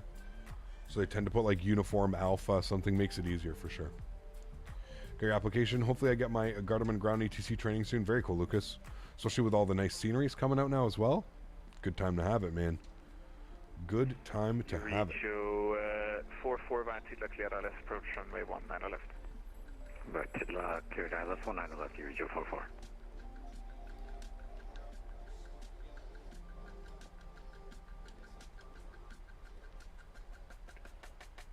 Question, how do you personally learn a new aircraft? Honestly, I usually find a video online and I just kind of, like, before I go flying, I'll just sit in the airplane and I'll get it from cold and dark to like ready to taxi, and then I'll just restart the sim. I do that until I'm comfortable, and I kind of do it in chunks. So once I'm comfortable, like cold and dark, setting up the airplane, getting everything ready, I'll move over to like learning how to fly it properly, you know what I mean? So yeah. Kev, do any of your off-stream flying with your friends and stuff? Sometimes. Like I fly with Smitty and stuff. Yeah, it depends. Europe is bigger than the US, depending on how much of Russia you count. There you go.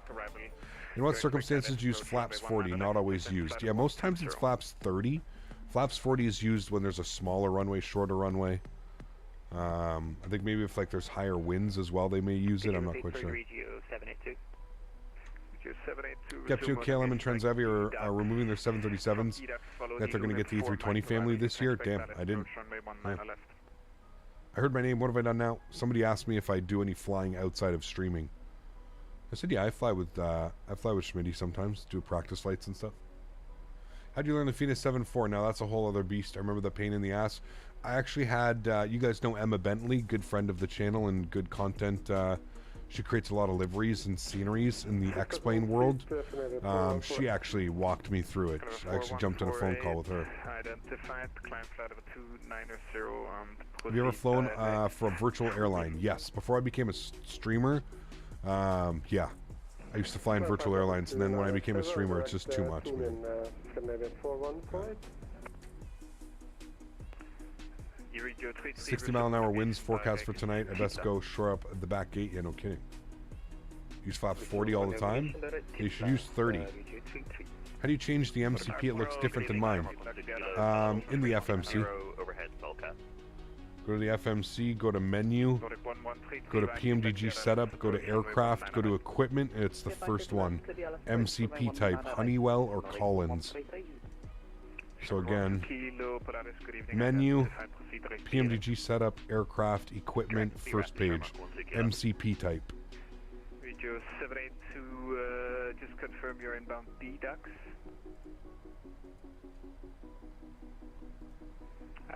Take care, Sasha. Follow the Luni for... Or just use flaps 0. Arrival to ILS runway.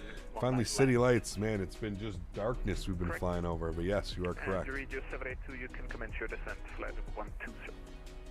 Flight level 120, Regio 782. Does it change by the airline? It can, Thompson, yes. Yeah. Cap, using the HUD at night works great. Nah, I'm not a HUD. I find it's too, I'd have to, like, actually practice it properly. Have a nice evening. You too. Pilot 830 passing 3,900, climbing 6,000. PMDG 737 will come to Xbox on March 14th or sometime after. Yeah, as soon as the next sim update comes out, whenever that is. You can continue climb 6,000. Jacoby, what's up, my friend? Good to see you, dude. And just confirm you wanted to go to Kilo Romeo Mike to hold and then perform the approach for runway 13. Continue climb to 6,000 feet and that is affirmed the pilot 830 Delta. Pilot 830 Delta, proceed to Kilo Romeo Mike and hold as published. Flight Do you think the replay will come to Xbox with Sim Update 12? I have no clue. Yeah, I have no clue, man. Hold as published 6,000 feet, pilot 830 Delta. Scandinavian 811 at flight level 310, request descent. Scandinavian 811, descent flight level 100. You're cleared the Adobe 3 mic arrival. Adobe 3 mic arrival and descent flight So we have to do 250 knots. Scandinavian 811. Scandinavian 811, correct. Expect Alice approach runway 19 right. Expecting Alice approach. He's left us here at 25,000. Hopefully we'll be able to get down back on profile. 4, the wind 170 degrees, 5 knots, runway 19 left, clear to land. Clear to land, here is your 44. Regio 238, welcome to Garbo. There still has a lot of work needing to be done, but I think it's the Xbox are high priorities right now. There you go. Thank you, taxi. What would you recommend for good free flight sim planning? Simbrief. Simbrief, and then to like learn like your flights and real numbers and plans, FlightAware or Flight Radar 24. FlightAware.com is awesome for real world flights with their real world altitudes and routing and stuff. Regio 782, proceed direct to Golf Mike 423. Is the Harry Potter game fun? It is, yeah. Yeah, it is. You coming back home from work in time to watch the landing. Nice, Chris. Awesome, dude. Welcome back. PMDG 737 on Xbox. Yep, it's happening. Regio 782, proceed direct Golf Mike 423. Simbrief looking nice with the new update? It is, yeah. Regio 782. It is. Pilot 650, Papa Aloyan, see if you can find a flight plan now. Do you know when? No. But just 1 second. After the next sim update, it's going to be possible, though. So.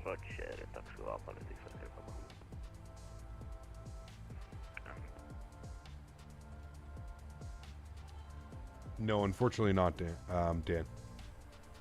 No. YouTube Dark thing has changed my life. I can't believe I only converted recently. You're crazy, dude. I've had that on for like 5 years, 4 years. I agree, Captain UK. It's nice. Makes everything a lot more legible, in my opinion. Yeah. Cap, do you know what MCP Ryanair uses? I think the Collins. I'm pretty sure, but I don't know.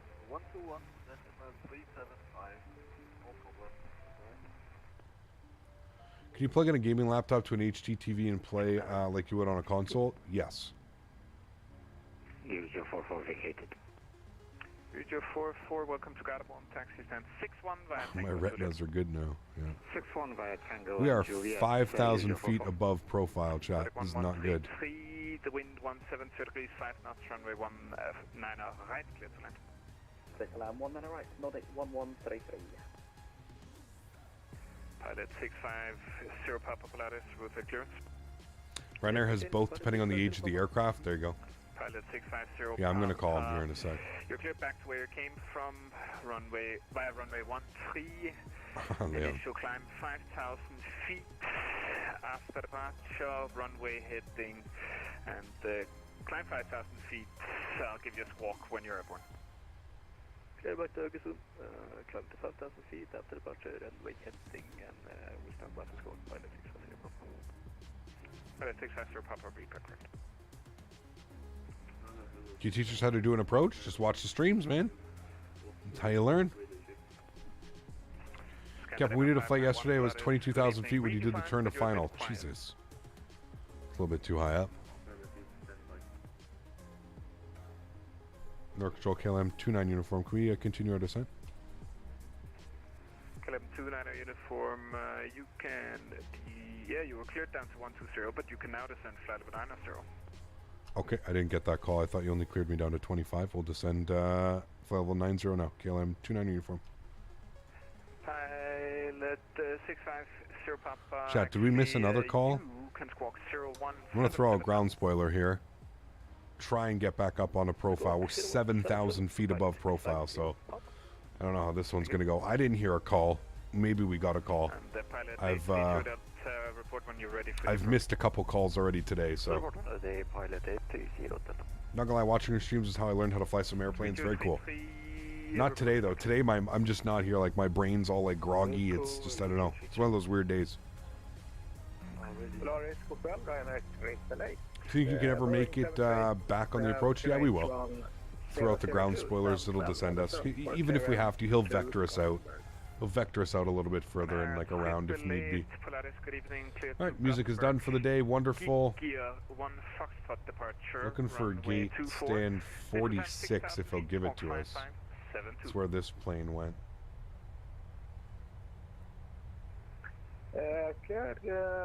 Gothenburg, runway 24.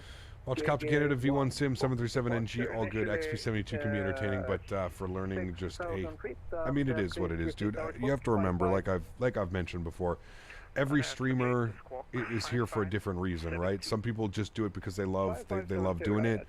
They're not really here to teach anybody. They're not really here to fly, you know, to fly quote unquote properly or by the books, and they're here to just do what they want to do. You know what I mean? That doesn't make them like a bad streamer or content creator, but I understand what you're saying, Kinetic.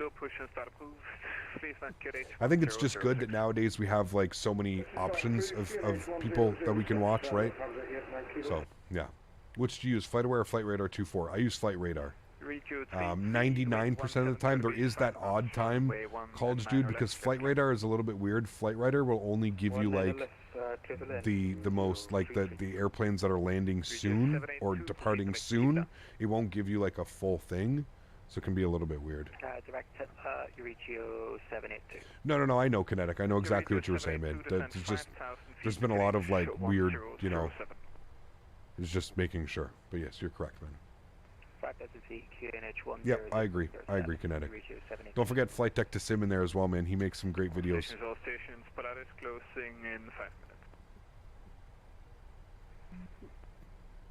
XP's funny, man. XP's a great guy. Like overall, at the end of the day, XP's just he's a wholehearted. He's a very very kind person, and that's, in my opinion, you know, that goes a long way as well. He's a great guy. He's a good ambassador to the brand.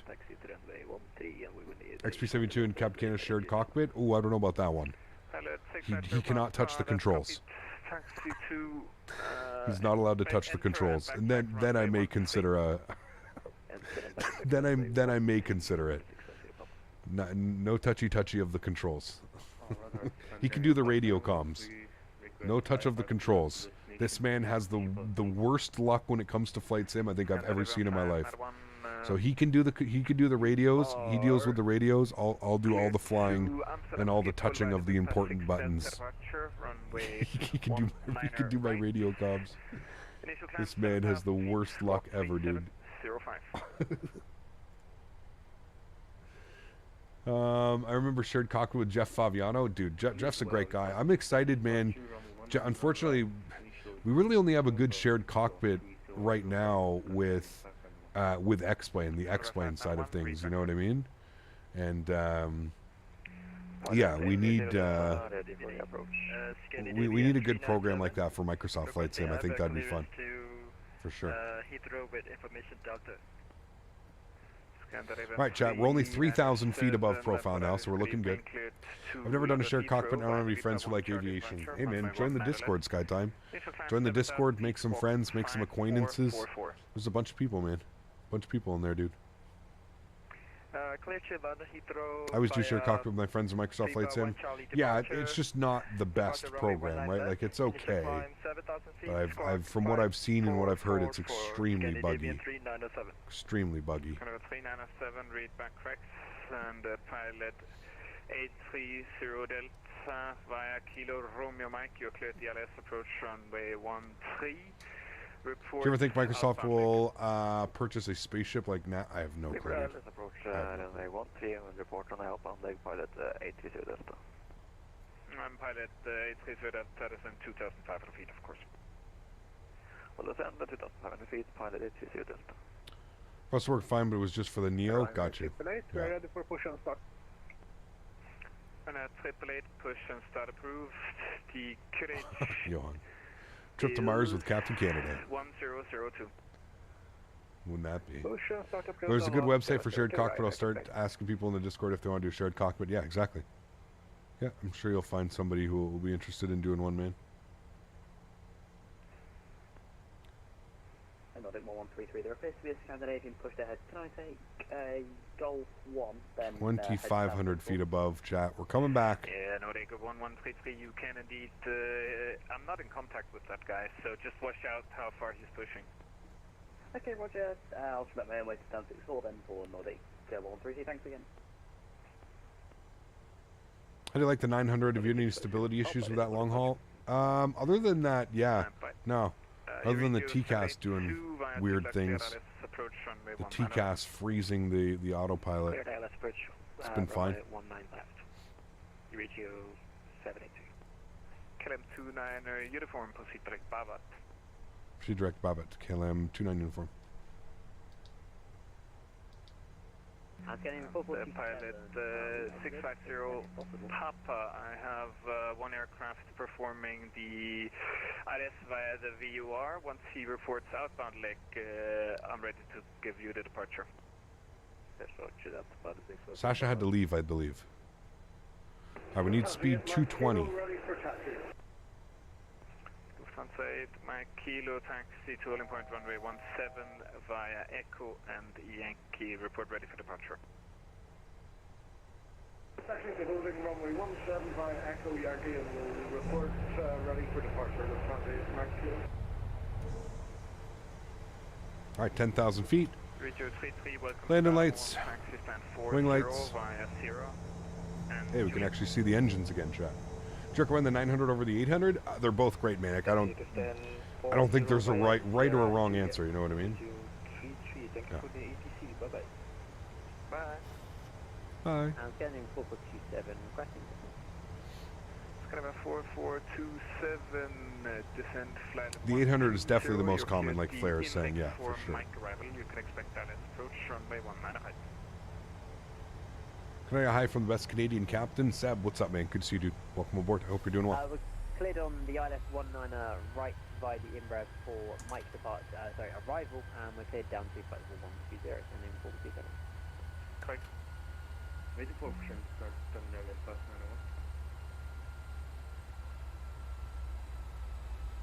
901. So you have 132? What's wrong with that? I think I'm getting 900 because it's cheaper and I already have the 700. Not bad, not a bad idea either.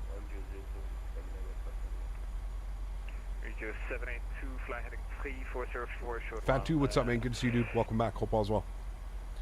Heading 340, QHG 782. KLM 29er uniform, descent 6,000 feet. QNH 1007, fly heading 050.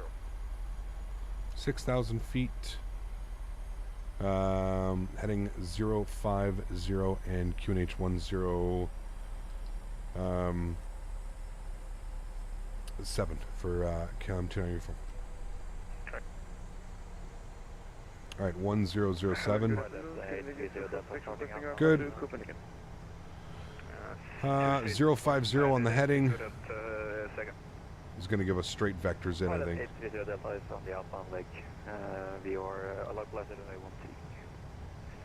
Pilot 830 Delta, thank you. Report established on the localizer. We'll go 830 Delta. Pilot 650 Papa, the wind is 200 degrees 15 knots, runway 13, clear for takeoff. Can we tell Hitter you're being subscribed? There we go. Sweet. Pilot 650 Papa. Regio 782 now. Let's go flaps 1. Left all the way around, heading 1. Is there a 787 in the game? There is, but it's not good for 2. It's not really flyable, to be honest with you. Approach 19 left, Regio 782. Got parallel approach. I think he's going to be in on. 4, you're cleared the He's going to be on 19 left. When ready to send flight of 120. The Emirates for Mike. Can see him right there.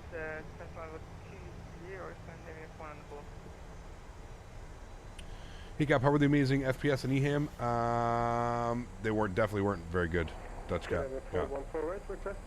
Hit a Grand Canary next week. Nice. Prepare for the PMDG and the Quality Wings crossover for the 787. And we'll see, Kyle. I don't know if that's what it is for sure, but we'll see. KLM 29er uniform, turn left heading 030 for short one. Left turn 030, KLM 29 uniform. Scandinavian 811, descent. How you change the view so fast? Custom views.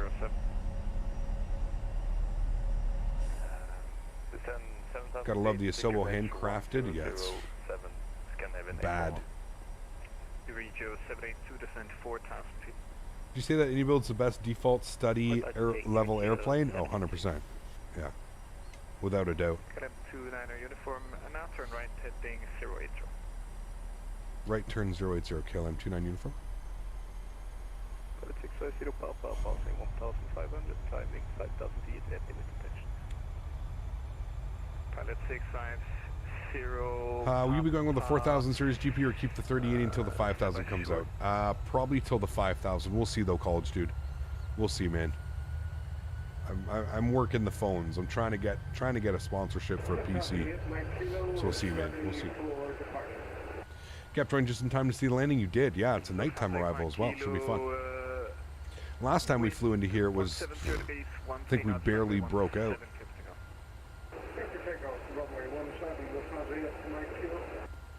Radio board, the pilot 650 Papa, sorry about that, set squawk 6113 instead. What do I have plugged in right now? Set squawk 6113. Yeah, ILS-19 right, okay. Regio A782, just report established. How many different variants come with the 7.3? Oh, Sean, there's a lot, man. The 700 and the 800 have a bunch. The 900 has a bunch, and the 600 only has one. Uniform descent 4,000 feet. Turn right heading 090. Right turn 090, 4,000 feet. KLM 29 uniform. Pleasant, this guy's David 494. Skydiver 494 Pilatus. What runway can we expect to Oslo? Last time you encountered a bunch of FPS bugs, that's all I remember. Yeah, that's because we were flying into the Just Sim. Yeah. I have not checked that yet. Flight Beam Keyden just got a big update. Has it been out yet, Aviation Mike? I saw that it was imminent, but I'm wondering if they published it yet. Because, yeah, it looks good. You love the nighttime arrivals? I just wish I could see, man, because we're flying over a beautiful part of Norway and there's no clouds or anything. I just wish I could see, but... They're flying the regular 900, not the ER today. Yeah. KLM only operates the regular 900. It's got to give us a right turn here.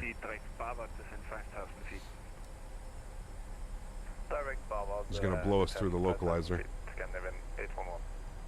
There it goes. KLM 29er uniform, sorry about that. Turn right heading 210, cleared ILS approach runway 19er right. Right turn 210, cleared ILS 19er right. KLM 29er uniform. Regio 782. So he blew us through the localizer, so he's turned us back. Might be a little bit of a pain in the ass, but that's okay. Cap, does United have a virtual airline? Yes, they do. Turkish has the ER, yes. So we'll be back in, when we're flying Turkish for the, you can see the airport there. When we're back in flying for Turkish, yes, we'll be flying the ER. Scandinavian 811 via Bavat, clear ILS approach runway 19 right. Cleared ILS approach 19 right, Scandinavian 811.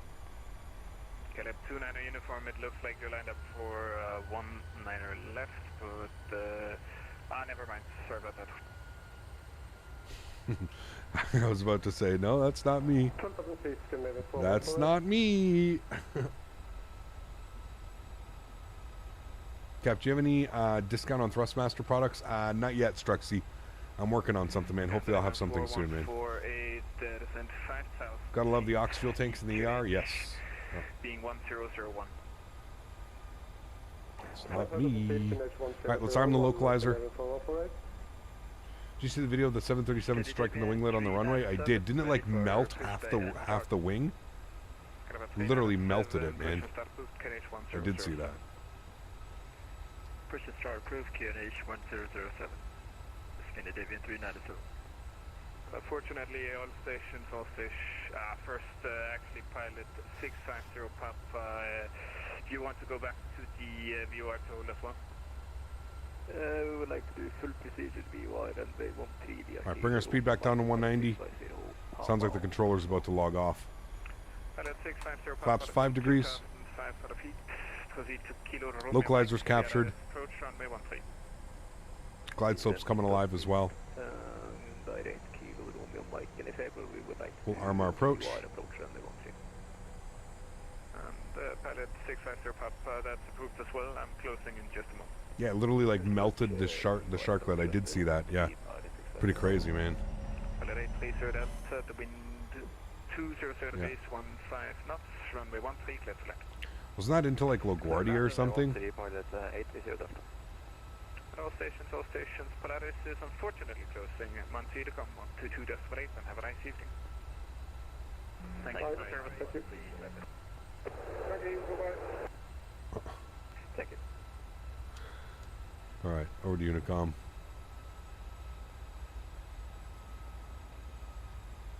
Alright, there's glide slope. 9 miles, gears coming down. Speed 170.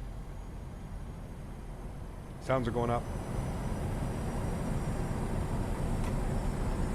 Flaps 15 degrees. LaGuardia, yeah.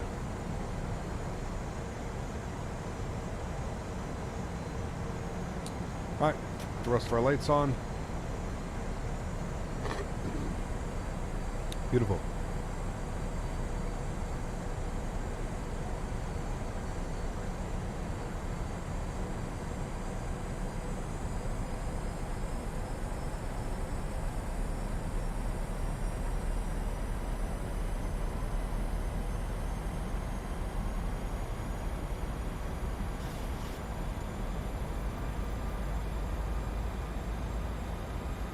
Just shy of 7 miles now. Let's get fully configured.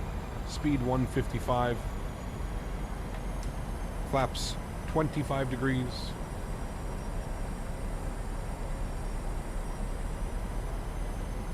Yeah, we can sign off. There's really no point.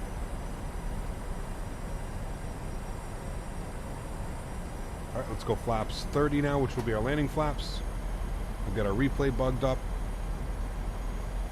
We are recording. Beautiful. 1,700 feet. Awesome. Yoke cam's going on. Let's have a nice arrival here, chat, shall we? I gotta take the shades off, chat. My throttles.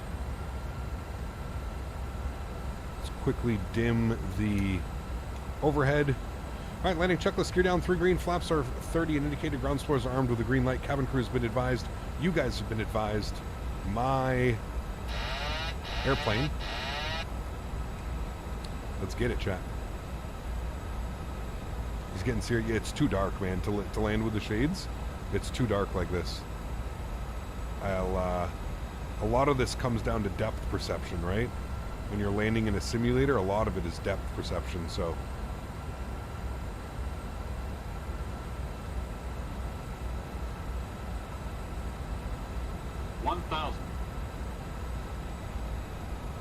Check.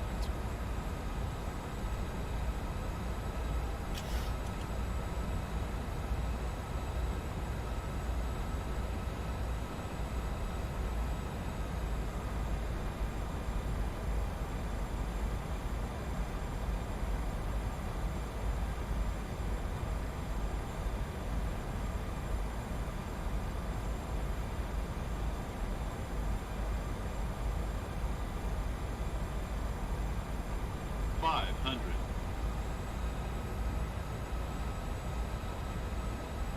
Two white, two red, all the way in, chat.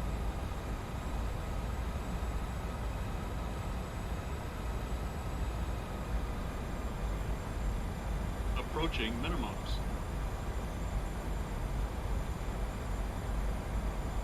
Minimums.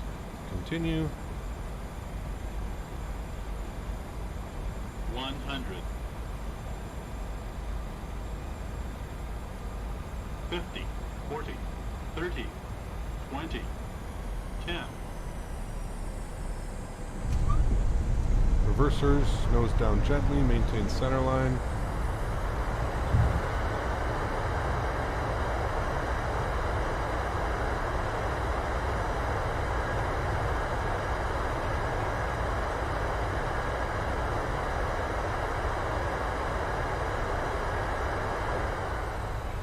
.60 knots, reverser stowed, auto brake to the off position, ladies and gentlemen.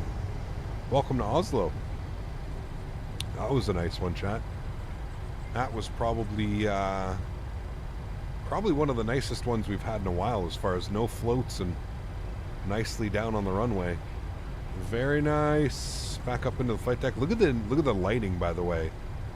This is you can tell somebody took some time placing all of these taxi lights. Beautiful. Cool. Welcome to Oslo, my friends. Very nice. We're hanging a quick right here. We're taxiing all the way around. We've got to go all the way over there.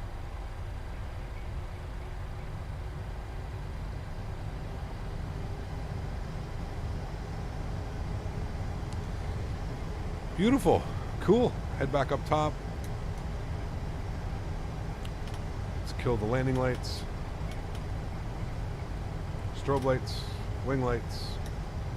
Let's pull up the APU. And we'll go ahead and stop our clock. 1 hour and 38 minutes, chat. What were we scheduled for? Scheduled for 1 hour and 38 minutes. Wow. I'm telling you, dude, SimBrief is scary right sometimes.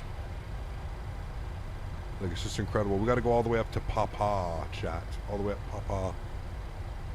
And then we'll make a right turn over.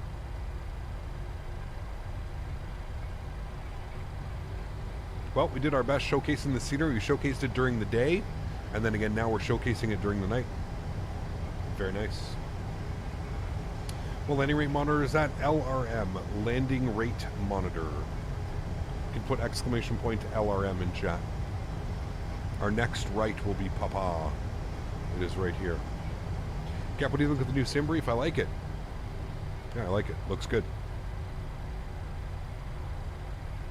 Yeah, whoever did these taxi lights, these are impressive, man.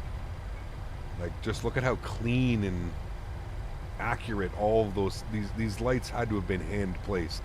Every single one of them. Because my goodness, they are beautiful. Your controls for the Phoenix is out? Is that what allows you to do like the shared cockpit stuff? Does SimBrief have plates? Well, like approach charts and stuff like that, Sean? No. Flight Beam version 1.1 is available on Contrail. Ah, there we go. Very cool. Thanks, Seb. Appreciate you, man. Thanks for coming to hang out. All right, chat. What gate did I say we wanted to go to? I don't know if it's going to have it, but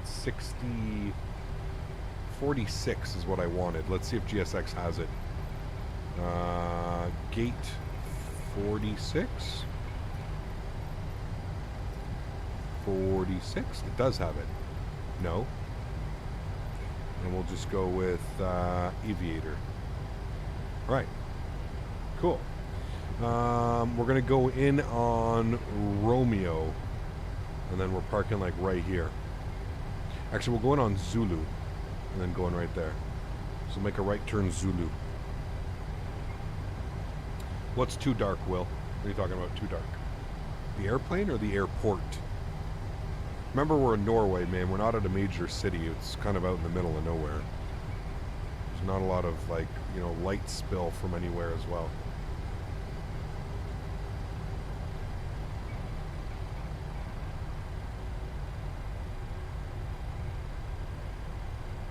I know what you meant, Smitty. We're good. I know what you meant.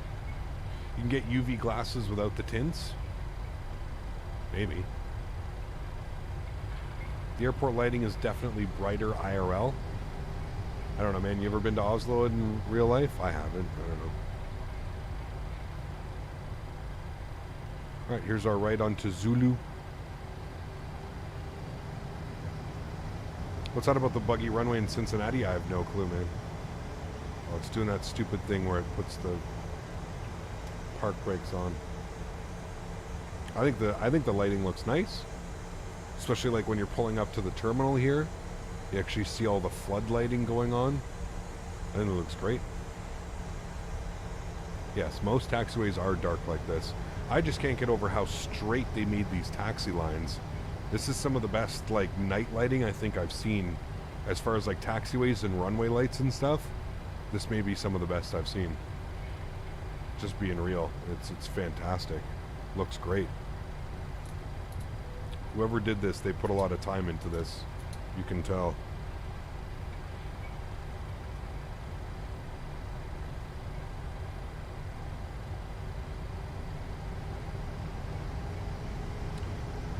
Alright, and 46 should just be like right here. I don't know how far we gotta go. Let's see if I can see. That's 40, so that's gotta be 44. There's 46 right there, and they're waiting for us. Okay, beautiful. They are waiting for us, chat. Get those off.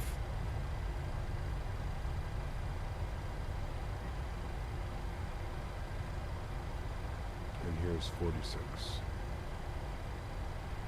And we can go ahead and kill the taxi light. We don't need to blind our marshaller. Ah, there's no marshaller. It's an automated system. Got you. Got you, got you.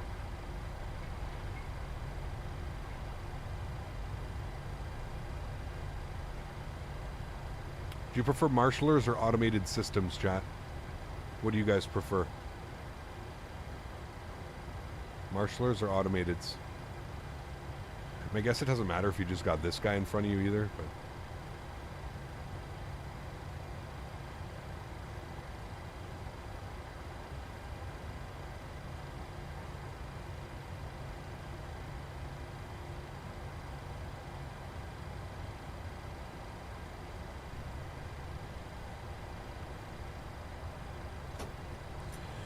Park brakes on. Everything looks good upstairs. Isolation valve gets opened. That's all set. Anti-collision light comes off. Engine number 2 is off. Engine number 1 is off. Ladies and gentlemen, welcome back down to Oslo, my friends. Beautiful flight. Indeed. Let's operate the jetway. Let's jump outside, have a quick little look-see here. Hey. There we have it, chat. Beautiful. Another successful flight in the books. That was actually a beautiful landing. I got to be honest with you, Chad. I kind of impressed myself just a little bit with that landing. Very smooth, not a lot of float, especially for nighttime landings. Like I said, we don't do a lot of nighttime landings, so it was absolutely awesome. Sweet, cool. Yeah, the first one was a nice landing, but was definitely the wind was taking us for an absolute ride, man. Like we were a little bit much on that one, little bit much. But there we go, chat. Beautiful. We can go to our replays. We can stop the replay as well. We've got that. I'll advance the time here a little bit just so we can actually see a little bit more. I'll bring the time back, so that's a little bit more friendly on seeing things outside, what's going on. But there we go. Beautiful. Definitely on a streak right now. Yeah, we're flying. Like I said, man. I remember the first landing that we had with the 900 ER into San Diego was a little bit more firm than normal. I think it was like a 230 foot per minute. And I said, guys, just you got to let me get used to the airplane. I said, by the end of this week and next week, we'll be absolutely buttering. Yeah, it was a 239 foot per minute landing in San Diego, which is nothing wrong with a 900 ER. Like, come on, nothing wrong with that. But yeah, it was, I told everybody, I said, after that one, it's going to be, you know, you'll see, we'll be buttering them like crazy. And what I love about these glass jetways is you can actually see the passengers deboarding.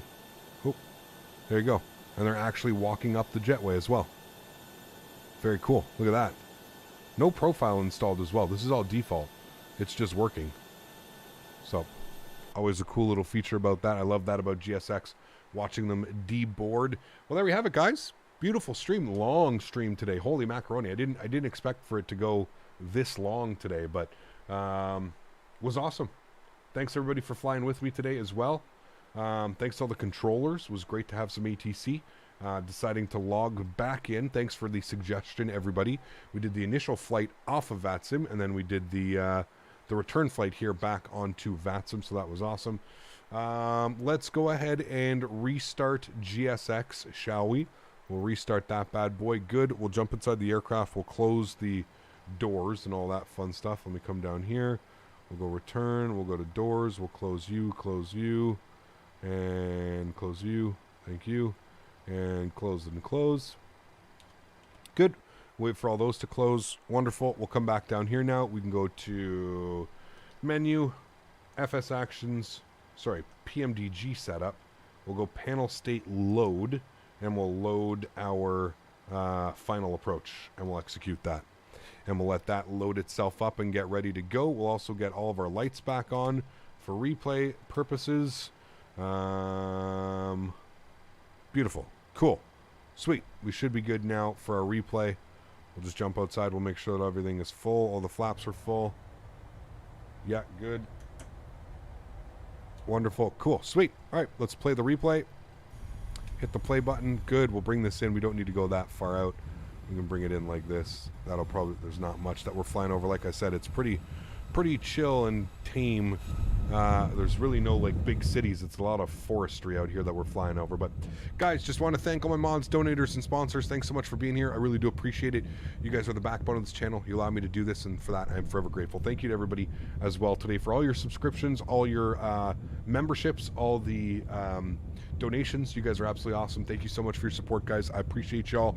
No stream planned for tonight, no stream planned for tomorrow. We are back on Saturday. We're going to be doing some more KLM ops. I think we're going to be departing out of, there's 1,000 footers. Jeez, real nice landing, chat. Real nice landing. Super happy with that one. We're going to be departing Amsterdam again. I'm not exactly sure where we're going to be going, but I could promise you it'll be some fun flights. So if you're free this weekend, jump on VATSIM, and we'll be doing some more KLM ops on Saturday, and then we're going to do some Turkish ops on Sunday and Monday. Turkish, so that's going to be a lot of fun. To everybody else that cannot afford to donate using a monetary value, I want to thank you guys just as much for being here, supporting the stream. You guys are the best as well, man. Thank you everybody for being here.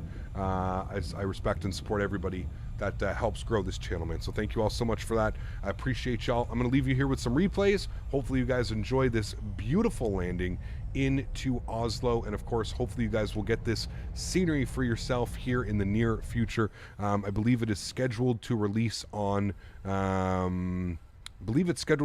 Saturday. So Saturday you guys should be able to get the scenery, purchase it, and enjoy it just as much as I have, especially flying in here. I think it's absolutely great. All right, guys, have yourselves a wonderful rest of the week. Enjoy your Thursday evening. Enjoy your Friday, and I'll see you guys all on Saturday. Happy landings, my friends.